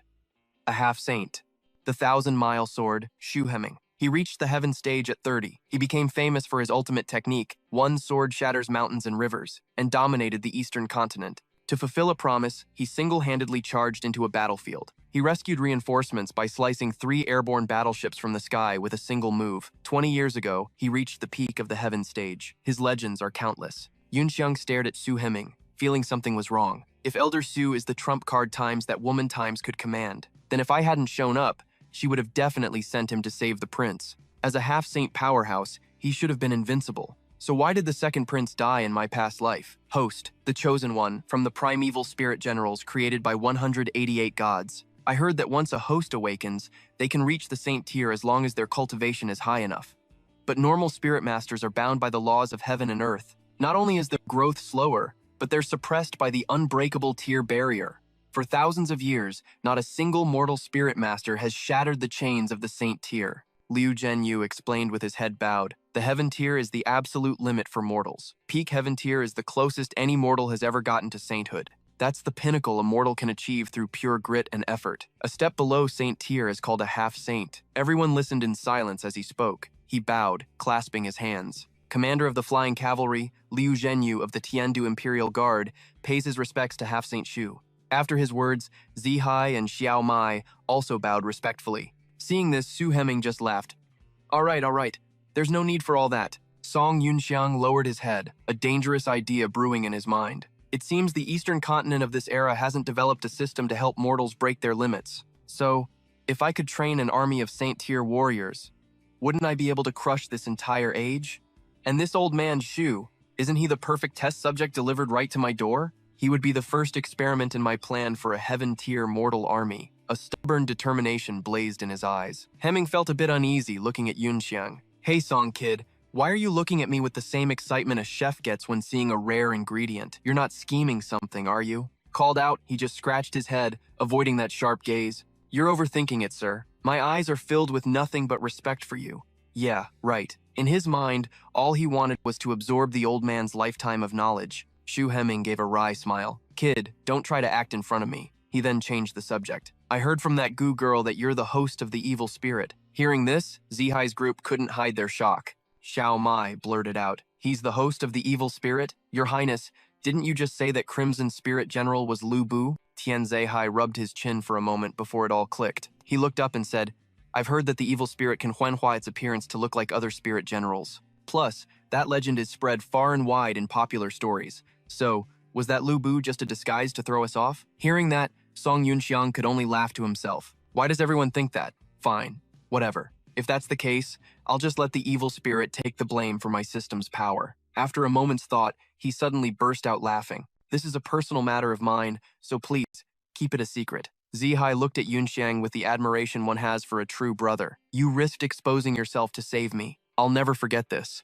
Your secret is safe with us. Seeing his sincerity, Yunxiang felt a bit guilty and mumbled his thanks. All this time, Shu Hemming had been squinting, staring intently at him. Finally, the old man asked, Song Kid, if I'm not mistaken, you're the one who dealt with the heaven-tier beast in the core fissure, aren't you? Yunxiang was silent for a beat, then answered, You could say that. He pressed on.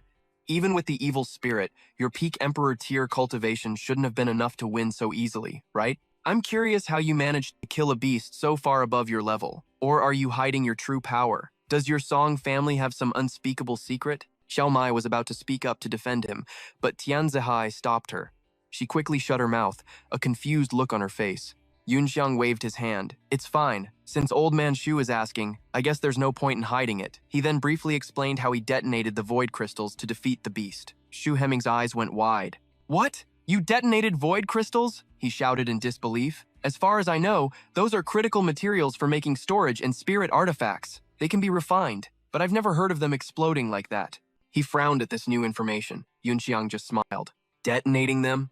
Of course it's not that simple. I used a few special tricks. As soon as he started talking, everyone around them leaned in, their ears perked up. He couldn't stop them, so he just chuckled and continued. I carved formations onto the crystals and used alchemy techniques to trigger them. It reversed the crystal's inherent properties, leading to a spatial collapse. Zihai spoke up, looking puzzled. I see. So it involves formations and alchemy. Doesn't that mean your method is impossible to replicate? Hearing that, Yunxiang just smiled proudly. He figured no one else could ever copy it. Suddenly, Yunxiang felt something. His senses went on high alert as his eyes darted around. He quickly shouted a warning. Enemies incoming! Be careful! Shu Hemming froze, realizing they were surrounded. He glanced at Yunxiang, a flash of shock and delight in his eyes. This kid actually sensed them a step faster than me. The Royal Guard robots quickly formed a perimeter, yelling, Protect His Highness, Tian Zihai.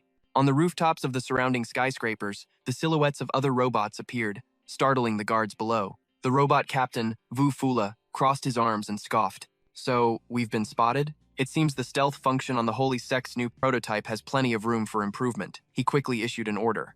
All units, deactivate stealth mode. Primary objective, eliminate the second prince, Tian Zihai.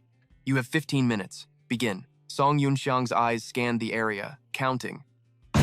1 to 15, 23, then 24. He finally voiced his assessment. 3 robot squads, 8 squads in total, and a heaven-tier captain. Yunxiang's incredible speed left Shu Hemming completely stunned again. That kid's perception speed is faster than mine, he thought, and way more accurate. Yunxiang shot a sideways glance, smirking. Your Highness, if the Dailin Nation really wanted you dead, would they go to such extreme lengths? Tian Zihai crossed his arms, theorizing. For so many Dailin elites to infiltrate the heart of the Tiandu Nation, I'm afraid my dear older brother, the Crown Prince, must be involved. Suddenly, Yunxiang sensed another hidden heaven-tier aura and warned everyone again.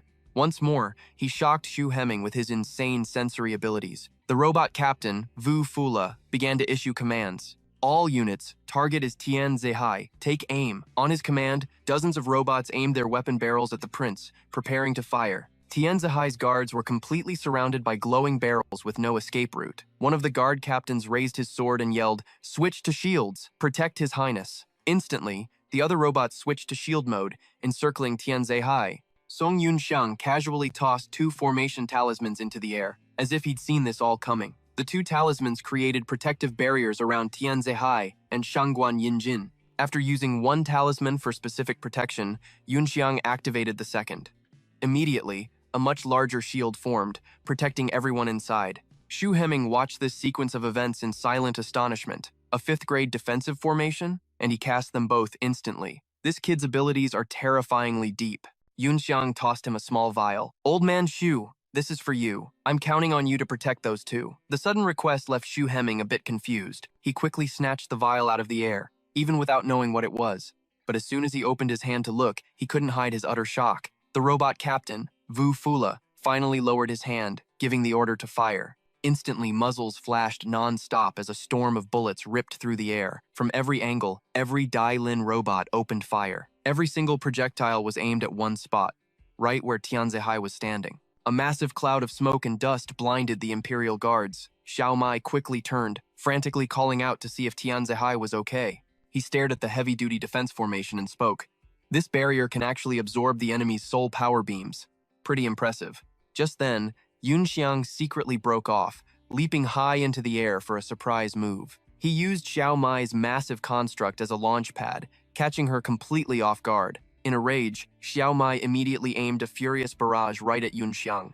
As he jumped away, he didn't forget to shout back orders. "Old Shu, protect those two. I'll go deal with the trash. Commander Liu, the heaven-rank robot captain is all yours." Following his command, Liu Zhenyu quickly turned to Tianzihai, requesting permission to engage.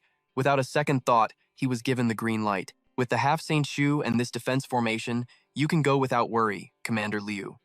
With that approval, Liu Zhenyu shot out of the protective barrier to join the fight. He launched himself up, landing hard on the head of Xiao Mai's construct. She was furious and demanded, "Commander Liu, why are you stepping on me too?" But he completely ignored her and immediately began summoning his own spirit construct. A few seconds later, Liu Zhenyu's Royal Guard-type robot captain took form. The robot captain, Wu Fula, let out a cold snort. "Just a heavily injured heaven rank, that's all. I'll take your life in a single blow." Making good on his word, it quickly drew a circular gear shield, aiming to end this fast. Wu Fula powerfully hurled the bladed shield, sending it flying at incredible speed. Liu Zhenyu quickly calculated the trajectory and leaned to the side to dodge it, but the bladed shield suddenly curved, flying right back at him. Xiao Mai saw it happen and screamed out a warning. Liu Zhenyu sensed the danger and brought his spear around in a powerful swing. The heroic force of the blow knocked the shield off its path, sending it flying back, chipped and damaged. The robot Wu Fula then summoned a flashy, golden spear. Useless trinkets, tacky designs, and redundant structures with no practical value. You, Tiandu Kingdom people, your culture is obsessed with flashy things. It's why you've become so corrupt. The second he finished speaking, it leaped down from the tall building. The Dui Luan robot swung its spear at Liu Zhenyu with the malicious intent to kill him in one shot. The two weapons clashed, creating a shower of sparks. He struggled to block the blow, but a surge of anger made Liu Zhenyu want to curse. "To hell with you, you traitors who abandoned the Central Plains. What the hell would a bunch of savages like you know about culture? That red and green crab shell of yours is the real flashy garbage." At that moment, in a dark corner, another robot was hiding and observing the chaotic battle. It looked around and wondered, there was another robot that jumped out a second ago. Where did it go? Suddenly, Song Yunxiang appeared right behind it, ready for a sneak attack. He drove his sword straight through the robot's body. It was so stunned it didn't even realize what happened as the gun fell from its hands. Song Yunxiang let out a playful smile and teased, "I'm right behind you." The other robots were shocked to see the spirit general Lu Bu, controlled by Song Yunxiang, launch a surprise ambush from the rear. The robots reacted quickly, raising their guns to fight back. "Fire! Fire!" But Song Yunxiang was too fast, too dangerous. He soared into the air, causing the robots to hit their own ally. One of the Dui Luan robots spotted him and immediately warned his comrades. "He's here! Switch to close combat weapons now!" But by the time they got close to him, Yunxiang was already one step ahead, leaving the robots completely confused. "He's too fast!" The spirit Lu Bu, controlled by Song Yunxiang, swiftly slashed a robot's shoulder. It couldn't believe its own eyes, stammering, "How is this possible?" In his other hand, he raised a spear that gave off a cold light. In an instant, several robots were sliced in two, completely powerless to fight back. Then, Song Yunxiang stomped hard on the ground, launching himself high into the air. He raised his spear high, aiming straight at the robot in front of him, causing it to scream in panic. This speed, how can he be so fast? It put up a weak, fumbling defense. Damn it, what kind of monster spirit general is this? He seized the opportunity, creating a direct line of attack, making the robot scream out in pain. Inside the control cabin, Song Yunxiang was a little short of breath from using so much energy. Wu Fula's armor is thicker than the UEVN constructs. Plus, these guys are all at the Earth rank. Fighting them with my current level of cultivation is still way too draining. Back to Liu Zhenyu's one-on-one with the Dui Luan Captain Wu Fula, the robot couldn't help but wonder, is that the spirit general Lu Bu? How can that be? Why would Lu Bu appear here? Although it didn't show any weakness on the outside, its mind was reeling. Could it be that the second team failed to capture Lu Bu? As I thought, those Taihei mercenaries are completely useless. Liu Zhenyu, as if reading its mind, charged forward.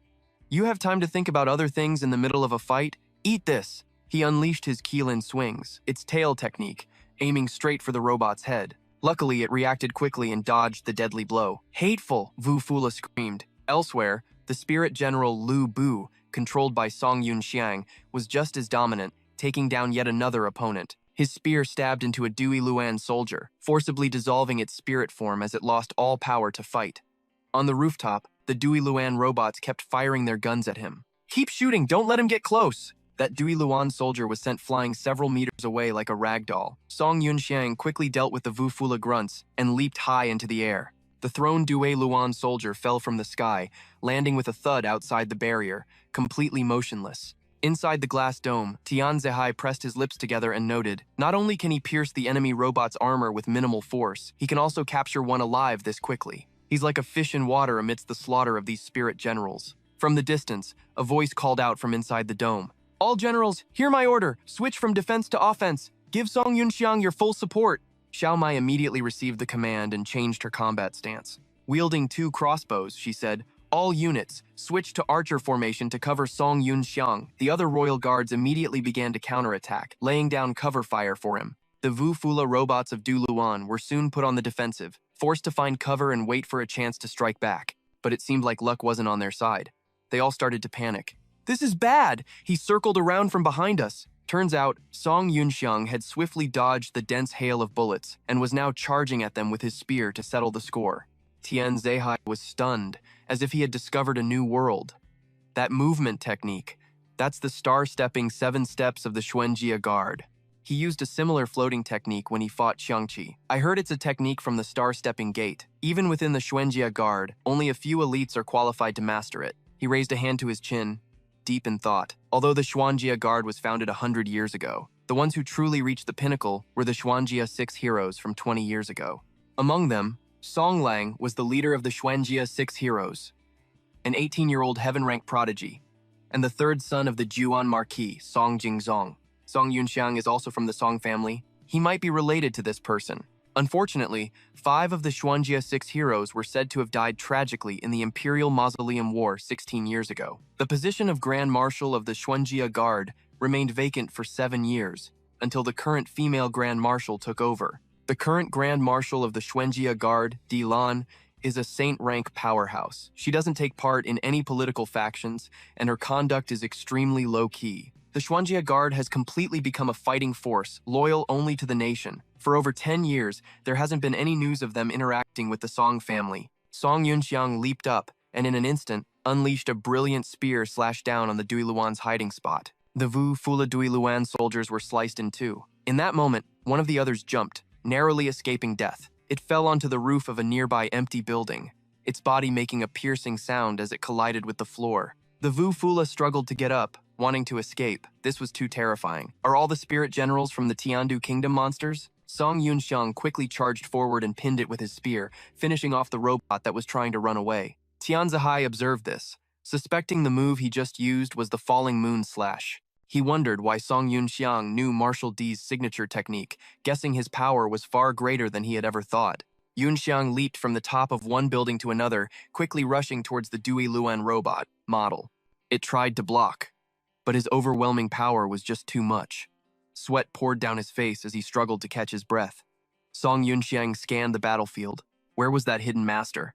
Meanwhile, the Royal Imperial Guard fired relentlessly, protecting everyone inside the barrier with energy blasts. Suddenly, a blinding light tore through the sky. It slammed directly into the shield, shaking the very ground. The shield instantly vaporized, dissolving into an ethereal blue mist. Xu Heming glanced back, impressed, and gave a nod to Song Yunxiang's barrier formation.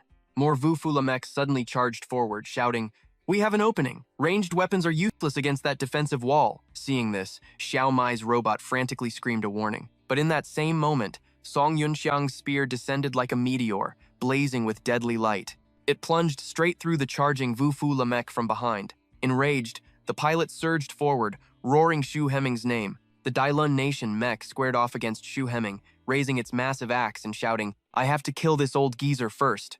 But the old man showed no fear, meeting its gaze with a calm, gentle smile. An incredible power slammed down from the heavens, shrouding everything in a cloud of dust. Liu Zhenyu, locked in battle with the Dailun captain, could only grit his teeth in shock. Witnessing that raw power, Xiao Mai was completely bewildered. Amidst the swirling dust, the Wu-Fu stood frozen, its axe still poised to strike. It sensed the very air growing heavy around it, and the pilot muttered in confusion, "What in the world?" The sight before him was impossible. Xu Heming was stopping the massive blade with a single, bare hand. He held the razor's edge, and with unnerving calm, he began to speak. "The world's morals have truly disappeared. For an Earth stage expert to use an astral general just to attack an unarmed old man." A voice filled with disbelief echoed in the silence. He stopped the blade. And when? With his bare hand? The Wu-Fu pilot screamed in a panic. "How is that possible? How can anyone stop an astral general's strike with their bare hands?" Just then, a blue aura began to radiate from Xu Heming's body, his face hidden in shadow, his expression unreadable. Suddenly, his eyes glowed with a menacing red light as eerie blue wisps of energy coiled around him. The Dailun pilot instantly realized something was terribly wrong. "This is bad! That aura! It's heavenly stage peak! No, wait, it's even higher! He's a half-step saint!" In a flash, Xu Heming leaped into the air, effortlessly rising to face the giant, paralyzed mech. He descended in a blur, slamming a powerful kick into the Wu-Fu elbow joint. The mech's arm crashed violently into the ground. As Xu Heming vaulted upwards again, he extended an arm and channeled immense power into his hand. Xu Heming brought his hand down in a single, decisive chop. The Wu-Fu's arm was immediately sliced clean in two, but he wasn't finished yet. He gathered even more power into his palm, preparing a finishing blow. Instantly, he unleashed that devastating energy, blasting it directly into the mech's severed joint. Completely overwhelmed, the Wu-Fu collapsed to the ground. Smoke billowed from its broken chassis, choking the night air. He landed gracefully atop the wreckage, all that remained of the once mighty Wu-Fu. Watching from afar, the Royal Guard robots were speechless, marveling at the old master's monstrous strength and terrifying power. Xiao Mai's robot spoke in awe. "So, this is the power of a half-saint." Song Yunxiang was just as stunned, thinking to himself, "This old guy's performance is on a whole other level." He smirked internally, realizing the strategy. He avoided the heavy armor, striking only the weak joints to create the illusion of slicing a mech with his bare hands. Is this whole flashy display just to draw out the real enemy hiding in the dark? Meanwhile, the fierce battle between the Wu-Fu captain and Liu Zhenyu raged on. Gripping his axe, Liu Zhenyu's captain-class robot charged forward with a mighty battle cry. The Dailun captain met his charge with his own massive blade, but a powerful swing from Liu Zhenyu's mech sent the Wu-Fu flying. It was thrown from one side to another before crashing hard into a stone wall. The Wu-Fu captain roared in frustration. "Why isn't he seriously injured? His power is way stronger than our intel suggested. How can he still be this strong?" The pilot slumped in his seat, thinking, "Damn it, our forces have already suffered immense losses. I never expected to find a monster like Lu Bu beside the target, let alone a half-saint master." The Wu-Fu immediately clasped its hands together as if in prayer. It then raised its arms to the sky and cried out, "The enemy experts are too strong. I beseech you, Holy Envoy, lend us your aid." "Holy Envoy?" the captain's robot wondered, scanning the area. Just then, on the rooftop of a nearby building, a mysterious red glow appeared. Manhwa stood there majestically, looking down on the battle as if watching a boring play. With her arms crossed, she sneered, "What a bunch of useless trash." Tianzihai recognized her instantly and yelled, "The person with the oct-head mask. She's from the demon sect." Xiao Mai tensed up and looked. "What? The demon sect?" Xu Heming spoke. "As expected of a demoness from the demon sect. This ill omen signals a true catastrophe." Song Yunxiang's brow furrowed, his face etched with pure shock. "The Pingtian Saint sect. The Pingtian Saint sect is a super-level sect that controls most of the Dilun nation's military and political power. The ultimate powers of the Eastern continent are two God-stage ancestors who have lived for 400 years. The Dilun nation and the Shuiyi nation each have one protecting them. 400 years ago, the Eastern Heavenly Emperor vanished.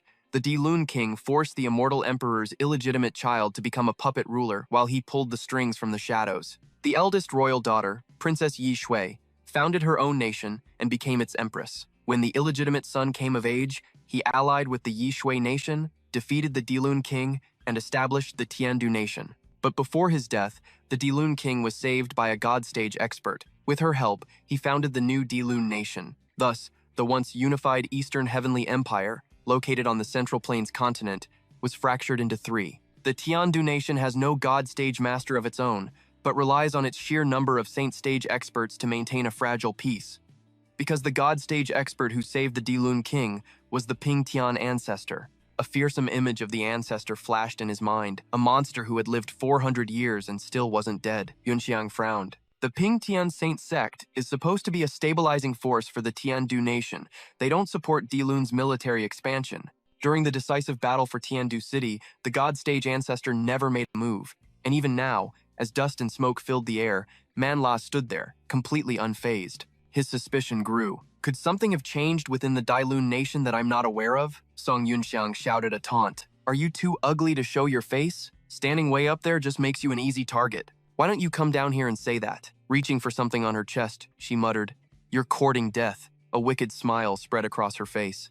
I'll use you useless fools to test out my new robot. With a flick of her leg, she sent rubble flying everywhere. Manhwa then leaped from the rooftop, holding a glowing red orb high in the air as she began to chant. Astral Soul, Construct. At her command, the astral general, Yuji Ta, began to materialize behind her. Its long, powerful legs formed first, coalescing from pure spirit energy. Then came its signature feature, a flowing white ponytail. The new mech suddenly leaped into the air and vanished, startling the captain's robot. He panicked at the sight, looking up to the sky and screaming, This is bad! She slammed into the ground, creating a massive explosion that sent the captain's weapon flying. Manhwa mercilessly stomped on his mech. Even as a prototype, its power was terrifying. From inside the cockpit, she smirked contemptuously and said with a taunting tone, One down. Tian Zeihai's face darkened. Not even Commander Liu could withstand a single blow from her. This person is no ordinary heavenly stage expert, Song Yunxiang wondered. Yuji Ta, the Dilun nation's next-generation mech. Why has it appeared so soon?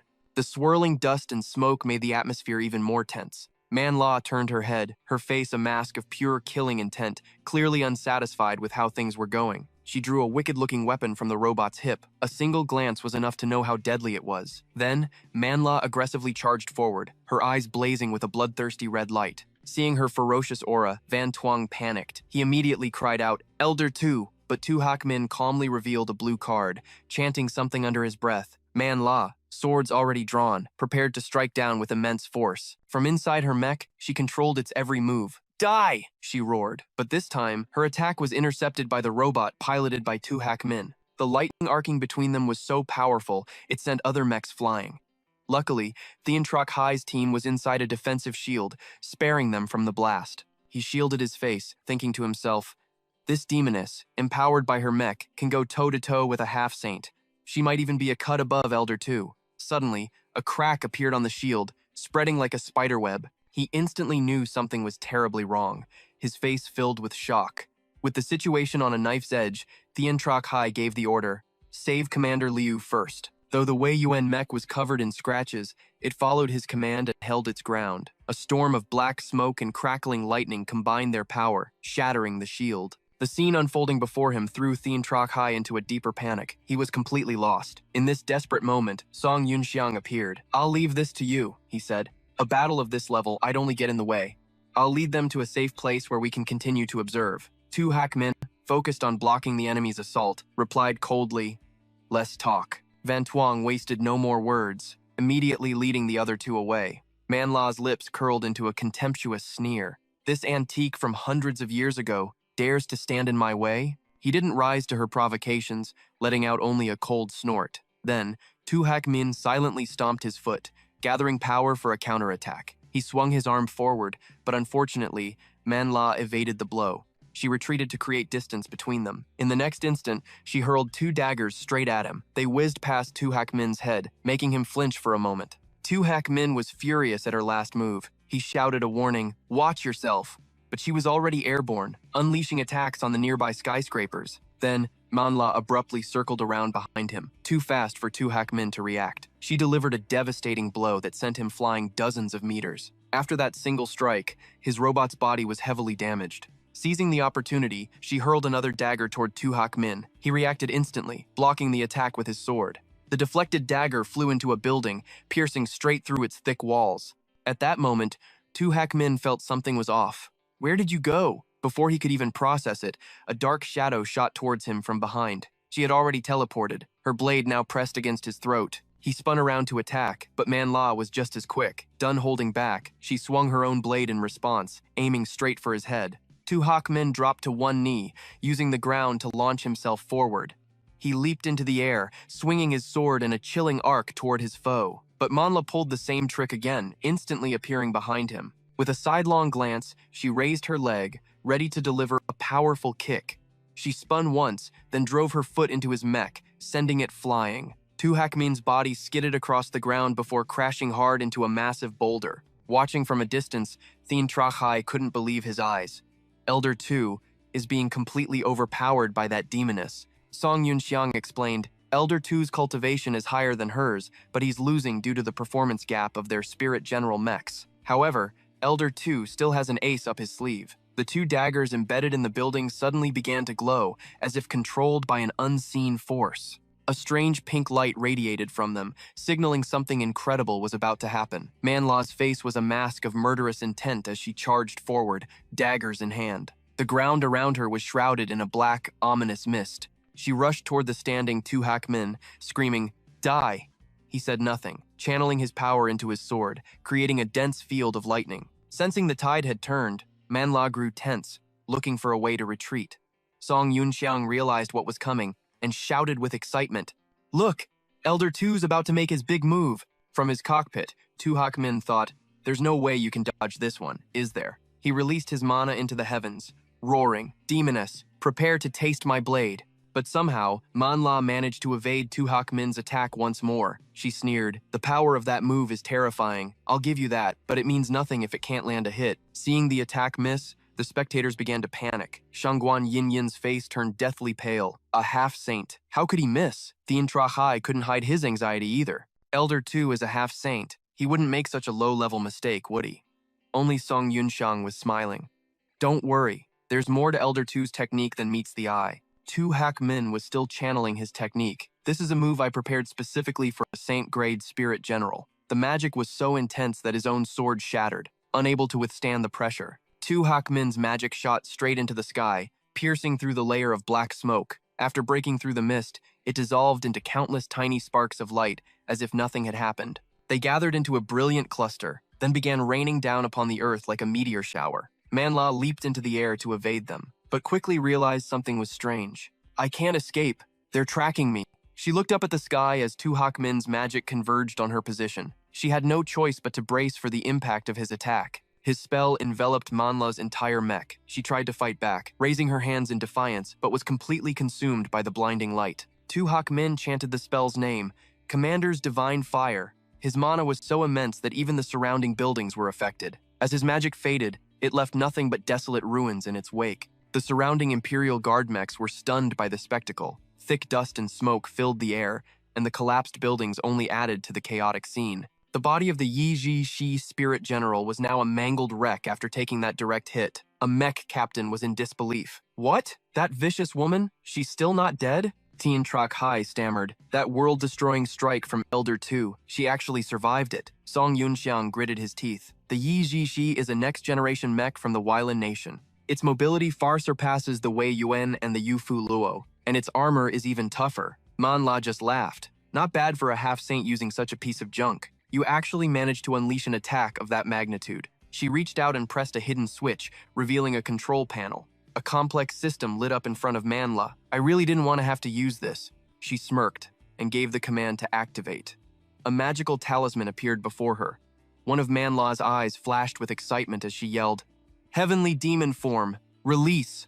As she finished speaking, the Yi Zhixie's body instantly regenerated. An incredibly powerful magical aura exploded from it. Thian Troc Hai grew tense. This presence. It completely surpasses Elder Two's. This is even more terrifying than a half-saint. The hair on the Yi Zhixie began to glow, whipping around as if it had a life of its own. One of Manla's eyes glowed as she spoke with satisfaction. In my heavenly demon release form, I have nearly reached the saint grade. You can call me a quasi-saint. Song Yunxiang was stunned. Through a reverse soul infusion, it can forcibly elevate its power to a terrifying new level for a short period. To think the Bingtian sect would install such a system on a prototype model. After his all-out attack, Tu Hak Min had reached his limit, breathing heavily from exhaustion. Seizing the moment before anyone could react, she vanished in a flash. It happened in an instant. Manhwa closed the distance on Xu Heming, leaving him completely cornered. The ambush was so sudden, so perfect, Xu Heming didn't even have time to blink. She immediately unleashed a brutal attack, aiming to end him right there. Manhwa slammed a fist into his stomach, sending him flying off his feet. But before Xu Heming even started to fall, she teleported right to him, ready to continue the savage beatdown. She kicked him hard, launching Xu Heming into the air like a toy. Manhwa didn't let up, unleashing a relentless barrage of strikes, leaving him completely defenseless. He grit his teeth in frustration. Her speed. It's on a whole other level. I have to find a way to fight back. She raised her leg for another devastating kick. But this time, he saw his opening and struck back. Xu Heming snatched her ankle mid-air. No matter how fast you are, if I can catch you, it's over. But she pulled a hidden blade, aiming to stab down with a sneer. Fool. Manhwa drove the blade straight through Xu Heming's mech. He struggled desperately to maintain control from inside the cockpit. Even after that critical hit, the mech's hand refused to let go. Manhwa grabbed its head, pressing her sword to its neck as a threat. Still not letting go, are you? She held his head tight, raising her sword for the final blow. Just die for me, she screamed. Without a shred of hesitation, she brought the blade down in a brutal arc. Against this impossible situation, Xu Heming could only release his grip in defeat.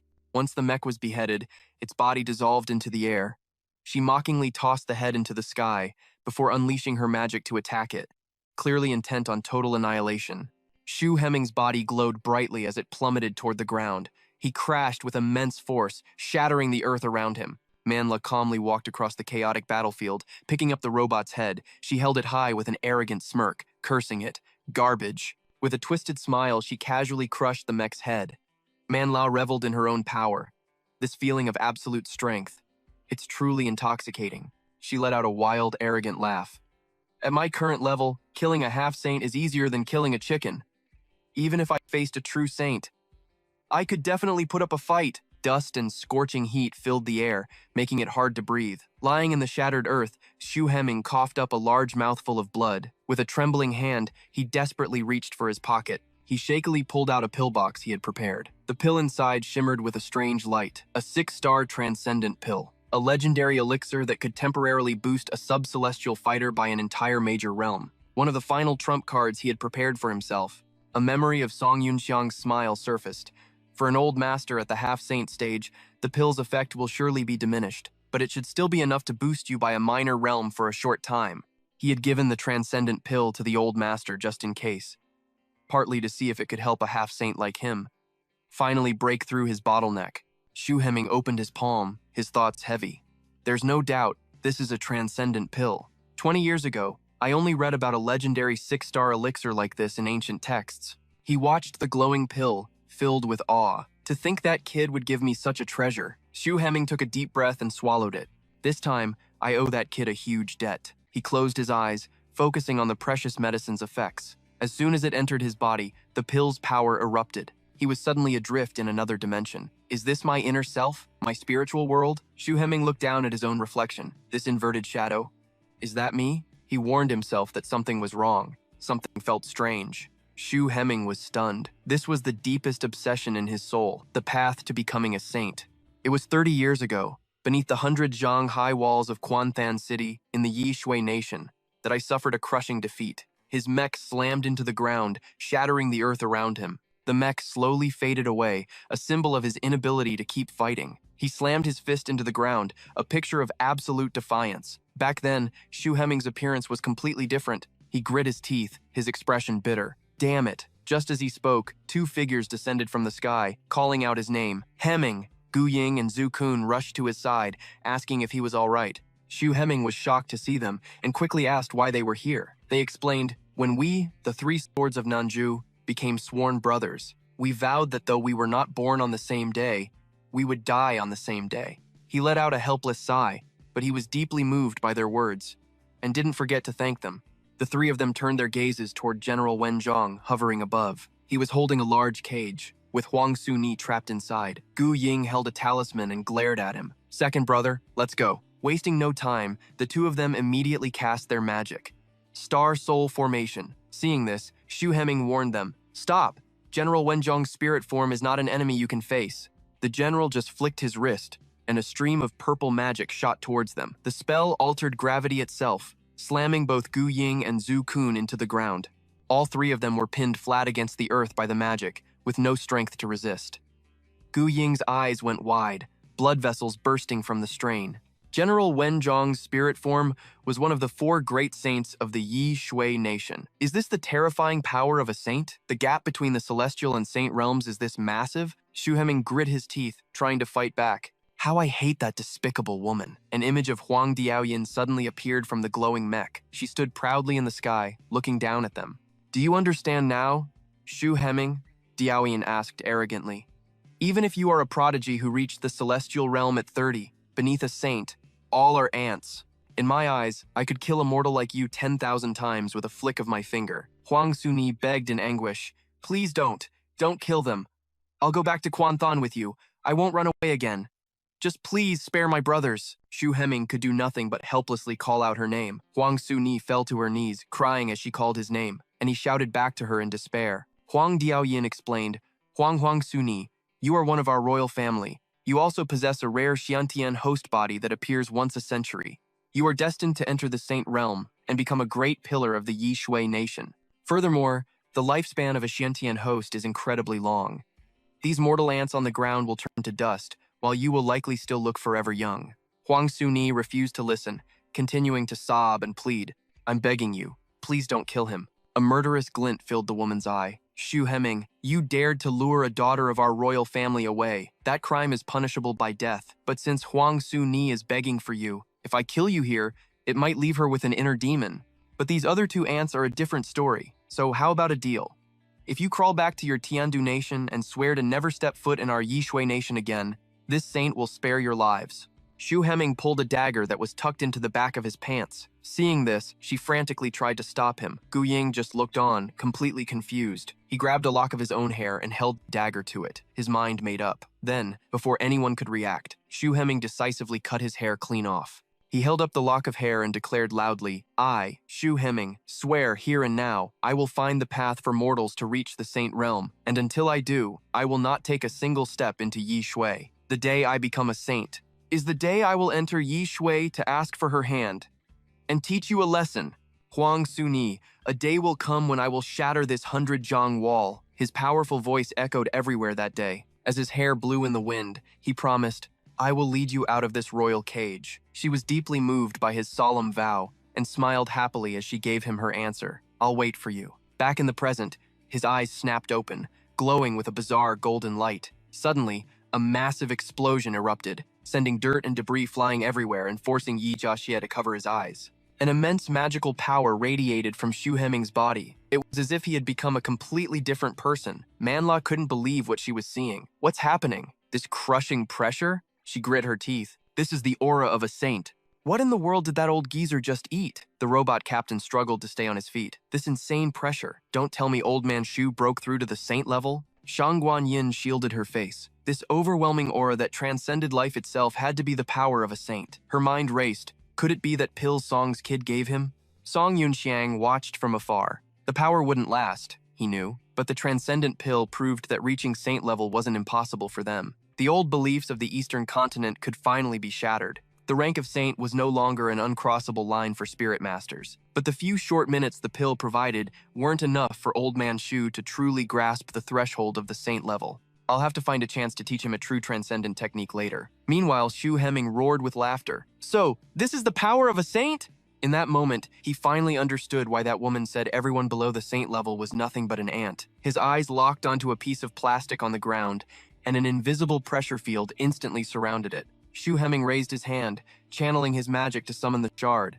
It crackled with electricity before shooting toward him at an incredible speed. With a deadpan expression, he snatched it from the air, leaving everyone completely baffled. He stared at it, murmuring, "Sorry, little guy. This power is way beyond what you can handle." Witnessing this, Man Luo's entire body began to tremble. She screamed in her mind, "Move, damn it, move!" This crushing pressure. If I can just interrupt him now, why can't I freaking move? He began to channel every ounce of mana he had, and a powerful golden light erupted around him. Xu Heming's body blazed, unleashing a torrent of power unlike anything he had ever felt. Xu Heming transformed into a massive mech with gleaming golden armor. The sheer force of his mana sent dust and debris flying everywhere. He couldn't help but be amazed. The power of a saint was on a whole other level. No wonder she could look down on all of creation, he thought. So this is how she saw us back then. An old memory flooded his mind. Man Luo's confidence shattered into pure panic. "Stay away from me," she shrieked. Xu Heming recalled how Huang Diaoyin had beaten him down. The image of the spirit General Wenzhong unleashing its immense power with a decisive swing of its arm flashed in his mind. And so, Xu Heming mimicked the exact same motion, swinging his arm wide. Man Luo just stared, completely clueless as to what was happening. He remembered his humiliating defeat, how many times he had been knocked down. Now, he would return the favor in full. Man Luo's spirit general, Yi Zixie, was dragged helplessly across the ground, tearing up the earth. She was sent flying, crashing violently into a nearby building before finally skidding to a stop. Inside the cockpit, Man Luo was shaking, and she let out a furious curse. She activated her magic, Celestial Demon Mode. "Disengage. Push output to maximum for me." But suddenly, Man Luo froze, her eyes wide with terror at what she saw. It was Xu Heming, soaring through the air and closing the distance in an instant. He glanced at his own hand and whispered, "To cut you down, I don't even need a sword." Song Yunsheng saw the situation spiraling out of control and yelled, "Wait, old man Xu, keep her alive." But it was too late. He had already unleashed his magic. A colossal wave of energy shot straight for Man Luo. She tried to raise her hand in surrender, but she wasn't fast enough. Man Luo could only let out a desperate, piercing scream as the attack hit. The robotic body she was piloting began to slowly dissolve into thin air. It shattered into 1,000 tiny pieces that fluttered into the sky, like a swarm of colorful butterflies. As the mech vanished, Man Luo's real body was left floating motionlessly in the smoke. Her body glowed, a beacon in the hazy aftermath. Suddenly, she was pulled upward, as if by an invisible force. It was Xu Heming, using his magic to lift her into the air. But then, he felt his power completely vanish. His body buckled as he lamented, "Is this the limit?" The golden light faded, and Xu Heming returned to his human form, falling from the sky. Having used far too much energy, he collapsed to his knees, gasping for breath. As Man Luo's body also fell to the ground, Xu Heming wondered, did that last attack use up all the power from the Transcendent pill? Yu Fuluo, who had been hiding and watching the whole thing, cursed out loud, "Damn it! How could we lose, even against a temporary saint?" He quickly gave the order. "The operation has failed. Notify the Feta robots and tell them to scatter and retreat immediately. Go dark and await new orders." Without wasting a second, he planned his own swift escape. But before he could act, he was surrounded by a squad of guard robots. Yu Fuluo's accomplices were also quickly captured, with no one left to escape the net. With blades to their necks, they were subdued like obedient puppies. Under the command of the Jiwu Institute, the Tiandu army, led by the city guard, had completely broken the siege. This battle was a total victory for the Tiandu forces. Song Yunxiang watched from a rooftop as the robots cleaned up below. He sat inside and smirked slightly. This little vixen's timing is pretty good. After the glorious battle, the scene was one of total devastation. A voice cried out from the crowd, "Where are the medical teams sent by the city lord's mansion? Get over here and help the injured." On the other side, the city guard was securing the area, taking prisoners and collecting evidence. Gu Shijing formally bowed and introduced herself. "Your subordinate, Gu Shijing, greets His Highness, the Second Prince." Tian Zeihai smiled and gestured with his hand. "Director Gu, no need for such formalities. Please rise." But she remained polite. "Your Highness was in grave danger, and your subordinate failed to provide timely aid. Please forgive me." He didn't blame Gu Shijing at all. "It's fine. This great battle was more of a scare than a true disaster. Besides, the expert you sent not only has superb personal combat skills and adaptability, but also brought me an unexpected surprise." Tian Zeihai spoke with excitement. She suspected he was talking about the nephew of Marquis An, Song Jingzhong, the master of the Ta Si. Tian Zeihai shared his thoughts. but the power behind him is probably not as simple as just the Song family. A glint of light flashed across Gu Shijing's glasses. "Your Highness means," she began to say. She guessed in her heart that perhaps His Highness also suspected a connection to the super ancient civilization, but in reality, he was just talking nonsense.